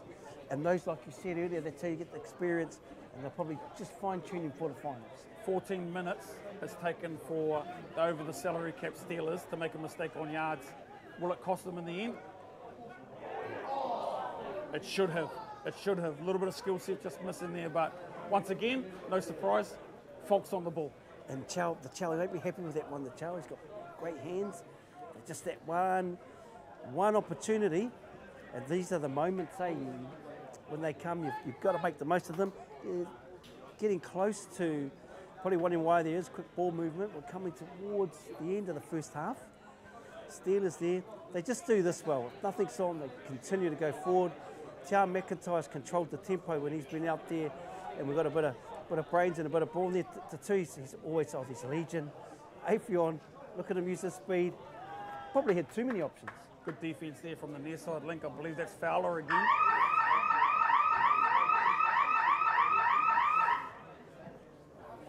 And there we have it, half-time score, and we'll come back with the official score after the break.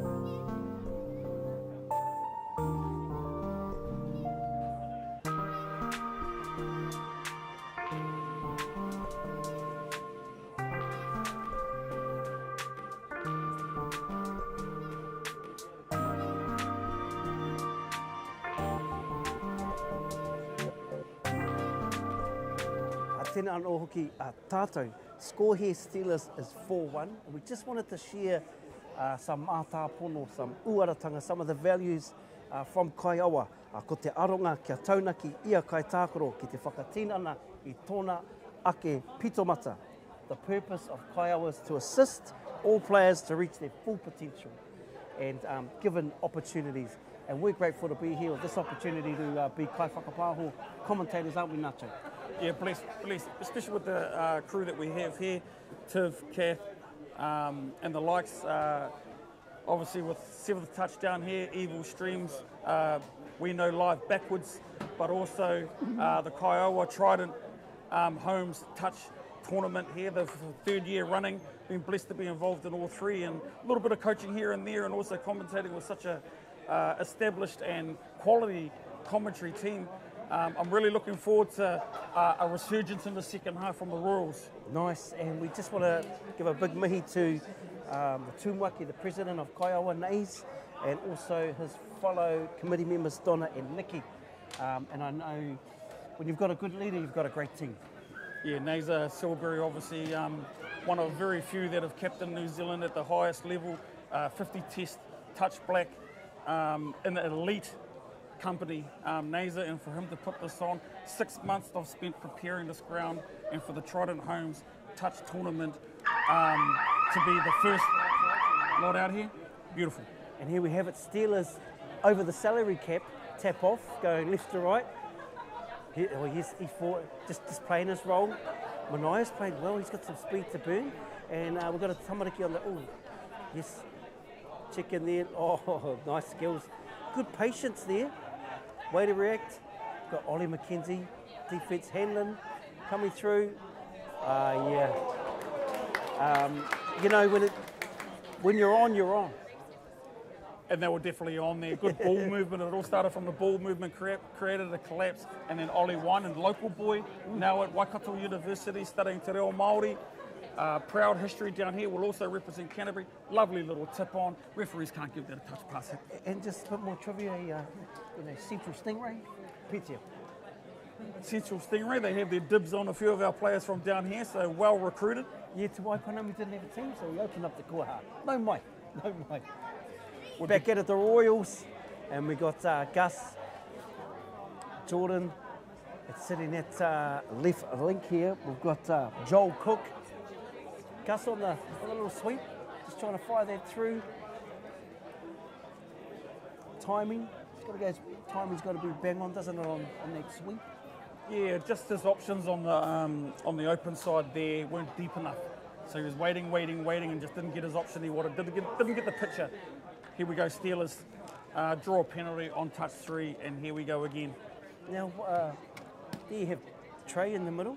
He might as well stay in there. Just the amount of talent comes through, takes touch 1. They're going to keep him in there, come and do some donkey yards, and he comes one of the most capped in the Steelers, as you are letting us know. It's a bit of a Hamilton boys connection here. The two brothers coming through. Yeah, and the chow, he read that, the chow.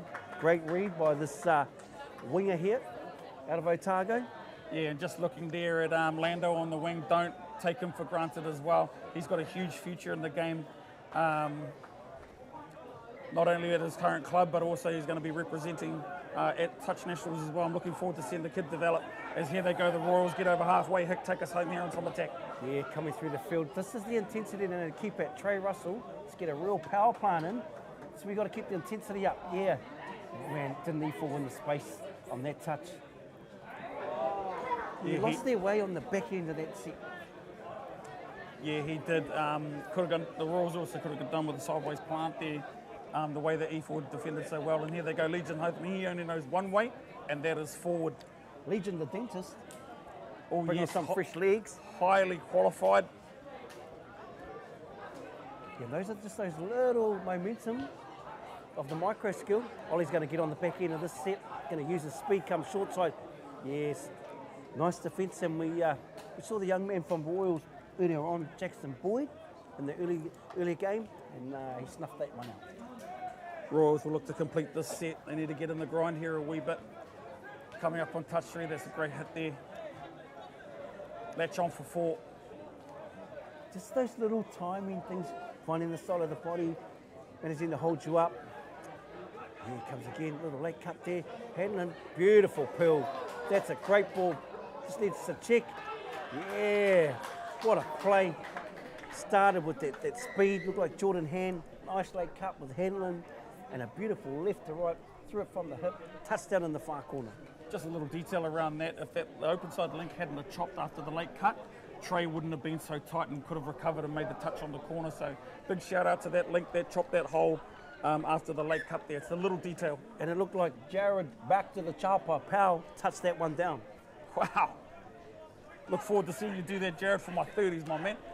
There we go on the plus. Oh, yeah. So, Whānau, when I talk about the plus, what they did is they faked and they actually feed it back the other way. They faked the sweeping E4 Jones. They feed it back to the planter who splits the other way, creates an overlap down that side, and they stroll in.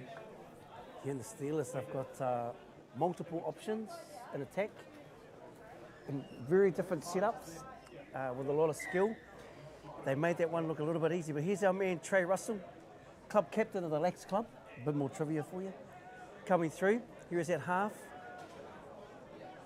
There's just a little tempo change, but because of the intensity, look at Shan, he's gonna double off and make that. Yeah, that's looking like module touches at the ball. Yeah, 100%. You almost got away with it, but this young crew's been good.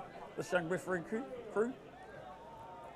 Look forward out of half at dummy half, but referees let that one play. And Shan, he doubled off there, made a touch for his leg. He'll work all day, Shan, it's in his DNA. Sweep it hard.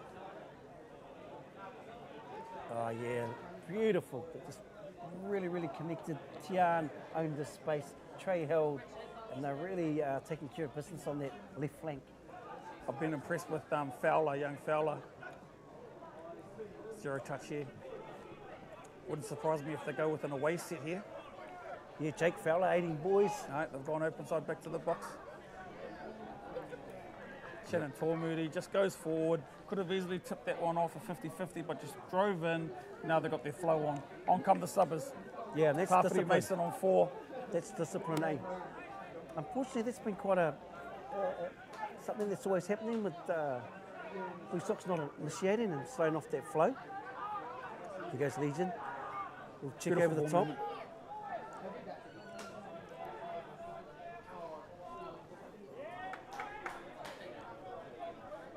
Probably not known for that type of attack.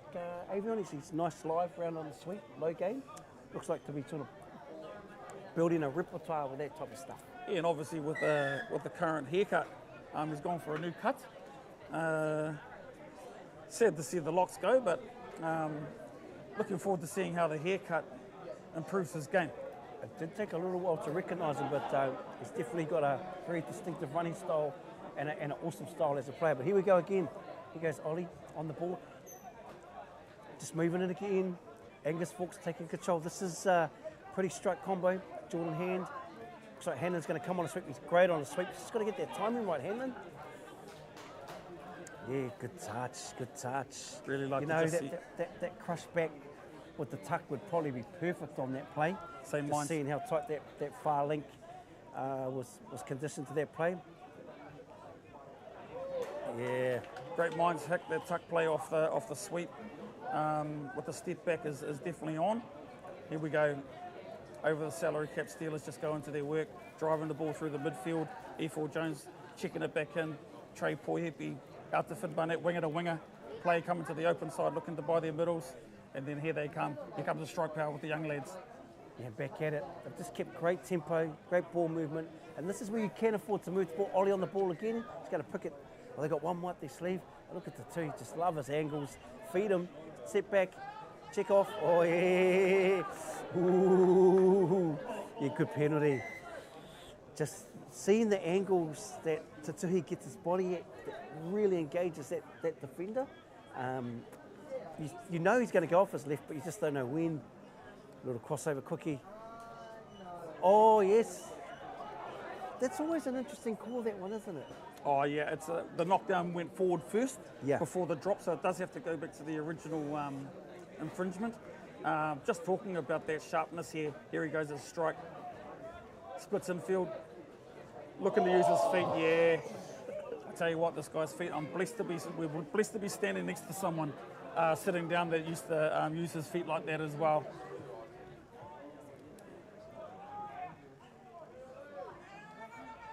Great defence. Excellent defence there. Corner shutdown team. Jordan Hand, he's having a big game today, Jordan. Is handling. Crossover. Much better defence from the Royals. That's a massive win, back-to-back defensive sets. Jordan Hand stepping up, Hanlon, Gus, Ollie, that whole defensive play coming through their hands, and this is where they stay nice and disciplined. Yeah, good ball movement. And this is how you want to work this thing.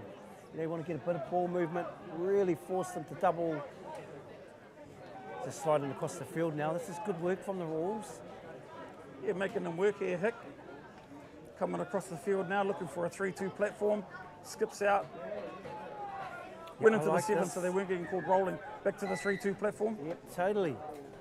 Totally, you can't hang back on the line like the old days. So here we have it. It's like Tane Hand. Angus Cameron on the ball. Oh yes, nice little out check pass. Oh yeah, doubled off well there, didn't he? Defence Doubled here. off well. One in on the touch. Oh, this is better. Instead of trying to lose this man. Oh yeah, great work. You know, perseverance and sticking to their strength. Nice little short side scoop there from the Royals. Yeah, scooped off there to the short side. That was actually scored by the near side middle. So he'd made the effort to get across there to be an option, and this is how they roll the Royals. Otaku men's, they just keep working. They won't give up, Hick. Yeah, Joel Cook got through in the in goal. There we have it. Here comes this intensity again. They've just got to switch. Move the ball, touch two, and they should get a play on 3 here. Yeah. E4. They may there, fake. Oh, the yes, no, Splitter's coming Splitter. through. Oh. Yes. Yeah, and he wasn't happy with himself there, E4. Trey Russell. Nice little check here. Look at this pressure. This is the good stuff for them, you know. Yeah, Finn just owning his zone, isn't he? Finn, drop, lift. E4's there, and this is where they're going to get a little double plan here. Nice snaky run in between the two middles. Probably just needed to open that gate, that attacking gate. Yeah, just on that last plan, it would have been nice to see them just open that defensive gate. Royals have had a lot of success where they've been sending the sweeper around and faking and coming back to the short side. So it'll be interesting. They're going for a 3-3 option here with a crossover. Penalty. Unfortunately, just got caught up in the touch there. And once again, shout outs to Ben, Lucas and Baxter. These 3 young adjudicators really stepped up. 100%. Crossover forward from the ruck. Let go. No, the referee did get it. And they have not missed those all day. They have been on the money, they've been focusing on that, and they've actually pinged a lot of errors in the ruck while attacking. Good refereeing, these young boys, you know, like they've been given an opportunity to go global and they're putting their best foot forward. So I'd have no qualms in coaching with this crew. Outstanding. Definitely give the feedback there. Here they go, Royals getting into their work after that defensive set, sweeping on a hard 3-3 drive. Hotham on the ball, just takes him straight off the deck, gets into the short side into the end goal. Yes, lovely play, just a good shake by the player there. Gets into the end goal. The one thing you can't do, if Hotham gets a good plant off last touch, he's going to take you off the deck. You need to be on your toes and stick to your systems. Okay, the Hothams are having a race, 50 metres. Legion Noah, comes last. Legion, Nige in his prime. Nige is second to last. Oh, Tane's in there, surely. Well, That fun is very, very talented, very, very hard-working, and very, very awesome. I saw Noah actually doing a few sprint work at Rugby Park a couple of weeks ago, and he's looking very good this year. Excellent, excellent. Here we are, back at it. Trident Homes, Kaiawa 2025 Touch Tournament, and the grandstand is starting to fill out here. Starting to get a very, very anxious, supportive crowd. Angus Fawkes, little floater pass. Oh, there he goes. Yeah, he's a smart man. He's going to check it off. Oh, look at who's chasing. Hey, picked him up with these. If that's Fowler again, I'm almost going to put him in a tournament team now. I think it could be Jackson Toms. Jackson Toms. Yep, He's got Jackson some time. Toms. Although Jake Fowler, very good pedigree. Very good pedigree. Been impressed with him. Here you go, Steelers. Out of half, step back. Looked hit short. Good hold. Oh, unlucky. Just bobbled it, Tawira. Shakes it off. And hasn't this game been played in such great spirit? Been very little penalties. The touches have been out in front. You can actually hear the players listening to the communication coming from the referees as they go through transition. The Royals hit. And what about just the performance? You know, the performance from all players. They're all giving their best. You know, no one's, even though the Steelers are up by a few, they're still sticking to their processes. Yeah, it's a little bit, probably just a body on body, just moving forward.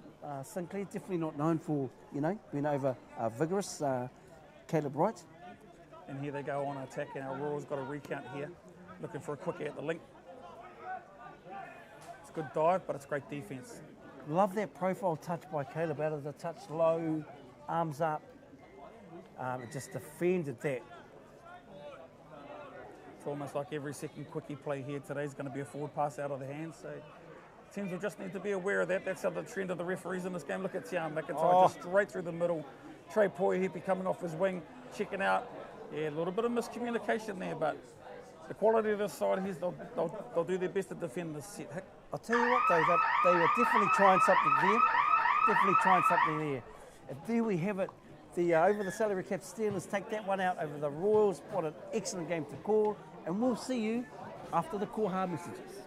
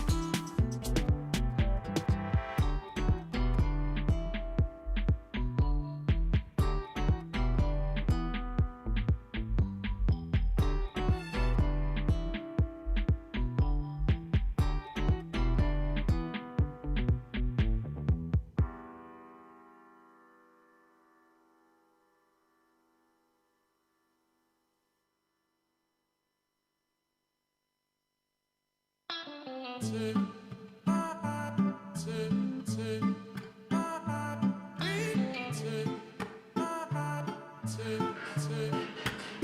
ora e te iwi, no mai hoki mai ki Otautahi for the 2025 Trident Homes Kaiawa Touch Club Championships. It is a scorcher of the day here, and we are set for a men's open fixture between Kaiawa and Factory. First time seeing Kaiawa in action today, and we've already seen Factory with that earlier game against Pearl Jam. Ko tūngali Guthrie tōku ingoa. I am here joined once again by Aaron Fiveash. Aaron, we both saw Factory in the game before. What adjustments do you think they need to make between that game and this game coming up against Kaiawa? So they had their middle game against Gunners, but they played a lot better. They brought a lot more energy, flowed through the yards and things like that, and finished a lot better with their tries. Defense was really solid until the last maybe 5 minutes. They let us some soft ones. So I think with this game, they just need to come out the gates early, really set the tone. Don't let Paua get a sniff really, and I think they'll be all right. But you know, it's easier said than done. Well, 100%, it's definitely easier said than done. And on the flip side, talk to me about this Kaiawa outfit. So we've obviously established that, you know, it is their home tournament. They do have a very strong club. But what about this men's premier team? We haven't seen them in action. What can you tell us about them? I don't know too much about this sort of new Kaiawa team. I know obviously Polder's involved as the coach. Been with the Touch Blacks and the Canterbury Open Men's for the last few years. I know a lot of the B Kaiawa team who are actually quite stacked. So it'll be interesting to see how this team goes out here today. As we tap off, we've got Kaiawa in the blue and pink running from right to left on your screen, and we have Factory in the light blue going from left to right as they truck the ball up the middle and a couple of touches already on the 7 metre line and look to set things up nice and early with a 33 peel. Lobs the ball over the top, and what a way to start the game. Kaiawa, they strike early. What a try. Someone who loves to run their play is Max Hughes. He's not here at the moment. He's over in Japan playing rugby, but he loves that sinker play, and they ran it very, very nicely. Caught Harry out in the link defence there. So great try, great start for Kaiawa.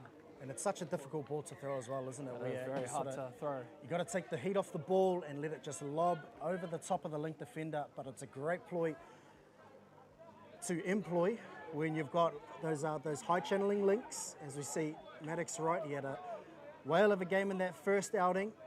Throws the out ball there, steps off the left foot, the gap is opened up through the middle, and referee Logan Forrester says the touch was made. So we've got three of the best on display in terms of refereeing. We've got Logan Forrester in charge at the moment, and he'll be supported by Alicia Roiti as well as Dali Tui, who are fantastic refs in their own right, as Maddox Wright steps off his right foot, looks to flick the pass, and the ball goes to ground. That's not a bad start from Kaiawa. Good start, good try, and good defensive set to back it up. And they will start the set on their far side, so looking to chuck the ball up the middle of the field before shifting to their box. They managed to get there without too much trouble. And subbing on with some energy is Jermaine Feast. The ball travelling to the middle of the field. Scoop comes out of half. Play on is the call from ref Dali Tui, and he was playing in advantage. Offside is the call. Yeah, really toyed with the point defender there, and they've reaped the rewards. Yeah, after a hot start here, Kaiawa, see if they can capitalise on it. Already sitting on a 100% strike rate as they look to bounce out the link on an OZ play. Yeah, good ball to ground play there. From Harry there. Just got to keep the energy coming through the yards. Just hope that they can finish at least down the other end. Here's Maddox Wright, taken off. Yeah, and that's the kind of energy that you're looking for, especially when we get to the middle of the day. You know, the heat starts to pick up. It is hangi stone hot here in Otautahi. And when the heat comes, you know, the fatigue starts to set in a little bit earlier. So that energy is going to be what's sorely needed from Factory. Here's Wright. Looks to double pump, hits the ball in behind. A beautiful pass from Maddox Wright. Finds De La Hoya Kakoi. Held that up nicely. Let it go at the right time, and very nice try there from Factory. Even it up. Yeah, what do you think is a harder pass to hit, Aaron? Do you think it's that sinker ball that we saw Kaiawa pass, or do you think it's that double pump hidden behind the link? They're both difficult balls to throw. They're both very, very hard. I would like to say that sinker pill is probably the harder one. I'm saying that it depends on your positioning, setup, and things like that. But the way the defence is running these days, both of them just trying to hit a link in general is just that hard with how high they're raising up these days. Kaiawa on their third attacking raid into the factory half, looking for the cutout pass to the link. I think the short ball might have been the option there, but the pass has been knocked down, so a repeat set of 6 for Kaiawa.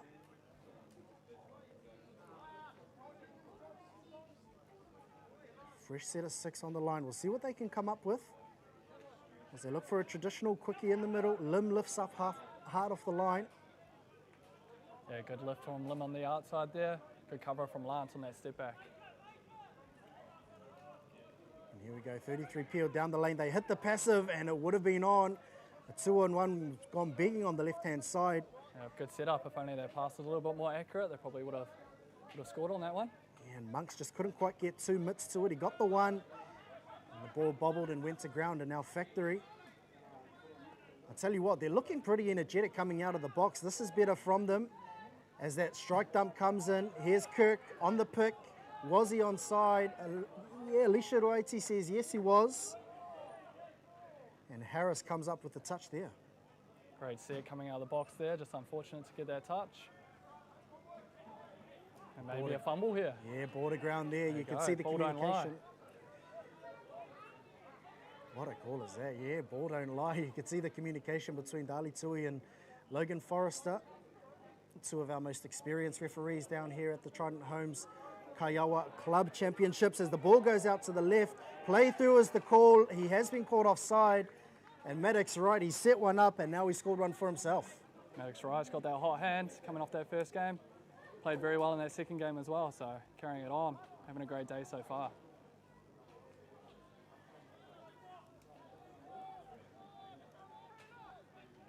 And we're off to a flyer here between Kaiawa and Factory. I think it's going to be a key fixture in this pool. As we've mentioned in previous games, there are 10 teams in total in this men's open grade, and only the top 2 teams in each pool will progress through to the semi-finals tomorrow. So definitely a key fixture. You'd think Pearl Jam would have to feature as an opportunity comes out on the left-hand side, and that's a great save there from Martin. Stuck his big mid in there, and it had to be made. Good opportunity for Kaiawa here again. They've had a couple of repeat sets, so hopefully they've worked out a couple of things. Maybe go back to that passive play they tried to run before and look for the opportunity with that 2-on-1. It's a great touch there. Great touch from Jackson. Just looking to work something in the middle. They go back to the 33 peel and manage to score 1 off it to start things off. Much better lift from the Factory side compared to that first game. And that's just that urgency, isn't it? He tried to hold the ball up, but ball going to ground. There was Feast there that couldn't quite get the ball to hand, and now Factory very urgent on the turnover, and they're looking the goods in this early stage. Unfortunately, I think that's a forward pass called off the ruck. Sure is. So again, Kaiawa back on the attack, another opportunity. See if they can make the most of this one. Yeah, classic commentator's curse there, wasn't it? As Kaiawa just looking to make some changes, bring on some fresh troops. Factory just trying to steal a couple of touches, and now they'll start to spread their field. Working the ball back to the middle, running the quickie bounce. The long ball goes over the top. Will Hamilton Great again read. Had to be done. Again, got his big mid in there, and that's a couple that they've saved in that fashion. Again, good pressure. They're coming outside the 7, not letting them get to it. Though they have set up here, so see what they run. Run that Ozzy out ball, and great defence. Monks defended there quite well. And they've got a couple of boys from the Tauranga region just looking at the team list. It's one of them that just planted the ball. A beautiful pass, threading the needle. There it is. There's that pass you just spoke about before. Thread it straight through. Beautiful ball. Well, you know what? It's a variation, isn't it? The first one we saw thrown from Maddox Row was a double pump and hit behind all the defenders. That one there was a double pump and thread the needle, a win in between, which is an arguably even harder pass to throw. It's a great ball. Great put down. So I think that evens up the score a little bit there. 2-2. Nice close contest. Yeah, and we've seen some fantastic attack. As they look to run the same move, Factory. Second phase play, Kirk passes off the deck. They've got numbers out on the left. And once again, They've Called the threaded early the touch needle, there. passed it behind the back. Seems to be a common theme in this game, just that hold up ball and then just feeding it at the right time. I think it was a little bit unfortunate for that Kaiawa player there. He called the touch, but just a little bit early before he caught the ball. So good reffing from Logan Forrester there. 100%. What about the distribution we've seen in the opening exchanges? How great, eyes up footy. That's what we love to see. And 3-2 is the current score unofficially. We've got Factory up over Kaiawa.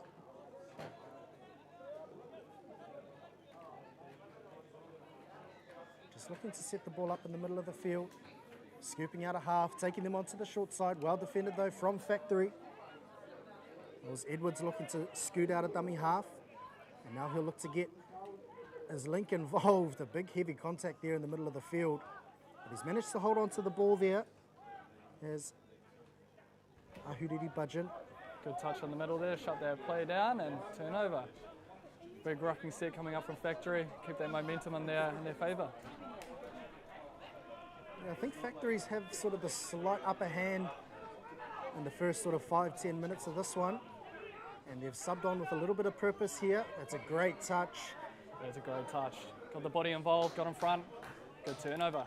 And he really owned the space first, didn't he, Aaron? Sure He did. occupied the box in front, forced the Factory rucker to try find an alternative. He couldn't do so. Ball went to ground, and now Kaiawa in excellent field position with a few touches up their sleeve. That's touch 4. Just toying with the defense there. That's Akuhata. And unfortunately just becomes unstuck. Pass is thrown into the defender, and the right call was made ball to ground. Yeah, lost a little bit of momentum coming into that final touch there. Just needed someone to put their hand up and pick that ball up and go. Sometimes it's the hardest thing to find, especially when you've got players of such high caliber that are looking to strike on the back end of the set. Is now Factory getting the strike done, looking to run a 3-3 peel from a long way out. Lim throws the cutout pass to Kirk, but mistimed pass. Yeah, a bit of a yuck ball there. Good pressure from Jimmy Lim trying to make up for that mistake there. It was a fortuitous pass that had gone to hand there for Kaiawa, and yeah, they don't really have the numbers on. No momentum going forward here. Factory can keep it up. They'll be able to keep them in their own half. Yeah, Kirk makes a good touch, and just a few extra seconds chewed off there. So they're struggling to gain a little bit of ascendancy in this set of Kaiawa. They throw the cutout pass. Tap on wasn't needed. He had some time, and he put his hand up immediately. I think if he had his time over again there, Landon Monks, he would have held on to that one. But ball goes to ground. Absolutely, would have had the nice 2-on-1 there. Could have ran down the sideline. Excellent hands there from Lim. About 10 metres shy of the opposition try line. A strike dump comes in, right, takes off from half, and we've seen this a few times. Although on that occasion they did well there, Kaiawa, to mow him down. Great diving touch there. And he's electric out of half, isn't he, Maddox? Right. Run the trams. Some better yards from Kaiawa in this set. And I think probably just a little bit more control as well, which is what they're after. Able to get their subbers onto the field nice and early. And that's an excellent drive, gets it bang on the 7, just couldn't quite get out of the way. The late switch comes though. Excellent play there from Kaiawa. And Jermaine Feast, he's been involved in quite a few exchanges in the early part of this game, and he comes up with the try there to tie things up at 3 apiece. Nice switch there to finish that one off. Just had that defender turned out and the man turned underneath, and it was a good try. Yeah, I thought they lost their way a little bit on that strike dump. It was an excellent one, got all the way down to the 7, but then just couldn't quite get the split going the right way, but still managed to find the extra number. Still managed to get it, so great work to them. Factory looking to strike back. Kirk, that's an excellent pass. He's just fired out to the corner. Will Hamilton, he's got spiders on him out there. Stepped off the left foot. Excellent finish out wide. Great try there from Will Hamilton. Awesome ball from Harrison Kirk as well. That's why he was in the Touch Blacks team last year during that Trans-Tasman. Great player on the wing. And that's a play straight out of the Finlay Barnett playbook. Excellent finish there from Will Hamilton. And he gets he gets Factory's lead back out to 1. 4-3 is the current scoreline. Now Kaiawa looking to hit back themselves, getting into a bit of a ping-pong battle at the moment. Kaiawa as Lim comes in to steal a touch. They've got numbers out there because of it, but he's done well to recover. Now the ball comes back to the middle of the field. There's Feast once more. They look to run a splitter, but nothing quite doing. But he manages to throw a short ball, and Kaiawa. In fact, the call has come from the sideline. Well, they called a forward pass off the ruck there, maybe? Yeah, potentially. Or that last pass that was thrown. It would be interesting to see that one back, but Very unfortunate for Kaiawa there. It was a great setup. Would have been another good try to even up the score. Factory very lucky to get away with that one. Yeah, the call did come from Logan Forrester. Again, that communication between these top-tier referees on full display there as Lim looks to cart Factory up the field, and look at this energy coming out of the box. That's a great drive there. Just quite losing their advantage there though. But that's another great drive. Here's the scoop out of half, looking for the passive out the back. And yeah, good hard rucking. That's the reward Good that call it from gets. the ref there. His feet never made the line, so very good call. They've got a reset. Full set of 6 here. Let's hope they make the most of it. Beautiful pass there, Maddox Roy, and I tell you what, it just continues that theme of that excellent distribution we've been seeing throughout this first half. That one there just went across the face of everyone, and a beautiful chopping hole there from Jackson Kaitsako, the Nelson import. Beautiful try there. Great setup from Maddox Wright. And I think by my count, there might be the largest lead of the match so far. 5-3, Factory have gone back to back. And a 2-try turnaround when you think about the try that was pulled back down this end. That's it. And if they can hold them out here, can really do wonders for the rest of the game for Factory. Ooh. Yeah, and they've done exactly that. I think they tried to strike before they were sort of ready. And in the shadows of half-time, it's proved costly for them. And so barring a miracle on this play, Factory will take a 2-try lead into the break. In a pretty entertaining first half between these two Christchurch-based clubs, Factory and Kaiawa. It is Factory up 5-3. We'll be back after the break. Join us then.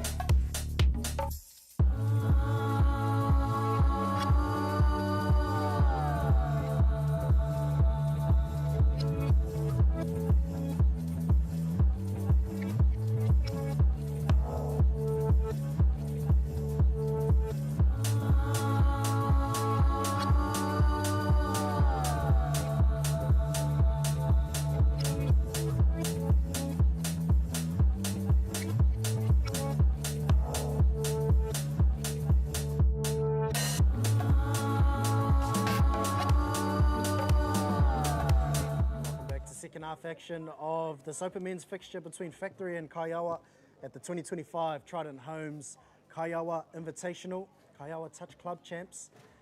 And yeah, a bit of a back and forth battle in that first half. Aaron, if you were in the coaching box for Factory, what would you be telling the boys at halftime?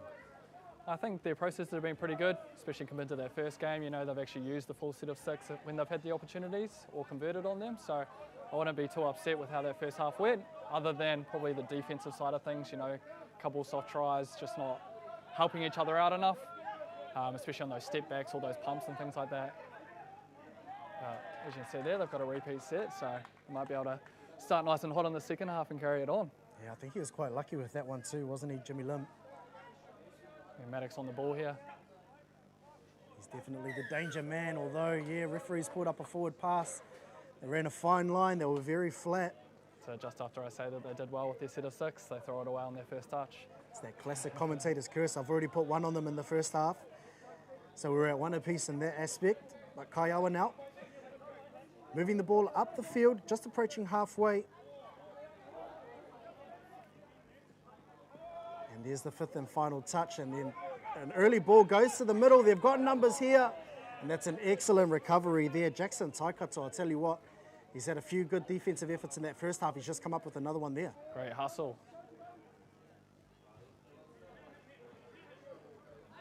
Yeah, sloppy roll the ball. Although a foot or a hand, something else has been caught in that ruck. And so Factory will march the ball up 10 metres and they'll start the ball from 10 metres inside their own half. And they'll look to get 1, perhaps 2 strikes at the back end of the set. Yeah, you'll look to see Josh Burgess take over here. He's the man with the ball right now, number 7. If they can get down to the line in time, that is. Otherwise, you'll look for Harrison Kirk coming down the lane. Josh Burgess on the ball. And shut down nicely by Kaiawa there. Yeah, they were happy just to take their time and set the right play up, weren't they? And they forced a collapse from Kaiawa, but just ball not quite going to hand. It was a great defense from Kaiawa. And now, as a result, they'll get the ball as they bring fresh troops on. Great double off there in defense from Harry Kirk. Now Harris driving the ball up the middle of the field. And no touch has been made as play on is the call. Can he find a partner in the end goal? He almost could, but referees have seen a bit of an infringement in the end goal area. Holding is the call. And it was touch and go there for a second for Kaiawa. Good scoop through, especially with not much happening on that 4th touch. So, good outcome for them, even getting that repeat set. Harris looking to get the return ball. Getting there quickly, just trying to keep the Factory defence on their toes, keeping them honest. Now Monk's hovering around the back of the ruck. He'll sweep around. There's numbers on the left-hand side. He could have passed it, but he's opted to go himself, and he's come up with another try there for Kaiawa. Got nice and low there. Stretched out and got it down before the touch was made. Great try. Thought there was an option just to throw that pass to the link, but he's opted to hold on to the ball himself, went the safe option. And he's dotted down 5-4, so they're back within 1. Yeah, good start to the half for Kaiawa. Got a game here. We've definitely got a game on our hands. This tit-for-tat battle between 2 very good teams here based in Christchurch. And now Wright, once again, throws a bullet out to the left-hand side. What a pass there from Maddox Wright. Bryden Martin crosses over in the corner. What a pass. There's that man again, Maddox Wright. Can't do anything wrong out there. Bryden Martin, nice finish in the corner. He's definitely got a bullet on him. He just came around on that sweep and then stepped back on a crush and engaged the short side. That's it. He's got the footwork, he's got the speed, and he's got the ball. And he's got another one for his team. So 6-4 is the current scoreline. Factory just enjoying that the benefits of a 2-try advantage. And again, I think that's Feast just hovering around the back of the ruck. Yeah, suffocating defense here from Factory. They opt to go for a quickie on the link. Looking to go the left foot. Throws the short ball. Excellent touch there. Made, and it was one that had to be made as well because they were in for all money. They were in for all money, all right. I think Lance Cooper's quite lucky to get that one. Looking to throw the miracle pass. Kaiawa, it's not what Coach Paul Peony would have wanted. I can't imagine he'll be too happy with that finish there.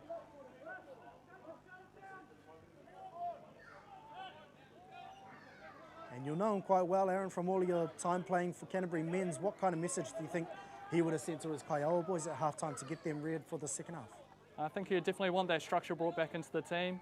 You know, he knows who he wants for certain plays and what plays he wants run. So he'll just be looking for those types of players to be running those plays and not going outside of that.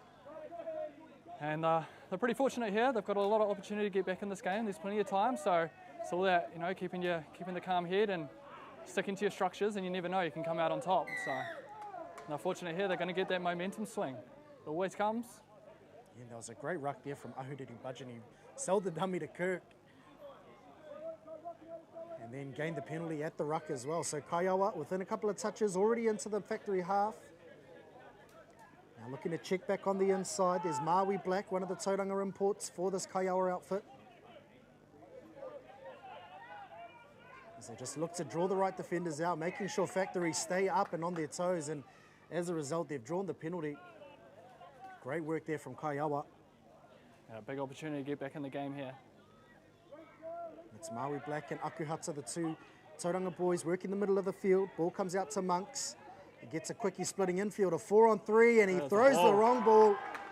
Gets the right option, and Kaiawa score out wide. What a pass there from Landon Monks. Well, we spoke about Maddox Wright having it all.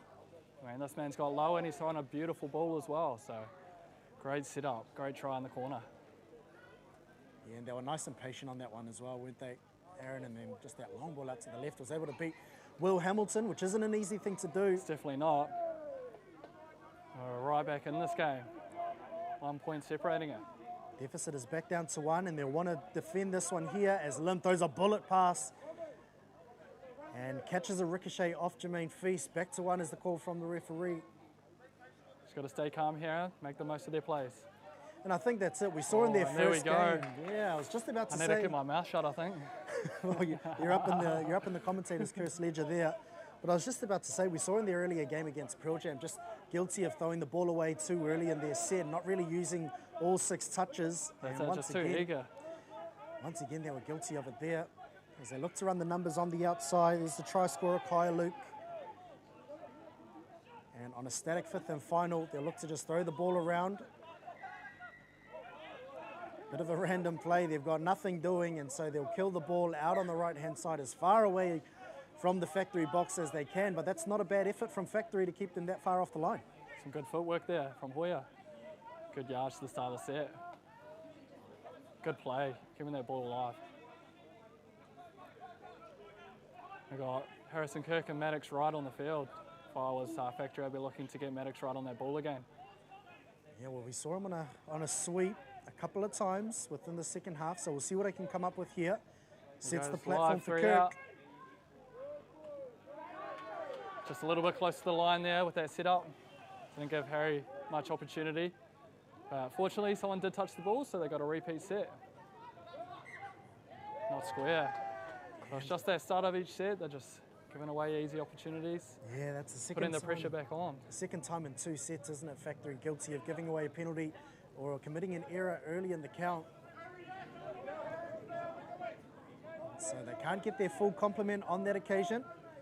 Really need to make the most of those opportunities. That's what will cost you, especially coming into finals day tomorrow if they manage to make it. Touch for his account, yeah, definitely finals day tomorrow. The competition delicately poised, an early release. And it was looking threatening for a second there. Maui Black trying to connect with Feast there. Looking dangerous, Kaiawa. Yeah, they've definitely got their tails up. They've got the momentum at the moment, especially with Factory giving away those errors down on the 7-metre line. Now we'll just see if they can wrestle the momentum back, and that's not going to help. Ball. The rest are having a chat, but I think, yeah, Kaiawa's going to get the ball here and another opportunity at the halfway line. Yeah, well, they're their own worst enemies at the moment, Factory, which I know Coach Reece Allen won't be too happy about. Now Kaiawa, they're only down by 1, so 1 more and it'll even the ledger. As the scoop comes out of half, just not quite in position yet though. So they pull the ball back, they look to get Feast down the lane. Sums up the 4-on-3, throws the passive out the back, but the ball goes to ground. Luke couldn't quite get his hands to it, and that's a chance gone begging there for Kaiawa. It would have been nice for them to even up the score there. Just hope that our Factory can complete a set here. It's been a while since they have. So just under 5 minutes left in this one. Kaiawa still down by 1, Factory clinging on to that 1-try lead. And they'll just amble their way forward off the line, making sure they're all set to go. Right on the ball, working in tandem. And he manages to squeeze through. Can he find the extra player? Oh, I think Birdman Jack Woolley there has just dropped the ball as he was putting it down. Otherwise, I think they would have been ball down. Been a good try. It was an excellent attempt, wasn't it? It was. Didn't quite get all of it. Especially with the size of the man, he did well to get that low. He is a unit, isn't he? Nice, tall, strapping lad. Now Kaiawa looking to get their strike dump on the back end of this set. That was forward. I think the referees are allowing that to play through, though. Oh, they've called it. Sideline called out. Tell you what, I think they must be mic'd up to us in the commentary box because that was a mile forward. And Kaiawa, they're there or thereabouts. They just can't quite land that telling blow to be able to even up the score. It's must be pretty close to the end of the game here, so not much longer to go for them to get back in the game. Got a penalty here, so Factory back on the attack. Yeah, well, I think by my count, we've probably got just under 4 minutes left, and so you'd think Kaiawa would probably have about 4 shots at the line. And they'll need to convert one of those as well as defend out a very confident Factory team. Yeah, Factory could put it away here if they set up right. Yeah, well, the game's there for the taking. It's just about who wants to take it. Harry Kirk just evaded the body, but it was a great touch here, like you mentioned, from Edwards. Now he'll go back to dictating traffic. Kirk looking for the passive, but throws the long ball out. Excellent by finish. Hamilton. It's been called forward by Logan there. But unfortunate from Harrison Kirk, that was a great pass. So we've got a game on here. They've got an excellent opportunity to make it back down the other end and get a try. Yeah, well, it's coming down to the wire, isn't it? It's chew your nails time as Kaiawa looking to gain. Yeah, I like this. It's a good snaking run there. Just looking to gain a little bit of ascendancy through the midfield. It's become a bit of a stalemate. Cries of 7 on the field, called from Factory. Logan's called it. Some good reffing there. Yeah, and that's a coach killer, those ones that are unforced. They really hurt you. Kaiawa guilty of coming a little bit too early from the sub-box. And now Factory, can they land the telling blow? Can they put the nail in the coffin? They've got the right men on the field to do it. You've got Maddox hovering at left link. You've got Jimmy Lim hovering from right link. You've got Josh Burgess, the captain, controlling things in the middle. He'll look to get a 32 peel, wrapping around his limb. The long ball goes over the top. Forward. That's drifted forward as well. Yeah, and just looking for someone to take the game by the scruff of the neck. Maybe 1 or 2 more opportunities here for Kaiawa. See if they can complete this set, maybe force an error and get a repeat set on the line to finish the game. Yeah, well, they've got to get down the other end of the pitch. That's the thing that Kaiawa are not doing at the moment. Being able to strike within sort of 10 to 15 metres. This is better though. It's a great drive. Manages to skip him short side. Can he go through? He can. Can he find the extra number now? That's 2 dives that have gone missing. And Kaiawa finally able to land the game leveller. I'm just looking at Josh Burgess in the end goal for Factory. He has recently dislocated his shoulder. So as you can see, his shoulder's heavily strapped. I think he's okay. Yeah, maybe just a stinger, but Kaiawa, they land the leveller, so that's 6 apiece, and with probably about a minute left, just under, 40 Factory, seconds, they've got maybe one more shot to regain that 1-try lead. They look for the pop play, they've got numbers, can he go through? No. He's been touched. Great setup, great touch there. So probably got one more play up their sleeve if they play it in time. And they've got Kirk on the field, he'll be the danger man. Around. And great touch. Yeah, when the game's on the line, Kaiawa, they've come to play in terms of defence. Factory haven't scored within the last several minutes, and they won't And do a nothing there play either. there from Factory. They have a slight opportunity here to go the field to win the game. What can they do? Perhaps 1 or 2 plays left in it. Kaiawa, they look for the sneaky down the sideline. It's a strong touch there from Martin. He'll chew up a couple of extra seconds. Final play here. Are they happy to take the draw from this one? Wow, what a game we just had. A draw to finish and an excellent finish in the end from Kaiawa, managing to pull a result from the Fire. What did you make of that one, Aaron? Yeah, it was a great game from Kaiawa there. Pulled it out. Obviously a few tries bigging there from Factory. So it's going to be interesting to see the table at the end of today, and especially leading into that final game for the day as well. Yeah, we did mention it'll be delicately poised. Only the top 2 from each pool progress through to the semi-finals tomorrow. So we'll see what the results are like at the end of the day. But at the end of this one, it is 6 apiece, shared spoils between Factory and Kaiawa. Join us again after the break.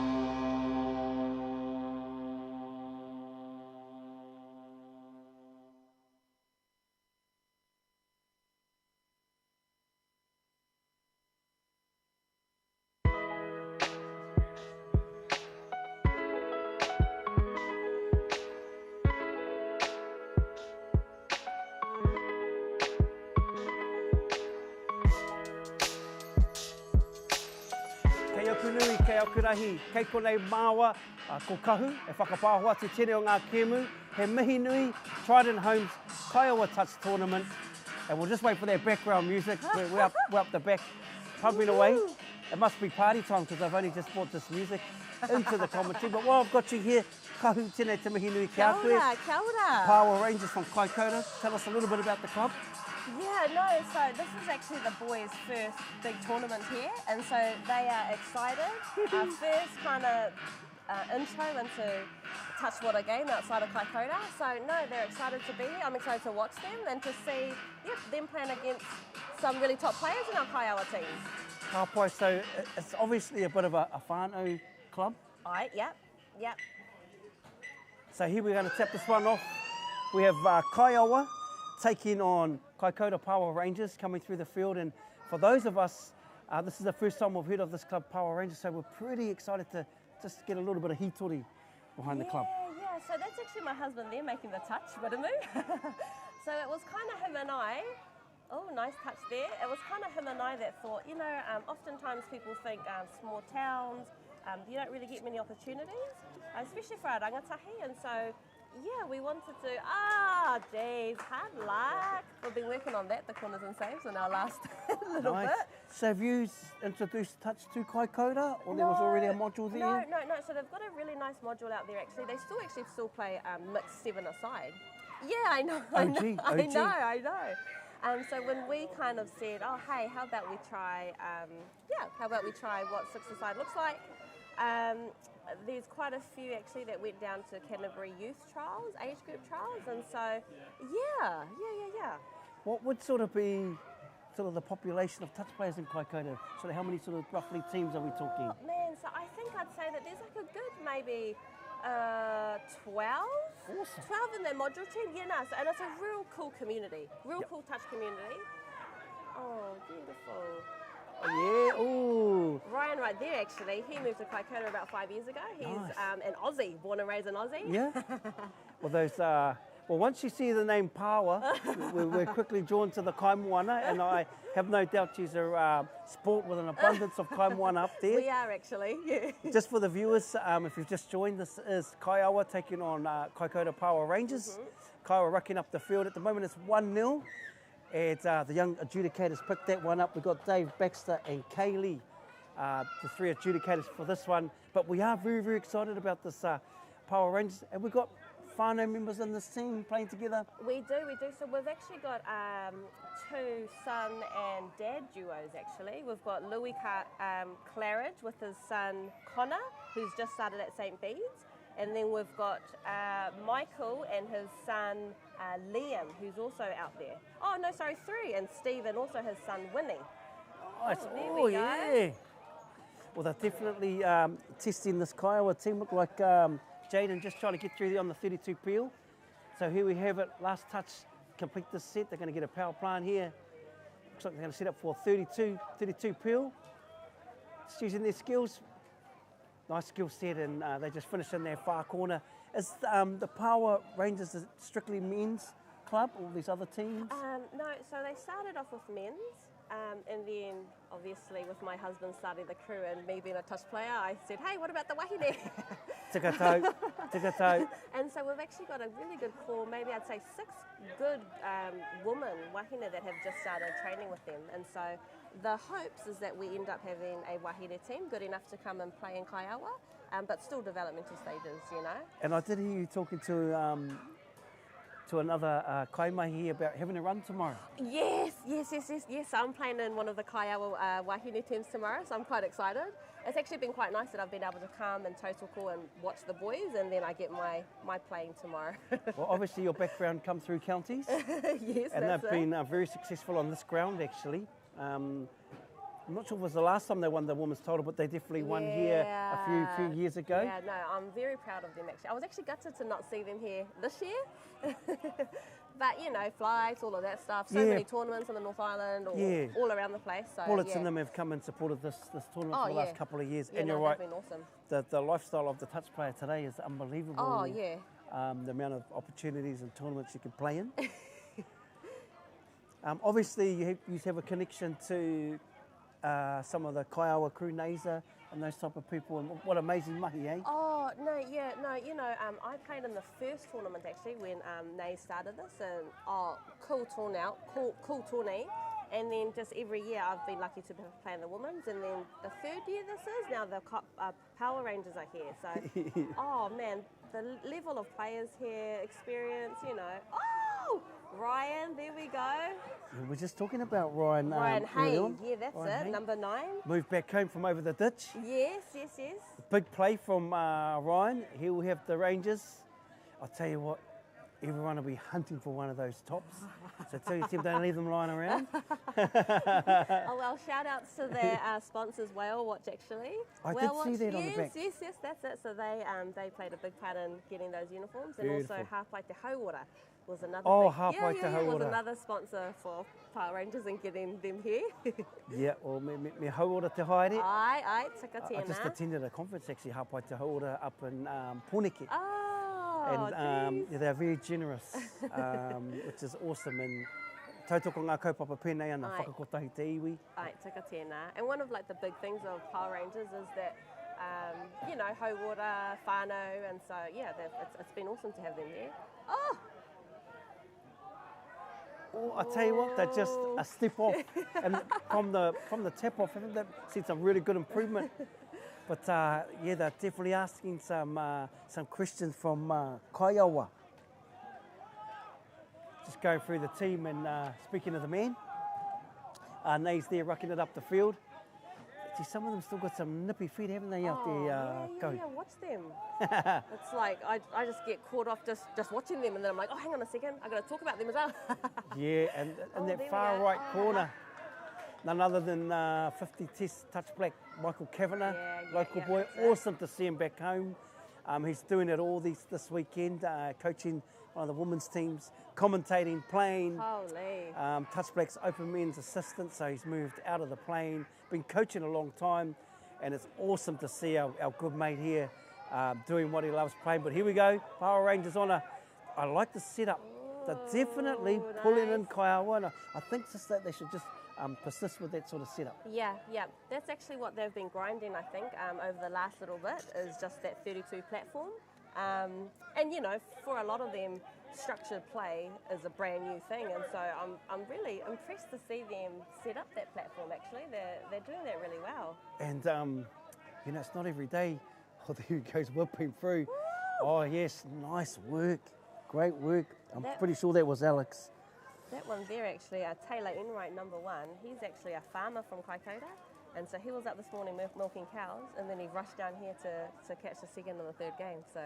And you know, that's just how they roll, eh? Yeah. So I'm really impressed to see him, you know, out there in the middle. They don't miss milking, do they? No, a Yeah. lot of these guys are actually farmers, top farmers out there, and so yeah, it's a hard job. But then to be able to get out here and still play touch, you know, after being up early morning, it's awesome. Oh, it's so beautiful just to hear Kaikoura are here. As you know, in the north we don't hear of you know, touch teams from there. I love free diving, so once I heard these guys were here, I was like, ooh, I need Let's make a network. whakawhanaungatanga. Yeah, I'm sure I've got a whanaunga there. Yeah, from Mangamonu or somewhere around there. Well, there we go. Oh, well, if you end up driving down here next year or whatever, you'll make sure you have to stop buying Oh, Kaikoura. well, there it is. Yes. But we're back at it, and yeah, they're holding this, these nays again on a, yeah, they're holding the star-studded Kaiawa team. They're keeping them honest. Yeah, just leaving the ball. Oh, nice, there we go. Good depth.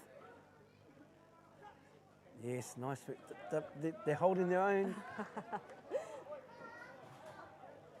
Now, how long has the club been going? So their first training was in October 2024. I know, so not even a year old really. Their first Awesome. official training, yep. Yeah, and that's basically, and then they took a mixed team down to Wanaka to play, which was That's just recently. just recently, Yep. early January. January 5th actually was that tournament, and oh heck, Jared runs an awesome tournament there. It's great. Nice. And then yeah, this is the second kind of big touch tournament that they were involved in, and so yeah, no, awesome. Ko Jared te kai whakahaere, eh? ki Wanaka. Wanaka. Yeah, tika tēnā, yeah. Yep. Oh, rawe. Yes, tangata pukumahi. Oh, yeah, ai. Yep. And Nā he's kau here. nui mo te kēmu. Kei kona, yeah. Anō Yeah, hoki, yeah, no Africa ki te tunga, Yeah. eh? Yeah, nā kau Ai. nui. You know, that's something that's, I think, the beauty of our sport. Tiv just introduced me, let me know your whānau. Oh. And it's those relationships, eh? Yeah, that's it, eh? That's it, eh? You know, like touch is one of those games where it's such a small community. So you meet someone and then you'll see them again at another tournament and you may not see again for a few years or whatever, but and then, you know, you see them again and it's back to square one, all good. And so, yeah, And our people just, ever since this game come along, we've really loved this type of game, eh? Yeah.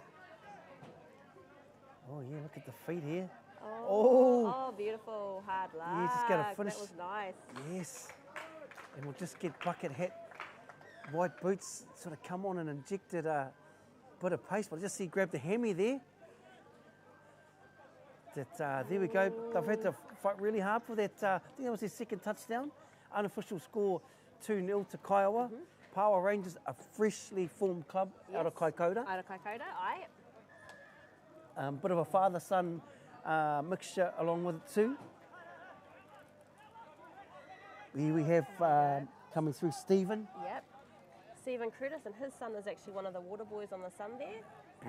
Young boy, he's been training with the team, so he'll be the future. Oh, yeah.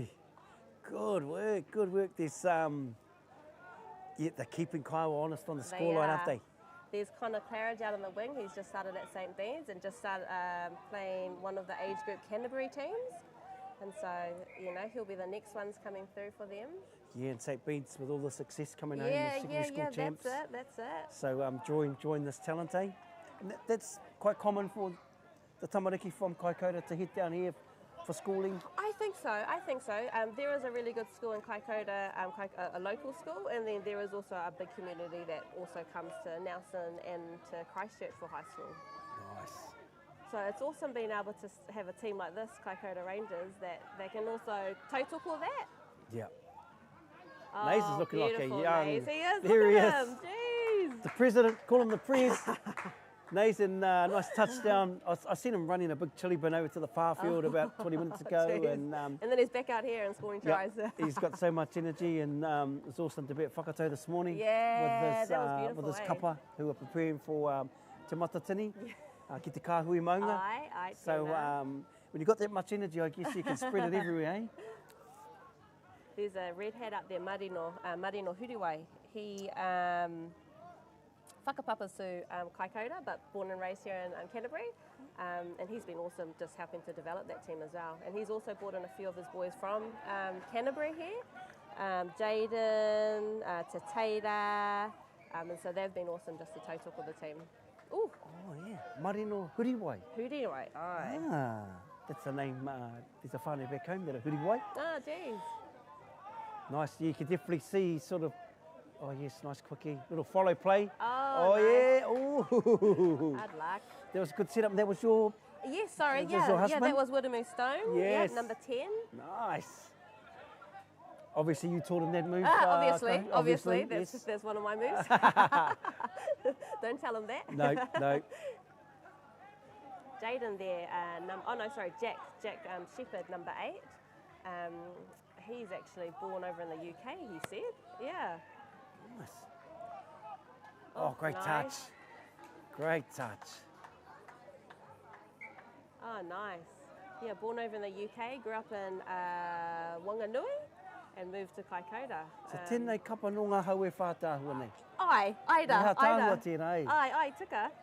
Yeah, Nai anei e awesome. noho ana ki Kaikoura, engari ai, no ngā haue wha. No tā wāhi.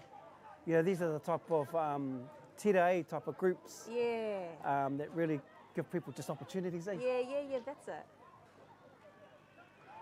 Good work. Here we are, this is the first half. If you're just tuned in, I know if you're in the North Island, you're saying, man, where's that sunny place? Because I left there this morning, it was very windy. A little bit of bumper boats there on the last touch. They must be whanaunga.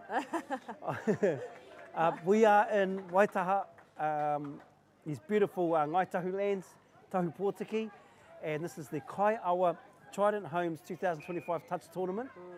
And we have the privilege of bringing you this game. This is Kaiawa, one of the many Kaiawa teams playing a new club out of Kaikoura, Paua Rangers. And I think he gave a little bit of, there's a little bit of whanaungatanga going out, There pushing is it a to the little bit, limit. you can see it, yeah, testing those boundaries, eh? Little bit of brotherhood. There are actually, I had heard, there's brothers playing. I think Jerome Taif. Oh, and Alex. And Alex, yeah, that's right. Well, that could be So it. there we go. That has to be it. There we go. I can see Alex There's a here. little bit of brother Yes. argy-bargy happening in there. Great skills. Can't quite see the young winger on the far side. That one. He's doing a great job. Oh yeah, no, that one is Connor Claridge. Yes, That's Connor. the one that's just started at St. Bede's and I just got into the Canterbury, one of the Canterbury youth teams. Good work. Yeah, Kaiawa again. They do all the basic fundamentals pretty clean, don't they? Oh yeah, ngā mihi. I've been working on that with them. Oh, rawe. No, but I mean, you know what it is like, hey, you know, foundations is. Aye. You've got to go back to foundations. So no, they're looking nice out there, playing And this- against a stacked Kaiawa team. That's right. Yeah, such a structured team. Oh yeah. Such a structured team. So halftime hoot is gone. Oh, and we'll take you to the break and we'll come back with the official score after these koha messages.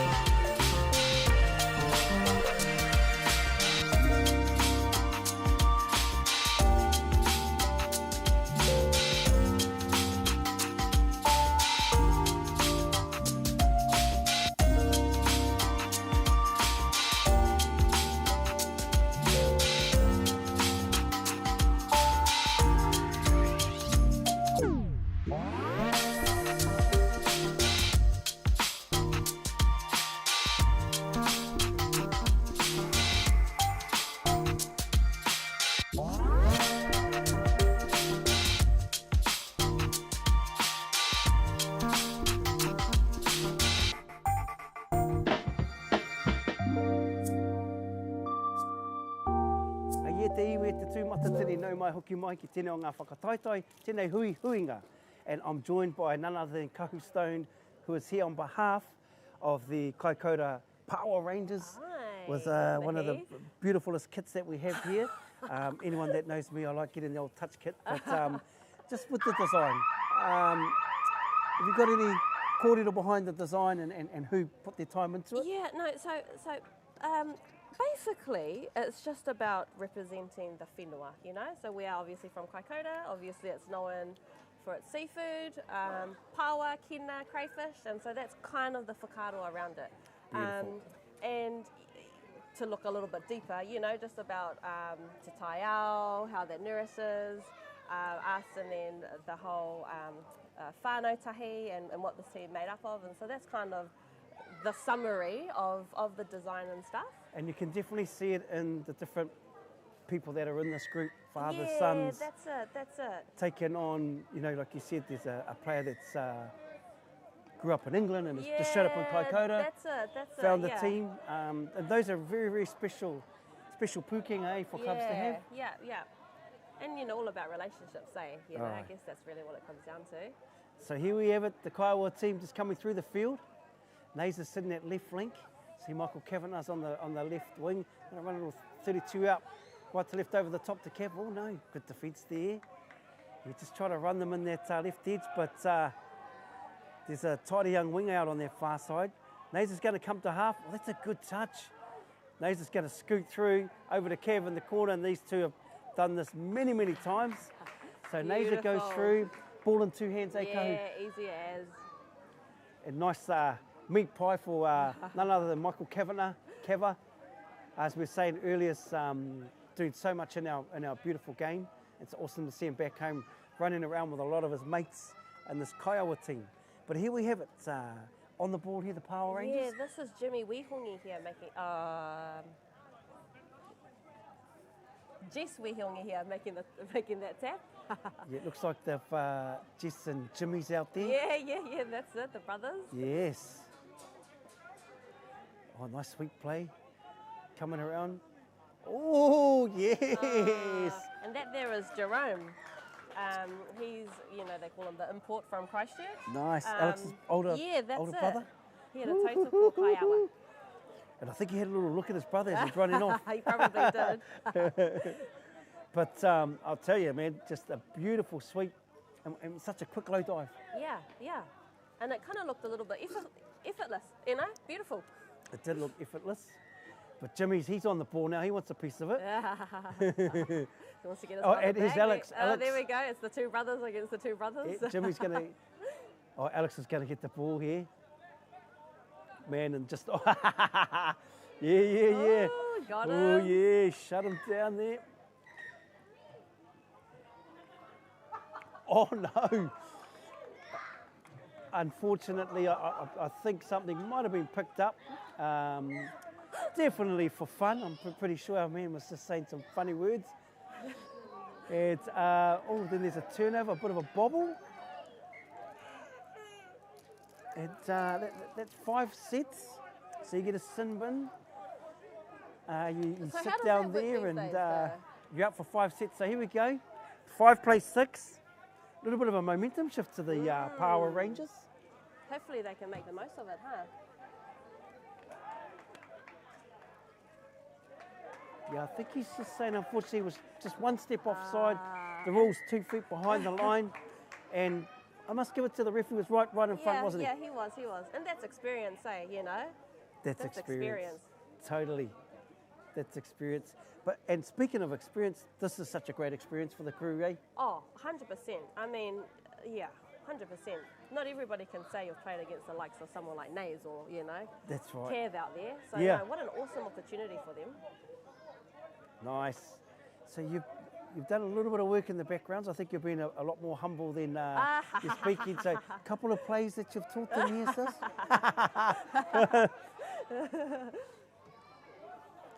It actually started off with Burungu taking the boys, and then when we went down to Wanaka and I played mixed with them, I think I started trying to take over a little bit more, and he said, "Hey, hang on a second.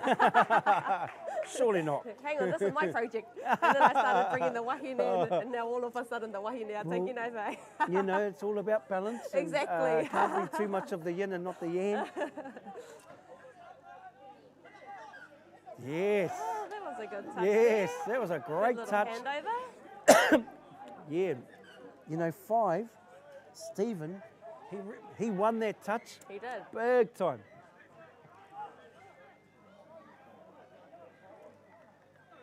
Nice work. And, well, there's a lot of competitive juices going on out there. You know, Steve Crudis, he's one of the most humble guys, the nicest guys, and they call him Big Steve.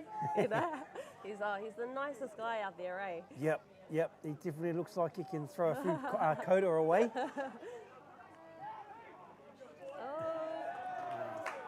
Yeah, that's good play by the Power Rangers, really keeping them honest, stretching the short side, which pulls that open side over. Yeah, it does, it does.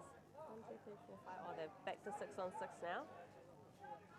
There's old Grant Robinson in there. The GM, Touch New Zealand, makes a big touch. Shout out to the GM. Taylor there, making that touch. Nice work, and he's nice. Just that experience, settle, Yeah, that's nice it, and eh? direct. Really like how the Power Rangers are dropping and lifting in defence, not sinking. Fresh back from the bin. Nice work, Alex. All right, you boys. Yeah, he goes, Jimmy, wee hongi. He's going to show there. Oh, look at him use this. Use his speed. Oh, and he comes back and dots down. And he'll be happy with that. Dots down, fresh out of the bin. He's going to get a couple of oranges and chill in the box there. Great work. It's just awesome to see this competitive nature still amongst some of these players here. But they had to work for that one, Kahu. Oh, you know, they did. They did. And, you know, it must be nice playing against your whānau, playing against people you know, having a little bit of a cheeky dive here and there, you know, that's... It's nice until it happens to you, eh, Yeah. Kahu?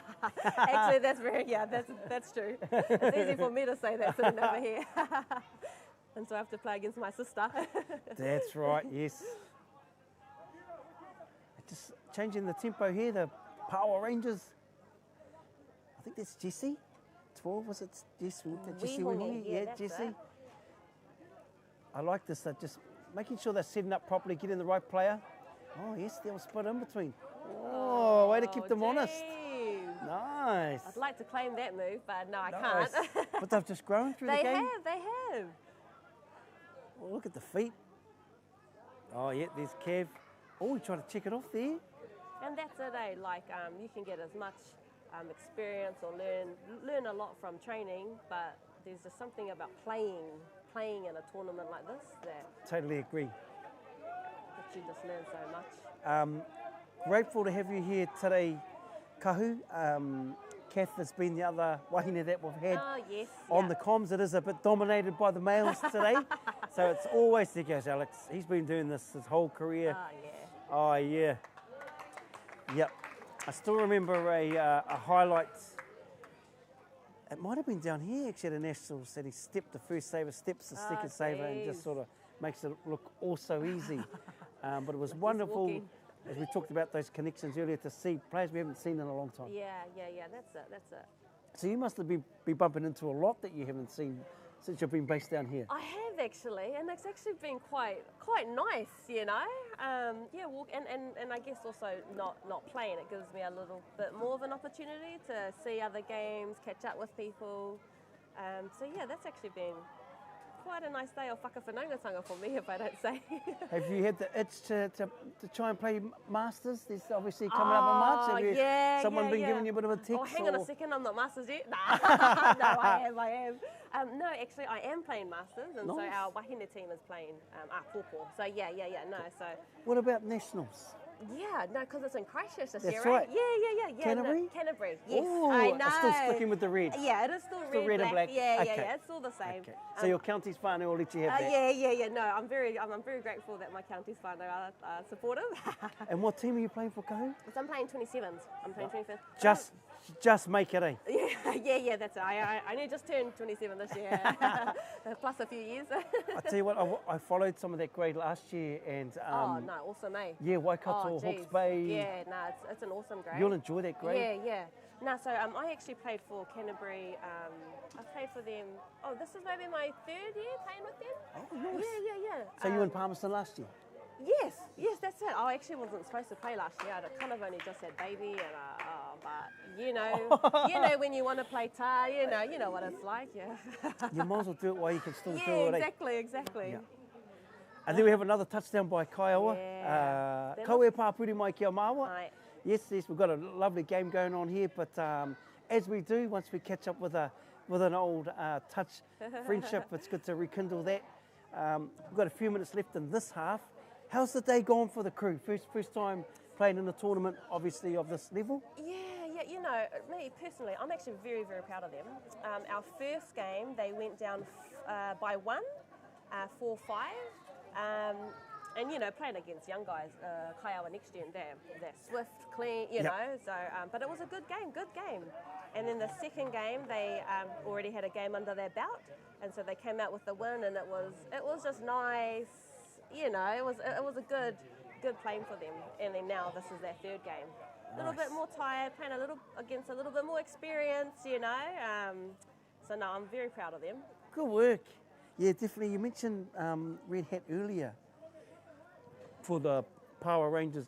You can see he's very expensive. That's it. Marino Huriwa. Yeah, Huriwa. Yeah, She has that's experience in organising, working in combination Yeah, he with your is. husband.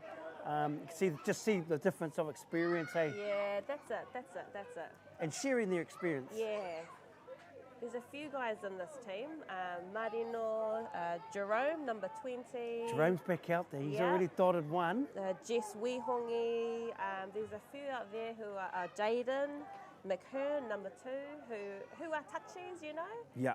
See these last names, you sort of know who's who, Yeah, eh? you kind of do. And they've been awesome with this team. Oh, yes. That was a good step-up touch there by was. Zero. Trent Sherlock for Kaiawa. He's actually been a really good communicator for Kaiawa. You can hear him on the sideline. Yeah. Here's clear communication. Yes. Great call by the young ref. You can hold off for only so long, can't you, sis? Yeah, that's it. You got to make that touch. Got to make that touch. Oh, yes, just got him. Oh, another penalty. Now, the rule is here, there's 3 penalties in a row on the scoreline. One player goes to the side. Yeah, that's it. So that's 2. So they could milk this last one. Yeah, that's it. Well, we've got Jerome on the ball. He's already dotted down. He's got some, must run in the whānau, that agility. It's good ball movement. You know, they're making them work, this Kaiawa Kaikoura team, the Power Rangers. They're Definitely. attacking that line. Nice, moving them. And again, nice little sweep follow. Oh, great work. Wow. Yeah. Hey. And there's Jerome. Comes on that experience, replaces experience. That's it, Good patience. Yeah, they did have patience, because they did try about 3 or 4 times at that line. Nice. There he goes again, Jerome. I think it's 2-1. He's dotted down or set up a couple. And then his mate Jesse, so those two must be gunning against their brothers, eh? And here's Alex, he's jumped back on. Oh, there we go, yeah. It's definitely a family affair. So here we go, Kaiawa. Let's call a little inside play here. 5's looking quite fresh for Kaiawa. Nikita Anderson. Oh, Oh, hard luck. Yeah, That was yeah, a nice yeah. little move that they just did there. good work. Great job, Kaiawa. Nice. Just get a number there, so they return back there, and they answer straight back. So there we have it, whānau. Kaiawa, a few touchdowns ahead in this one, but here goes Big Steve. Big Steve, yep. Nice. I'll tell you what, Oh, hard luck. just off the mark there, slightly off the mark. It's been awesome to see the likes of Big Steve and his son, Winnie, turn up to training together, play together. I don't think his son is, Winnie Crudis isn't playing on this game, but he's in the wider squad. And it's just awesome to see that, you know, father-son duo, seeing the future, train with us, train with them. That's right, as you said, the father-son combinations, and won't be too long before the young sons will be running the team. Exactly, that's it, eh? Oh, nice. Ooh. Nice, just makes the right Yeah. decisions, eh? Yeah, he does. Under pressure. Here we go again. It's touch one coming through the field. Oh, and just unlucky there. It's a bit of an angle plant. Yeah. Now the fatigue is hitting in, eh? You know, Yep. end of the second half, last game of the day. Here we go, Grant Robertson there, Alex. A couple of gold medals out there through the years. He's going to get a bit of a quickie, I think, old Grant. Step back off the left. Oh, slide it in. There he is. The GM Operations Manager of Touch New Zealand. Right on the buzzer. No there we have it te iwi, tēnei kēmu, nōku te hōnere, te whawhinga nui, kia noho tahi kia koe kahu. Kia ora. O te rai te iwi, nau mai hoki mai, ako ko ake nei.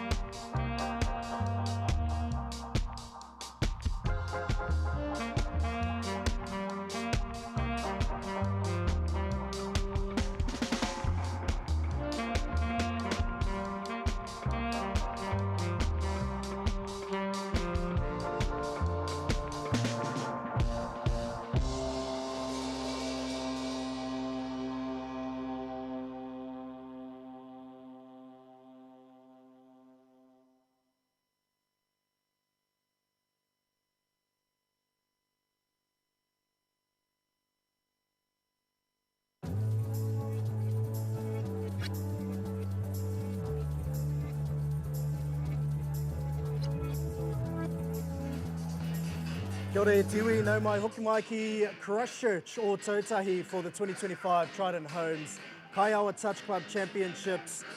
My name is Sivili Guthrie and I've got the pleasure of having Michael Kavanagh, long-time Cantabrian and long-time New Zealand representative in the commentary box with me. Cav, how are you today, man? I'm a little bit sore now, Tiv. I managed to have a bit of a run around in the B grade today, so had a bit of fun, but I can tell you the carbs are feeling it. Paying for it now, eh? Yeah, that's usually what happens when we get older. I had a run around that Pacific Cup a couple of months ago, and I think I've sort of reached that age where I'm sort of the same, so I know exactly what you're talking about. But I'll tell you who won't be feeling it are the two teams that we've got out there in the middle of the field. You are joining us for an open men's fixture between Pearl Jam and Gunners. Gunners, a local team from the 03, Pearl Jam, the natives from Auckland, and this is going to be a cracker. We've already seen Pearl Jam on the live stream earlier today. They got the win over Factory, and we are yet to see Gunners in action on this live finals field, so we'll see how they go today as they punch down a 32 channel on the left-hand side to start things off. And defended there from Daniel Morgan Putirangi. But Cav, this Gunners team, what can you tell us about it? Well, this Gunners team, I think, were competing under 12s, under 10s when I left Christchurch last, but a lot of familiar names in there. A lot of their fathers or mothers have played in the Canterbury singlet before, so I expect a very direct game from them. They'll look to play fast. I'd say they'll try and go through the middle and try and hopefully exploit a bit of Pearl Jam's defensive worries. As we see Pearl Jam attacking the line, nice flight of play there by the Dearborn Burgess brothers, looking to go out to the wing. That looks like too much speed there from Tamatea, and Dusto's looking at the sideline, and yep, there's our opening try, Tiv. Yeah, they came on the field with some purpose, didn't they? And they ran that, was it a little fly play out to the left-hand side? And they just had numbers screaming down, and I think from that distance, it's pretty hard to catch a man with the wheels of Tamatea Winiana. He dots down for the first try of the afternoon. And 1-0, Pearl Jam looking dangerous early. Yeah, Gunners will probably look to try and answer back here as they run this direct kind of 32 wave type pattern. Looking across to Mike Davis, one of the experienced heads in the team, coming off a recent World Cup victory in the over 40s category. As they approach the 7, we've got Grant with the ball back to Davis. Looking to set up a 32 platform here, getting to a 32 pick. Goes short, goes open, and Georgie just too good. Yeah, there's quite a few of those over 40s gold medalists running around this weekend. We called Blair Hayata this morning as well in this morning's game for the Canterbury Barbars. So awesome to see as we see Dearborn Burgess just finding the meters. And look at them go, this Pearl Jam outfit. They've only got 5 on at the moment, waiting for their full complement of 6. Louis Nicol taking his time to get onto the field as the passive comes out to the back, and that's exactly why. Did that pass drift forward? I think it did, yeah. Great officiating there from our men and lady in the middle. So we've got Alicia Duaiti, Richie Heap, and John Dusto, probably the most experienced referees that we've got running around at this year's Kaiawa tournament. And now Gunners looking to cross into halfway. Yeah, looking confident in their yard set. They're not afraid of contact. They're not afraid to go up the middle either, kind of a little bit unorthodox. Normally you see a lot try and aim towards the box, but they are more than happy to just play 2 up the middle to begin with. As they look to kind of get something out of here on 5th, and Dusto says they will. Link offside, so Gunners will have a full set of 6 at the line here. Yeah, not what you want deep into the set if you're Pearl Jam. And so Gunners, as they look for a quickie to the short side, Nicol happens to pick that off. He has been called back, not pushing forward. Was the call from referee Dusto, putting 2 fingers in the air saying yes, that is the second penalty. And so as we know, if Pearl Jam concede a 3rd, then they'll have someone excluded for a period of time. We'll see what kind of tactics Gunners employ here as they look to go through the middle. Second phase play, they've got numbers out on the right, just 1 more pass will do it. In fact, 1 more pass is not even what they need. They dummy and go through. Gunners managed to cross over to equalise. And that was Quinn Lee that dove over on the right-hand side, Kev. Yeah, they just exploited the zone play of Pearl Jam there. Noticed that the link came out of zone. Played a nice short ball. Seabeck with heaps of experience. Normally it's him running that link line, but this time it was Lee, and Gunners get their first of the day. As Pearl Jam look to tap and answer back, Ezra driving up the field. Danyon going to half, going back to Danyon. looking to just play a patient setup here. We can see a little bit of a creep in the background coming around. He gets on the helmet, a little passive play out the back. Oh, hard luck. That was good defence there by number 5. That might have been Benny himself, trying to pick up that out the back play there. But Pearl Jam just swept around the back, played that nice little roll ball, and we're able to score in the corner. Yeah, saw that move a couple of times, that whakatane, where they run that sweep more as a decoy and then just shoot that ball straight to link, and managed to skip on the outside, and they nabbed their second for the afternoon. So it wasn't bad defence though, was it, from Gunners? You know, they were there or thereabouts. It was just a matter of getting a hand on a body part that they could have managed to do, as Morgan Tafia concedes the penalty.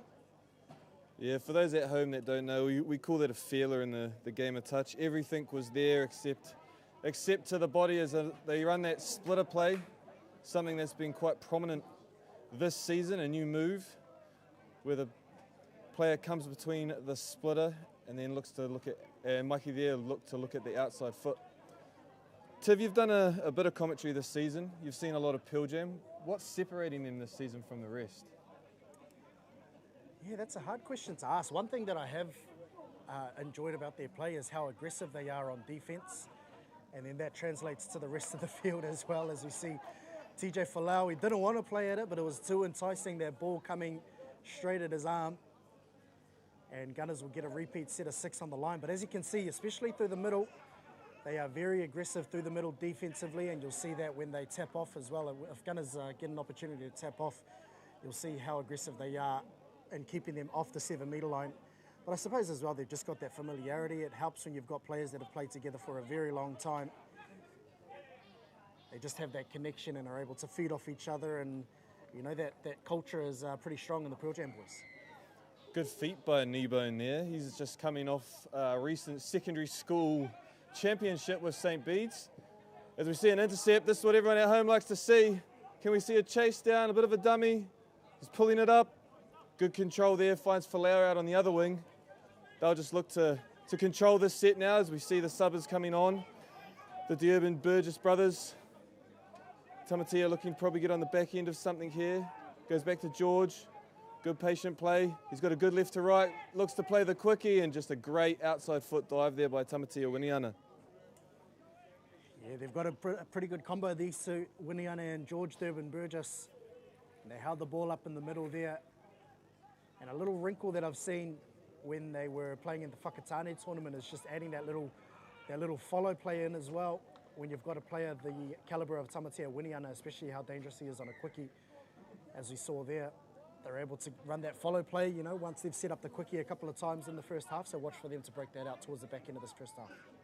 I'd say this might be a little bit of a mahurangi type combo out there. I think they've played a lot of mix together as we see Gunners coming straight out, exploiting a bit of a short side collapse. Simple catch pass, and we see a try in the corner. Gunners, they answer back. Yeah, but uncharacteristic from Pearl Jam there, shutting on the short side. It's not something that you typically see from the Pearl Jam boys. But Gunners, yeah, excellently taken try. They're able to work their hands well out there in the right-hand corner. So 3-2 is our unofficial score. Sorry for the people at home, can't quite see the number of the blue cap that dotted down in the corner, so my apologies of not being able to call the name. As we see Gunners trying to be a little bit more aggressive coming off the line as they get into the 7. We've got the architect, Louis Nickel. And that's a good touch there by Grant, making sure he got off the line. Touch 4, we got 5 coming, goes back to Nickel. Nickel splits right. Coming with a pass down the lane. They've called it to the body. Gunners will ruck out of trouble. Yeah, that was a good defensive set from Gunners, wasn't it? They looked very assured, very confident in their policies. Stepped off the line a couple of times and able to limit the Pearl Jam effectiveness on that set. And now a good set coming out of their own line as well and transitioning over half, although I think maybe just losing their way towards the back end of the set. Maybe it doesn't matter. The long ball goes over the top. And another intercept there from TJ Folau. Yeah, a lot of youth and exuberism in this Gunners team. We've got a lot of players that are still at the secondary school level, probably most recently competed all at the secondary school championships. So I'm sure they'll know a lot of this Pearl Jam team by name or face through YouTube footage, but they're showing no fear out there. And as we see Pearl Jam just running that fly play, I think he called it before, Tiv, just seeing that far side was dropping back. Daniel, too smart, too fast, was able to run a nice little slider play, and then Jackson was able to finish that off in the corner. Yeah, it's just one of those patterns that were popularised by the Doyleson Dragons over in the New South Wales State Cup and other competitions that they've got there, the country club champs. And just when they come out of the sub box, they come and fill the near side in and then sort of pop out to the side and manage to catch the middle and link in a little bit too tight, which is what happened on that occasion. And now Gunners looking to run down the lane. They run the plus instead. Morgan Puterangi will eat that up all day though. Yeah, and they're looking to Nebo, and he must be one of their main attackers, as we saw Mikey Davis. A bit of a show X there. We haven't seen that maybe since the 90s. How good is it to see something like that? Well, I'll tell you what, I've heard that they do that. That's a weekly occurrence for especially some of the Nelson boys. So maybe something that the likes of Wayne Anderson or someone will bring in as they run the numbers again down the left-hand side. I check back in, and it's danger signs here for Gunners.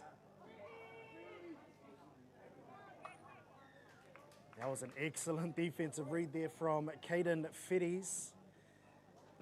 The tap back was on, back on the inside, and he just stuck his mid out there. But they had Gunners on the back foot, and Pearl Jam were looking dangerous on that set. Yeah, as someone that's played a lot of wing, I'm liking the look of Fetties out there. He's made some good reads early, and he's only been a couple steps away as George D'Urban Burgess, just too smart, sees a little bit of a tight short side, and he manages to fire that left to right, his favourable side, over to TJ Folau. And I think if you go back and have a look at the setup to that play as well, Kava was George D'Urban Burgess and Tamatea Winiana once again working that middle combination. They faked the quickie. D'Urban Burgess took off short side. Tamatea Winiana followed him on the inside to run that follow play I was talking about earlier. But D'Urban Burgess with a bit of eyes up football, threw the long ball out to the wing, and Folau grabs Pearl Jam's 5th for the afternoon. Now we'll see what Gunners can do in reply. Yeah, a bit of experience out there, and Ben Seaback, he'll just be looking to guide these boys around as we see Grant come on the back door. He'll look, oh, the long ball was on, I think he saw it. It was a good lift by the link there to be able to shut that timing down, but if he managed to get away, I think Gunners were walking over in that far right-hand side corner. And that would have been the second time that we've seen a short side collapse there from Pearl Jam, so they like to lift their links up high on those, splitter plays and those 33 peel plays. So maybe I would like to see Gunners employ a little bit of second phase or something just to try and catch that link up high. Yeah, a bit of a different variation there. They were looking for an attack back towards the short side that time. Most of their attacks been going open when they've been running that splitter play, as Alicia deems that to be lost control in the ruck. There were hands everywhere, but she said, no, control that better, please. Yeah, and I think she probably knows more than most that this is open men's touch. You've got to be strong in the ruck on both sides of the ball. Pearl Jam a little bit guilty of not being strong enough. And now Gunners, as Pearl Jam roll back into the 7, that's a strong touch there from Morgan Puterangi. Yeah, great lunge into the touch there, made sure he got to the body, saw there was no dummy half, so there was no threat of being nice and physical there, compared to that second touch where he knew he had to kind of lunge in and get out. So that's great RQ there by Daniel. And it's just those nuances, isn't it, Kava, that sort of separate the good from the great. And Daniel Morgan Puterangi, definitely one of our great touch blacks of the modern era, a long-time representative. Great finding the back of gate there, able to pick up those extra metres here for Pearl Jam to get an attack at the line as we see this combo out there again. The D'Urban Burgess brothers, Winiana's gone back to the right side. They've gone short side, good lift off the line by the winger, but that's a great dive there, but I think that's Tommy. It is Tommy D'Urban Burgess. He puts his name on the score sheet. Well, it's definitely one of them. If you say the last name, you're probably a 33% chance right. It is Tom that manages to go over. And he grabs another one for Pearl Jam. And if Gunners don't nip this in the bud early, then I think they're going to be having a long second half here, Kev. Yeah, they've started well. I think they just need to kind of get back into their rhythm. They look good when they were confident earlier on. A bit more physicality in the game now, so they'll just want to weather that storm as we see Davis come around on the back door. They fake him, go back to the short side, no dummy half there. So well done by George to get up and cut that down. They've got their link high here. Once again, no half there. Georgie able to lift off the line. looking for a 33 switch in the middle, but no one came, and that's ball to ground. Yeah, and I think Pearl Jam just adding yet another wrinkle to their defensive game on that occasion. Running a bit of eye defence, Mad Dog defence, so they get the high middle and the high link, and Durban Burgess was able to just sit back, assess what was going to come, and then Gunners just couldn't quite foot it with them as they looked to spread the field. Yeah, I've noticed the foot speed of Pearl Jam in this last 5 minutes has really ramped up a little bit here, as we see Louis just taking control of that middle, was looking for a switch back to the inside. He probably was through into the end goal himself, may have had a little bit more time on the ball there, but Gunners able to ruck out of their own half as we see Davis carry it forward. Backdoor comes around, latches back in. And that'll do us for the first half. And it is all Pearl Jam at the moment. 6-2 is our current scoreline. They've looked the goods in this first half. Gunners have had their moments, but just not quite being able to foot it with Pearl Jam at the moment. But we'll see if they can fare better in the second half as we head to a break. Join us for second half action at the Trident Homes Kaiawa Invitation.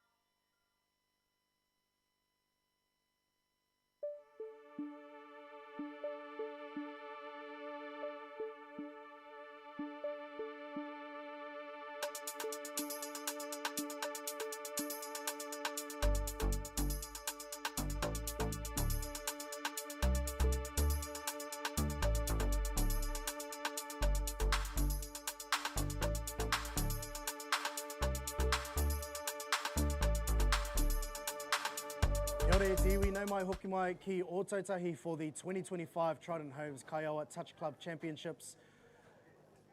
What a fixture we've got at the moment there. Michael Kavanagh between Pearl Jam and Gunners. Pearl Jam definitely flexing their muscles, but Gunners won't go down without a fight. Yeah, like we see a scoreline of 6-2 leading into the second half, but you wouldn't believe that with the way that the Gunners team's been playing. They're playing with a lot of heart. They'll probably be taking a lot of learning and experiences out of this game too. So, you know, this is all the better for the team of the future down here in Canterbury, and with so much experience in their coaching staff of Scott Grant and Anita Boyd, they're in great hands, and with Ben Seebeck and Mike Davis running around with them out there as well, like, you couldn't ask for better for this young group of men. 100%, what an experience for them. As Gunners, I thought they were hard done by on that call. The set before, the ball definitely ricocheted off the head. It was a falcon flying around, but back to one was the call from referee Dusto. And then yet again, pass knockdown. So a couple of repeat sets here for Gunners to defend. Lewis just has so much time on the ball when he has it, just to be able to dictate what he wants from the defence as he looks to go back. This time he said he'll do it himself. A little bit of a shimmy, body shake, and he opens the scoring for the second half. Yeah, those are the tough ones, you know, where you make the touch sort of either 7.5 metres out, and then the ref has just deemed that the Gunners player there has gone back 6.99. So play through was the call, and then Louis Nicol able to take advantage with that one. Gunners with the tap here. as they cross the 10, entering in towards the green zone or the attacking zone. Nice direct start. They're down there in 3. They'll get a couple of attacks at the line here as Davis looks to set up a sweep play. He'll come around, he squares up, he looks to go short side. He was hoping for the offside call, but Ezra, as calm as he was, just makes a simple touch there just before getting back to the try line, and Davis has to go back to the 7 to play it as we look at 5th. Looking for an option there, a little bit rushed in the middle, and Pearl Jam will be able to play the ball and get themselves out of trouble. Yeah, probably a disappointing end to that set there. I thought Mikey Davis had them. He definitely had Morgan Tafea backpedaling. I thought he might have done enough to get around them, but touches the call. And now Pearl Jam just crossing over halfway. And they've got their numbers streaming onto the field here. They just come onto the field with so much purpose and so much energy. And they know exactly what they're doing. And that's a beautiful play there from the boys in pink. And you can see that all unfold. Tamatea Winiana came around. He shaped to go wide, came back to sweep down this short edge, and then got the return ball. Durban Burgess took care of the rest. Yeah, Pearl Jam just looked like they're playing with so much time out there at the moment. Everything going to hand and able to just get outcome at the back end. But I'm liking the look of this number 7 from the Gunners team, Heath. He comes from a good touch family of Nigel and Summer, but he's shown a lot of intent. He's like getting up. He's not afraid of getting to the body of the Pearl Jam players. As we see a bit of a voluntary touch there, deemed that the player was not touched before playing the ball, and Pearl Jam will have a penalty here. And these are those little 1%ers that, you know, they'll be getting a lot of learnings out of to take forward. And when you give away that much pill, that's what happens down the other end of the field as Pearl Jam look to ruck forward. As a bit of a press defence here coming from Gunners. Yeah, playing nice and square to the body. If you look at their defence, you could probably throw a blanket over about 5 of them, really trying to suffocate that Pearl Jam box, but they've got the roll now and able to get to the 7, just trying to extend the play. Morgan Putirangi communicating with his younger brother. He dummies and goes short side, looks for the follow play, but that's an excellent identification there. Bo Broomhall just read that like a book and was able to snuff out the play there, Kev. Yeah, kept his shoulders square, wasn't afraid of the sweeper going round, noticed that his body was coming back into the follow, and without defining a corner, went back with him, and the ball ended up hitting his body. So that's great defence there by the young man. You know, and you talk about the experience that they've got, you know, the likes of your Mikey Davis and your Scotty Grant in the sub-box, your Anita Boyd, who is an excellent player in her own right. How much of an impact do you think this will have on Canterbury Touch as a whole moving forward? Well, I think it's exciting moving forward. I mean, from what I can remember, maybe 2 semi-finals in the last 10 years at Nationals. So to see this group of young men that have chose to stay together, I'm hoping for big things in the future for the Canterbury men's side. But as we see another intercept get picked off, yeah, we've got some good wheels here. Yeah, easily chopped down there. That was Tamapia with the intercept for Pearl Jam. Anderson was the one that threw it, and he just threw his head back. I think he wished he would have had his time over again. And that'll be touch 1 for Pearl Jam, just inside the 10-metre line. We'll see what they can muster up on this set. As Fikara looks to run a bit of a sweep, steps off the right foot, looks along. And Falau, excellent awareness there. He knew exactly where the sideline was as well as the try line. Does a bit of a 360. A bit of ballet in the corner for TJ. He did well there to actually drop that in inside the left-hand post there. I was just about to say, probably a finish not too unsimilar to yourself there, Kaiawa. Well, I don't remember getting into pirouettes. The old shoulders and the body took a few knocks over the ears by trying to get up and over defenders, but with my ankles, I don't think I'm able to turn that quickly like TJ did there as they kind of rush out of the line. Good identification there from Mikey, just to get a nice little slider play. Yeah, and I like how he had the wherewithal just to take the touch. Play on is the call, and they'll get one back here, Gunners. The ref has adjudicated. I think it was Cuppy Ryan at length there, may have come out of the line a little bit early. Referee Richie Heaps said play through, and Gunners do exactly that as they touch down in the right-hand corner. I think that was Tavita Tuliau. And he crosses for the Gunners third. And you know what, Keva, if there's something you could say about this Gunners team, it's that they're not giving up. Nah, and everything's being played with purpose, and I think that can be reflective of when I came into the Canterbury men's team, and that might be the experience of their management crew, of that never say die attitude. And getting back to what I was talking about earlier, really excited for what comes of this group in years to come in the men's open system. I just hope that off a few notes that I have here, there's quite a few talented rugby and league players within this group, and the last thing we want to do is lose them to another code. So let's hope that they stay in the game, as we see Daniel with a bit of a no look left to right there, but just floats forward and rolls over the sideline. Yeah, well, it was one of those situations, wasn't it, Kaiawa, where you just had to catch and throw and hope. And unfortunately, ball goes to ground. So Gunners, they get the ball and attacking this Pearl Jam defense, this wave after wave Pearl Jam defense. And I think they're probably just, they're fitter than what they have been in years gone by. And a call there from John Dusto, offside. And the Pearl Jam did all the hard work right up until the final touch. Yeah, sounds like Richie might have had something to do with that there from the sideline, as he answers a few questions coming from the sub box. But we'll play through as we see Seabeck get on the back end of a stormer, looking for another quick catch and pass into this bottom right-hand corner, but that one unfortunately won't go to hand. Yeah, that's one straight out of the old school Canterbury playbook, isn't it? Just ripping it out on a 32 long and running and reading the defense, letting the ball do the work, although just running out of room on that occasion.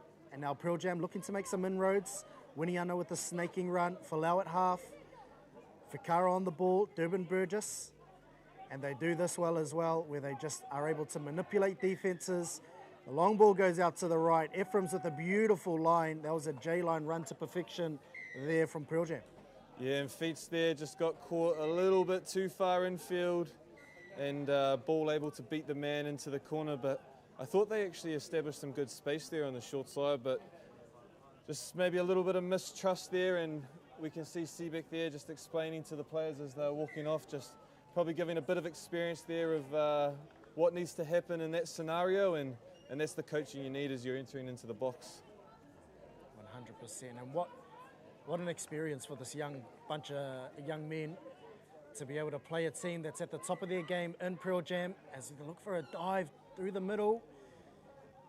There was Kneebone looking to catch the middle defenders offside, but touch has been called. But what an experience for them to play a team at the top of their game like Pearl Jam, especially at a tournament where you may not be able to get that at any other time of the year. So such a great tournament here, the Trident Homes Kaiawa Touch Club Champs. Yeah, they've established a little bit of a convo in the second half, has Jai Tafunga and Ethan O'Donovan. Maybe a couple of boys with some good feet, as we see a little bit of a fullback play here, set back to be able to fly forward. Made it to good effect there, did O'Donovan. So not only can he do it on attack, but he's also a defensive workhorse as well, which is a great attribute to have as a middle. Now Morgan Putirangi gets the dump right on the 7, and Morgan Tafia just unable to scoop that ball up. And it was looking ominous there for Gunners. Ball goes to ground though. And Morgan Putirangi just applying some defensive heat as they look for numbers.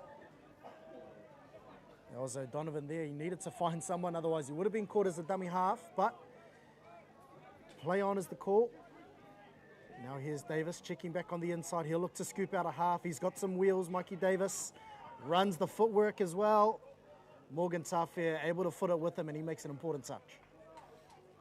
Yeah, Mikey, a very experienced player, was also part of the New Zealand 7 system there in his younger days, so he's got a heap of game, and he's a great attacking specialist, and one of Canterbury's greats, so the boys will be loving being able to play with someone with that type of toolkit, I assume, as we see Pearl Jam just looking to get back into some rhythm. Been a little bit off as Georgie looks to open up the tempo, so they look for a passive play out the back, maybe looking for a tip-in type scenario there, but ball floats forward, TJ unable to get to it in the end goal, and yep, Alicia calls that a forward pass, so we'll be coming back to the centre of the field. He definitely put his body on the line, didn't he, Kaiawa, to try and get there, and I think he may have just copped a bit of a knock to his forearm in the process. He's subbed off for what seems like the first time this whole tournament, and Louis Nickel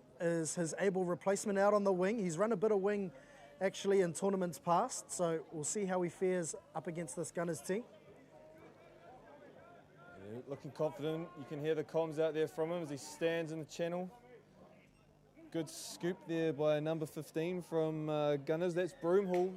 He's actually got on the back end of a few sets this half, so it's good to see that his confidence is high as Pearl Jam look to come down this left-hand channel. Yeah, and it's definitely a testament to this Gunners side that they've just been able to stick to process. You know, they're not put off too much by the score. Obviously, the score is out of reach at the moment. But they've done well just to sort of hang in there and at least be able to attempt to foot it with this Pearl Jam outfit. My apologies before. I see number 9's on the field. My eyesight is not great.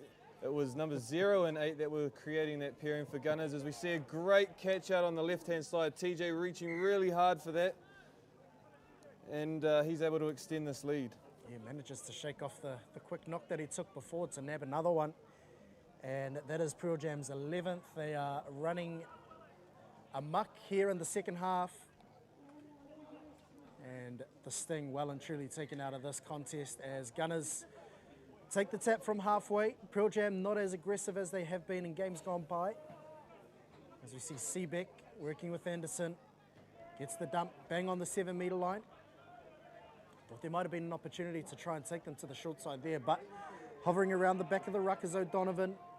Seebeck feeds, O'Donovan dives. And Morgan Putirangi, he has had a recurring problem with this hamstring. We saw him injured in the semi-final of the Whakatane Touch tournament against Playing Up. And it looks like he has re-aggravated it. You can see the heavy strapping on his hammy. And he's an important cog in this Pearl Jam outfit, Kava. Yeah, he doesn't look happy with what's happened. But it takes nothing away from Gunners, who look to attack straight away. And I think that's Kneebone finding Seebeck. And he's just even making sure that Danion's okay. So what camaraderie by the young man to one of the greats that's going around at the moment. But as we see Danion just walking off in the background, he doesn't look too happy about potentially what's happened. Probably a little bit of frustration when you have niggles and injuries. It's never pretty, and we wish him the best with whatever comes from what may have just happened. But hopefully he'll be able to run this off, and we'll see him later on in the tournament. Oh, and hamstring, that pass has gone a mile forward. But, you know, hamstrings are just one of those injuries that are just difficult to get right. And, you know, it has really hampered him over the course of the summer. They've really stacked this left-hand side here. Pearl Jam looking to run a bit of an unorthodox play. A bit of a live second man, a live front door, back door. Winiana unable to get around Anderson, though. A bit of Mahu magic out there, that looked like. And we'll see if they can run a little bit more as Fakara throws the long ball over the top. It has drifted forward. A more common play we're seeing, Native, with trying to bring that sweep around on the look to exploit a little bit of a collapse from that open side. And we saw that there, that if ball went to hand, we were probably seeing Jackson walk over in the corner. And I think it's made it all the more dangerous when you've got someone the calibre of Tamatea Winiana swooping around the outside. Really does try to collapse that defence. Gunners will take the touch, and that'll be us for the afternoon. So Pearl Jam have run away with that one. Gunners, though, fought right to the end. Kava, what did you make of that one? Yeah, what a game. It was cool to see this Gunners team play. I haven't seen them for a few years. They were definitely younger the last time I saw them running around, and I'm really excited for what the future holds for this group of young men. But it's also good to see the class of Pearl Jam. You know, they respected them, they played hard, and the scoreline probably reflects that. But it's going to be interesting what tomorrow brings, and I'm excited to see both teams and where they end up in this tournament. 100%. Tomorrow we do have semi-final action, but today we've got one more game left coming to you live after the break. Join us then.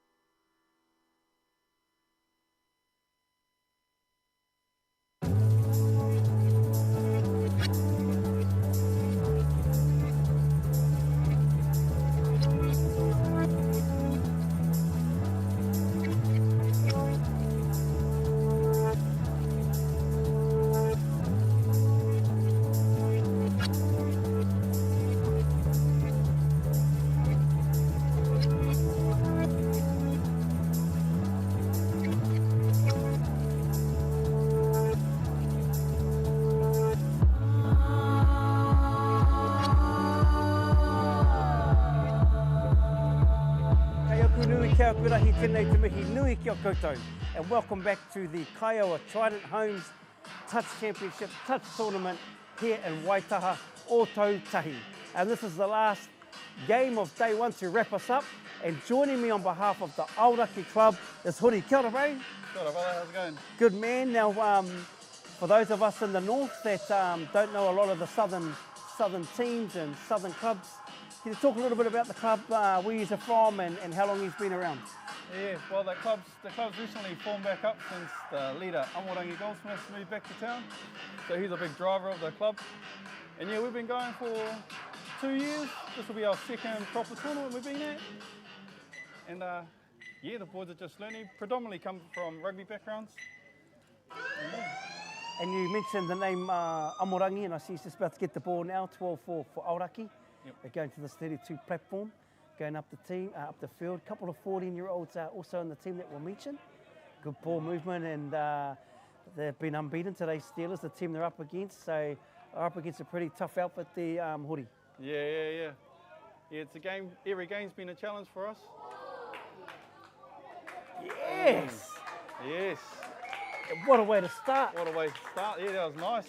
And number 6, I think, touchdown there. Was that Turtle? Yeah, that was Turtle. Wow. So he's well known for stepping Cody Taylor last year in the semi-final. He lets everyone know about that. Okay. Yeah, it's on his highlights reel. But what hands, and it was that man Amo for a nice left to right, and that would give them all the confidence starting off like that. Way to strike on the big dogs early up. Here we go, Afion Jones, Legion Hotham, E4 Jones, little sweep play, check it back. Legion's going to go through the hands. Oh, nice left to right.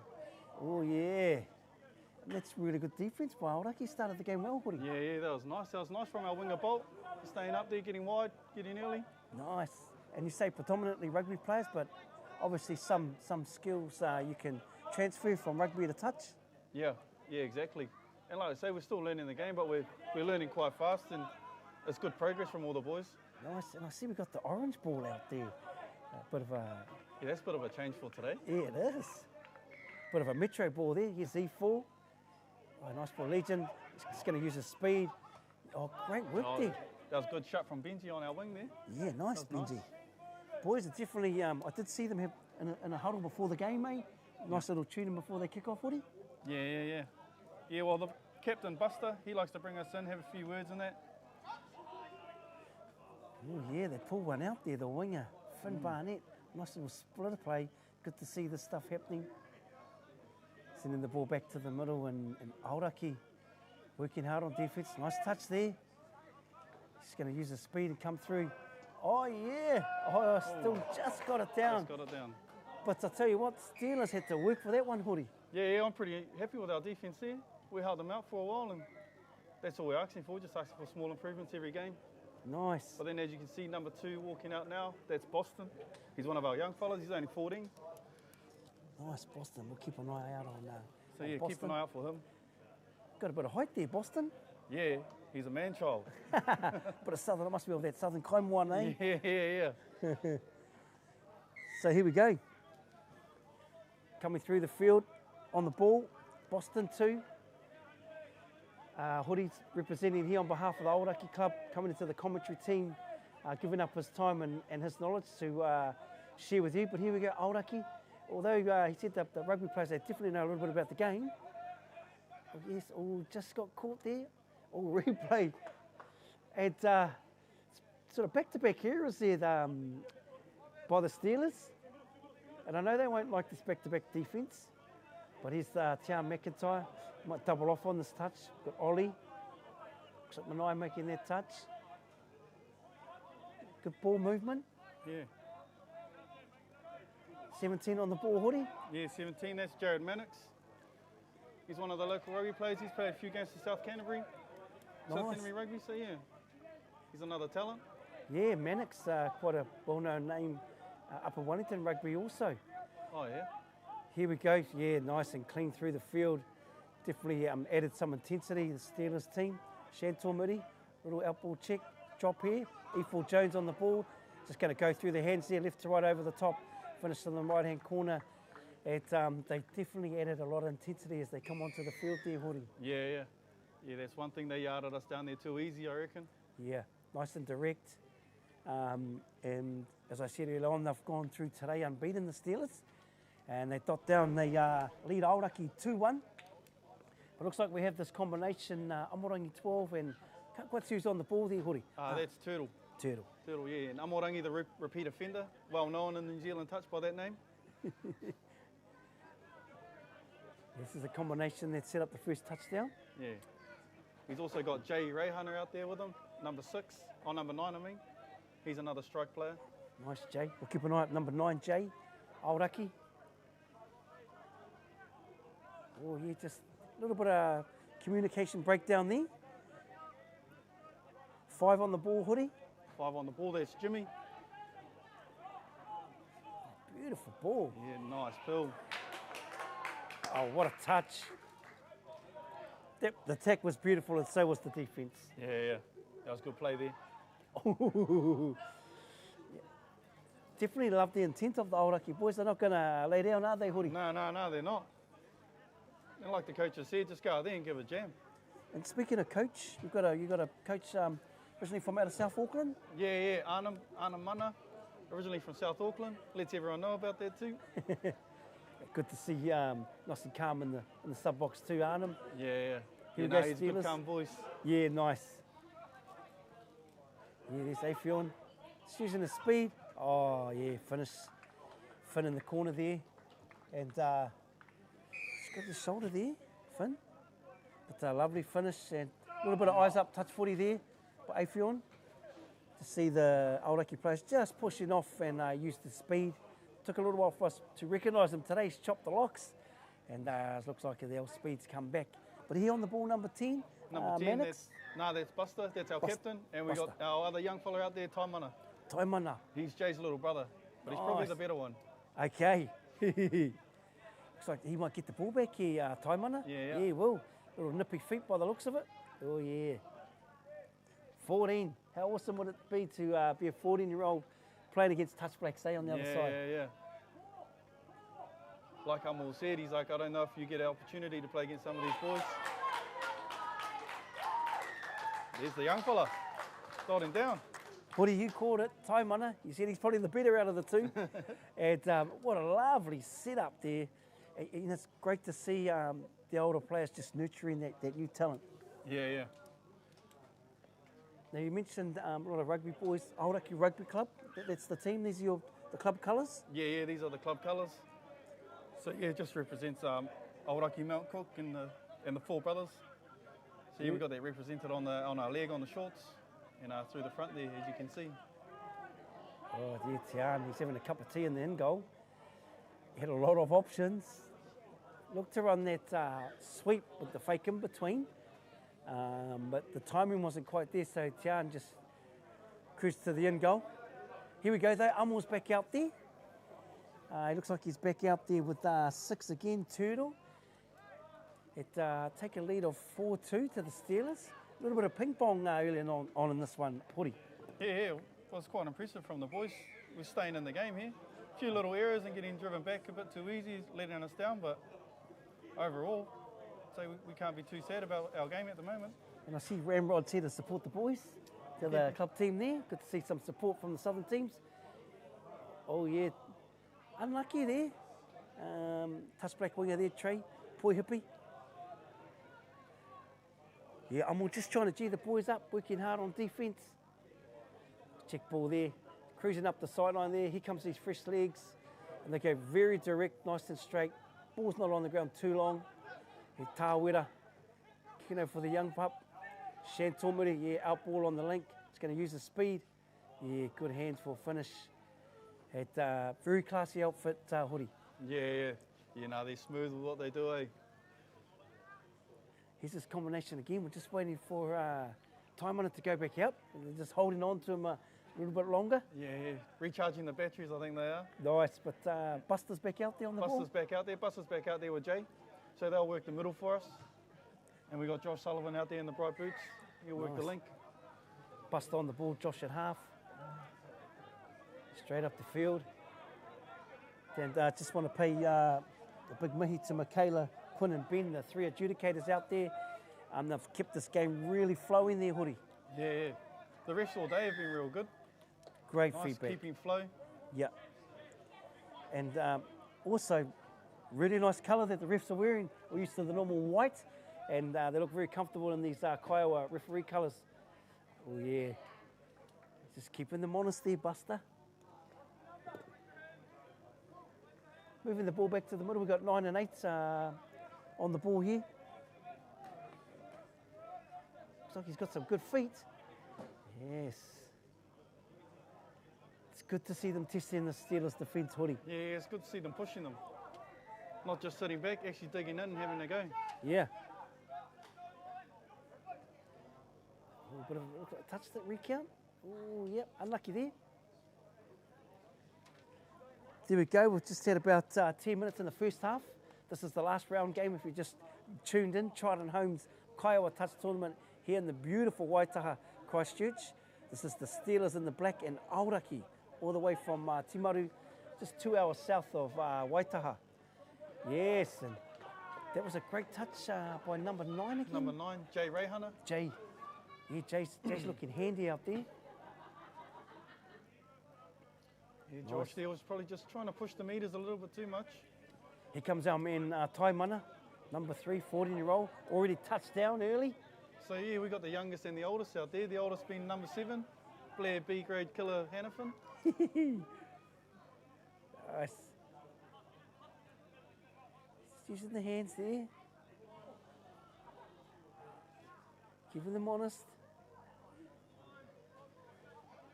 Might show and go through here. Oh, nice late cut. Yeah. There we go.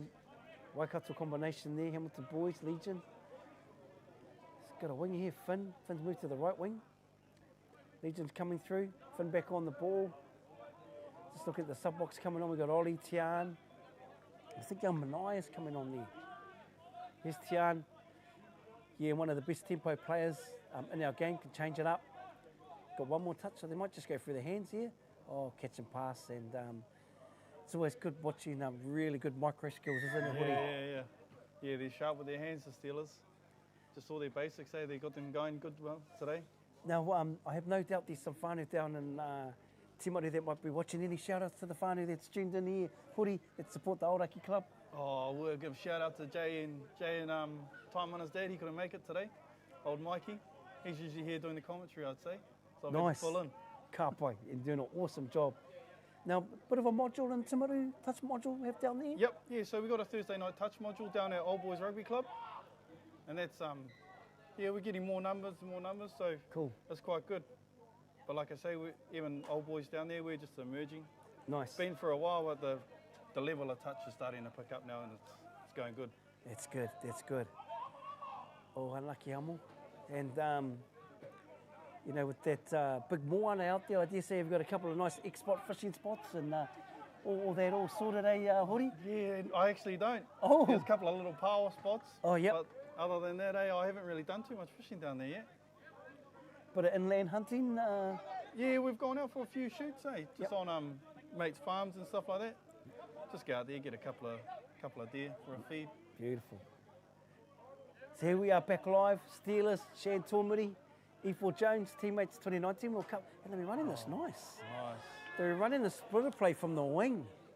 It's, I must admit, it's not a setup you see with a winger, so it's awesome to see. Trade coming in, Finn ran one in earlier on in the first half.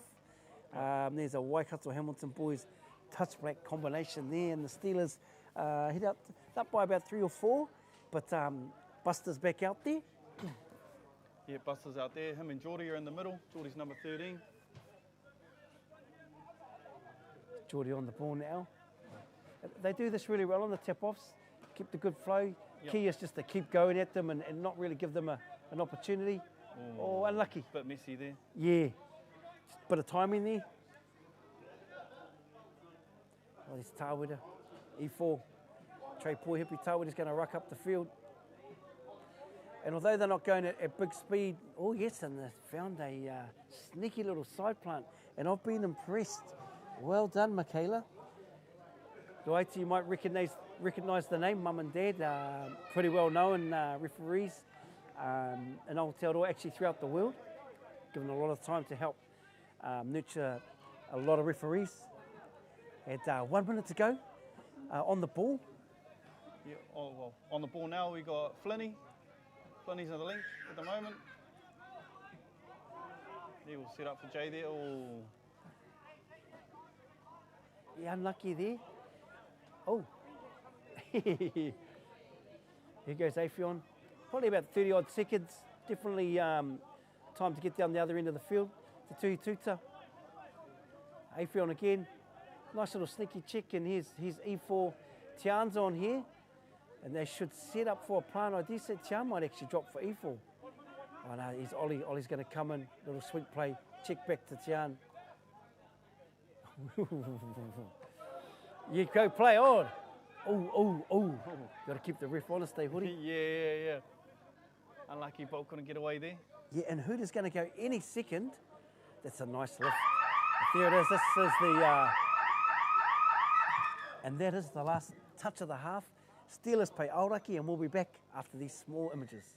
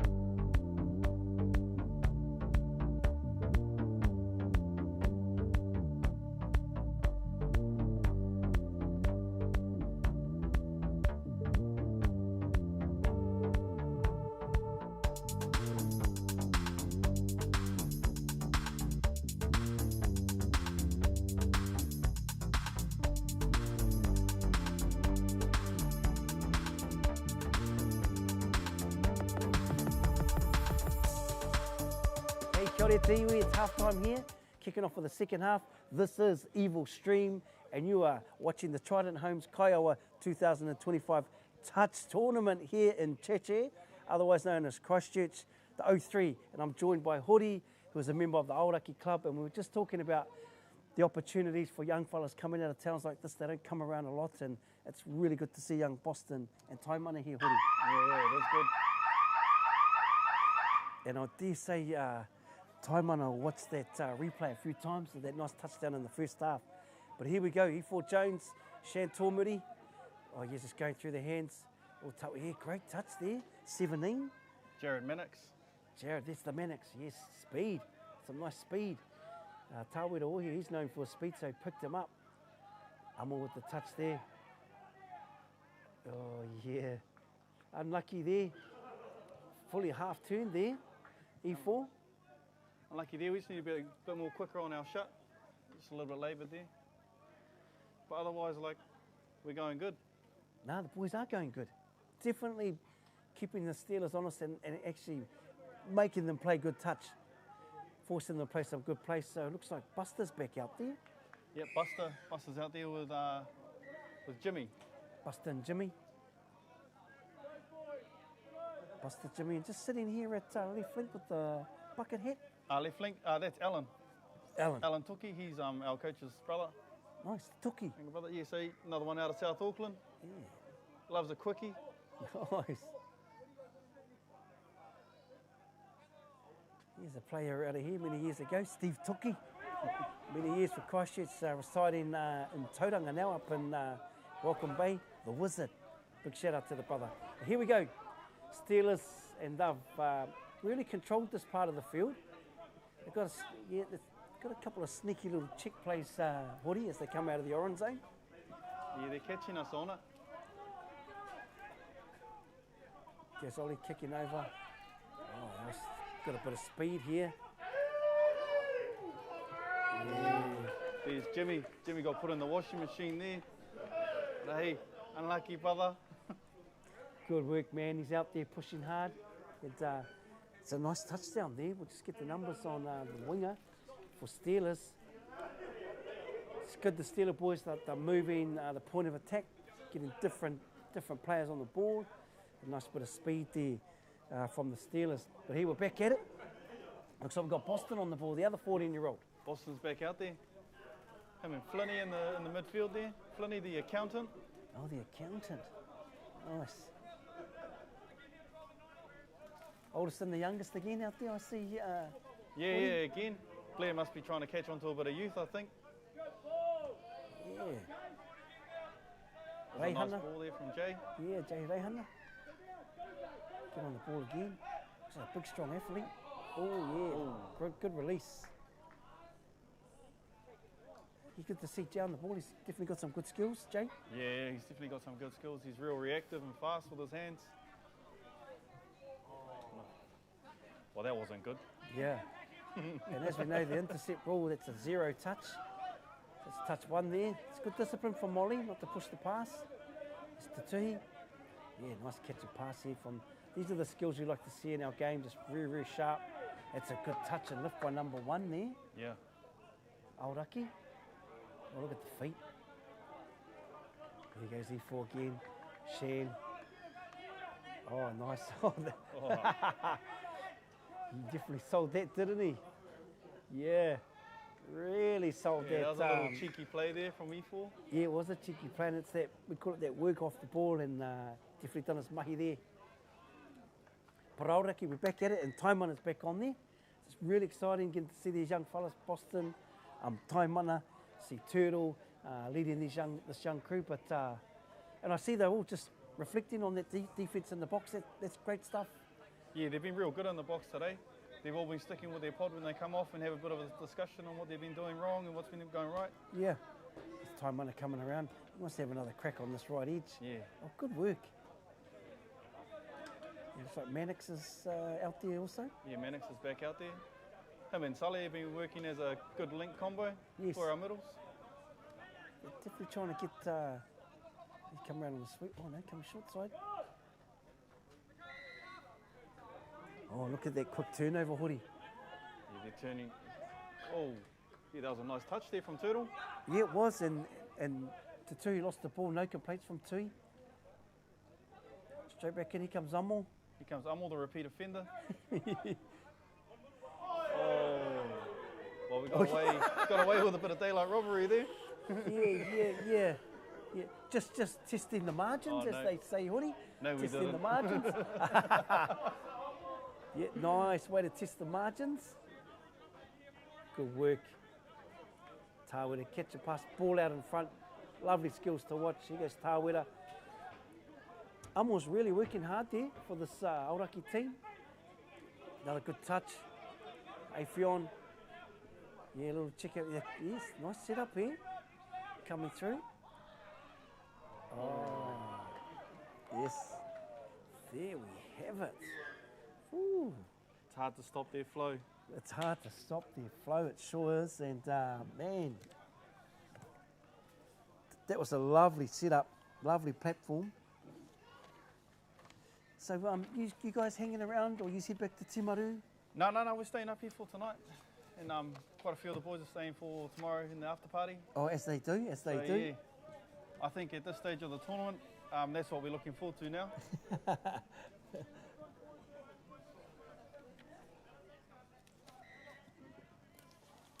If you joined us here, this is the club out of Timaru, Aoraki te maunga.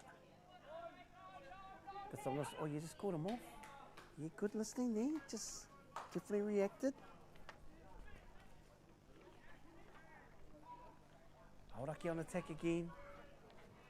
Just opening up this middle gate, off the right foot, little leg cut.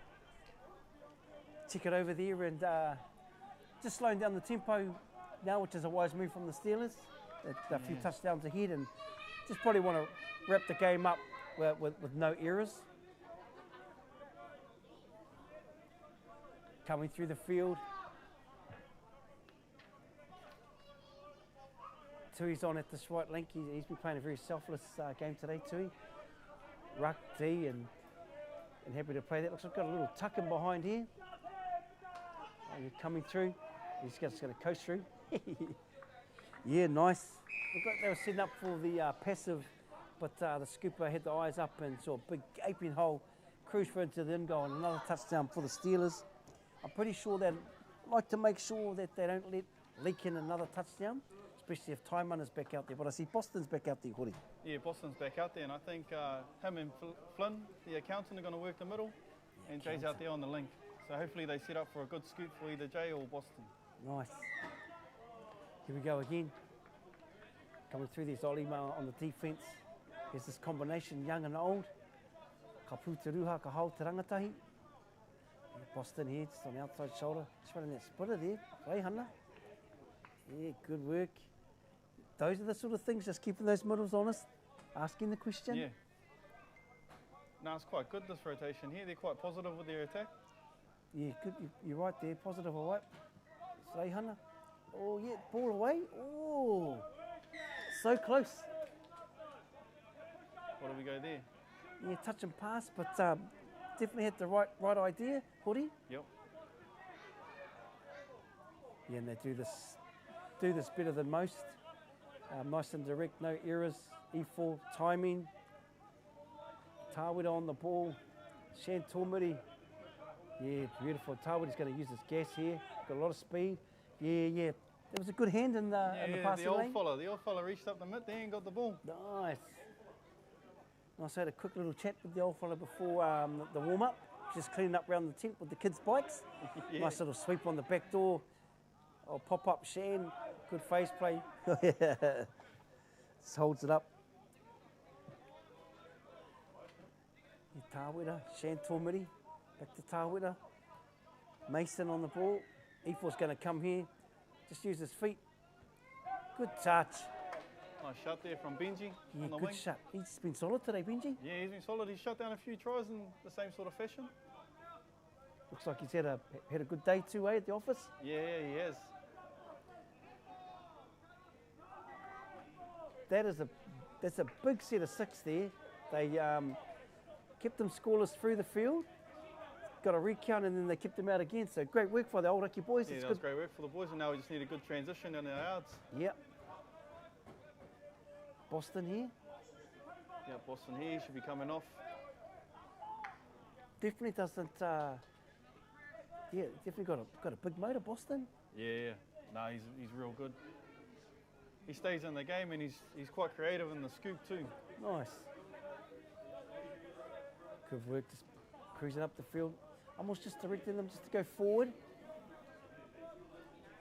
Yeah, moving the ball around. Because if they just keep this sort of tempo, this flow. Yeah, they're flying up the field quite nice in this set.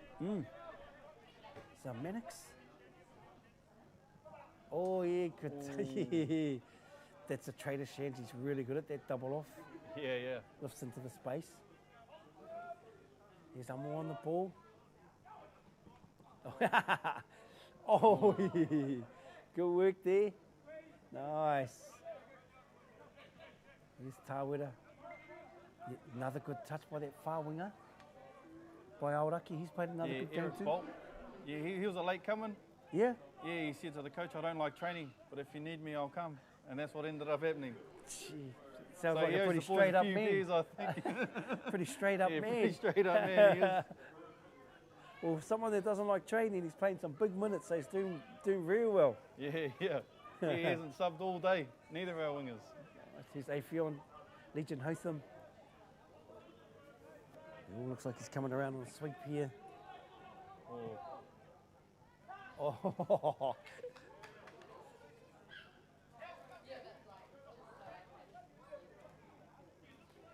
Another good defensive set by Yeah, it's good. Yep. Holding them out. Yep, they've gone back to back, holding them out. Nice work. And you know, last game of the day, the Aoraki boys looking good, still running. Yeah, still running well. A couple of the boys have been stiffening up over the day, but that's what happens when you're 42 years old like Blair Hannafin. Yeah, so true, so true. But still, not just running, but still moving good. Nice, that looked like a little short hole just off the scrum.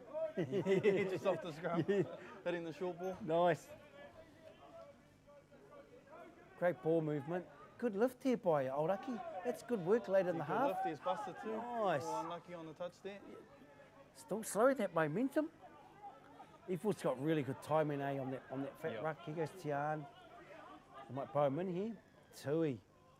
Yeah. And Tian's just got time to burn, late cut. Yeah. It's a nice pattern and in the tempo that they do things. They're really pretty to watch. But here we go, back again. The boys are getting ready for another tap off. And what about this weather, Hori?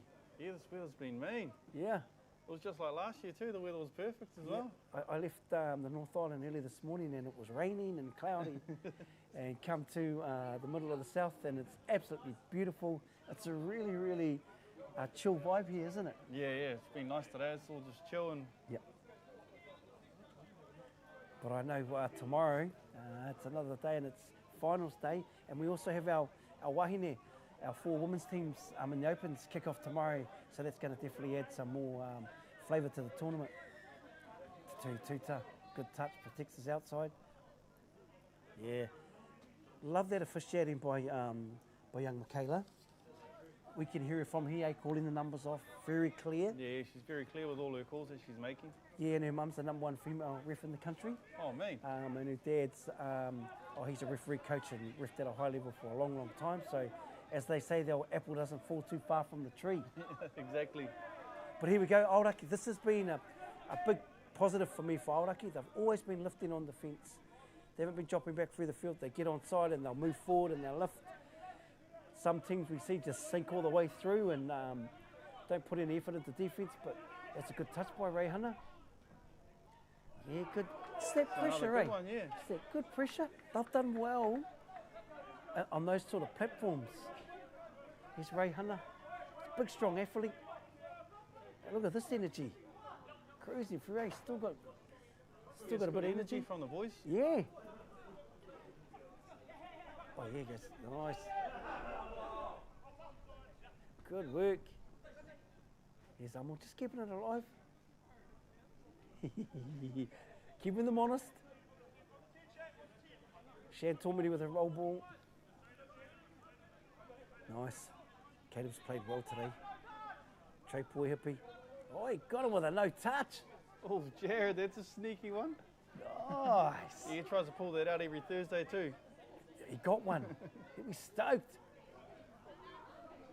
He's moving it to the sub box. Yeah, nice. Oh, yeah. Still a bit of zing there. On come the fresh legs. Fresh legs here, just waiting for our man Taimana. Yeah, waiting for Taimana to get back out there. He hasn't had a sit yet. No.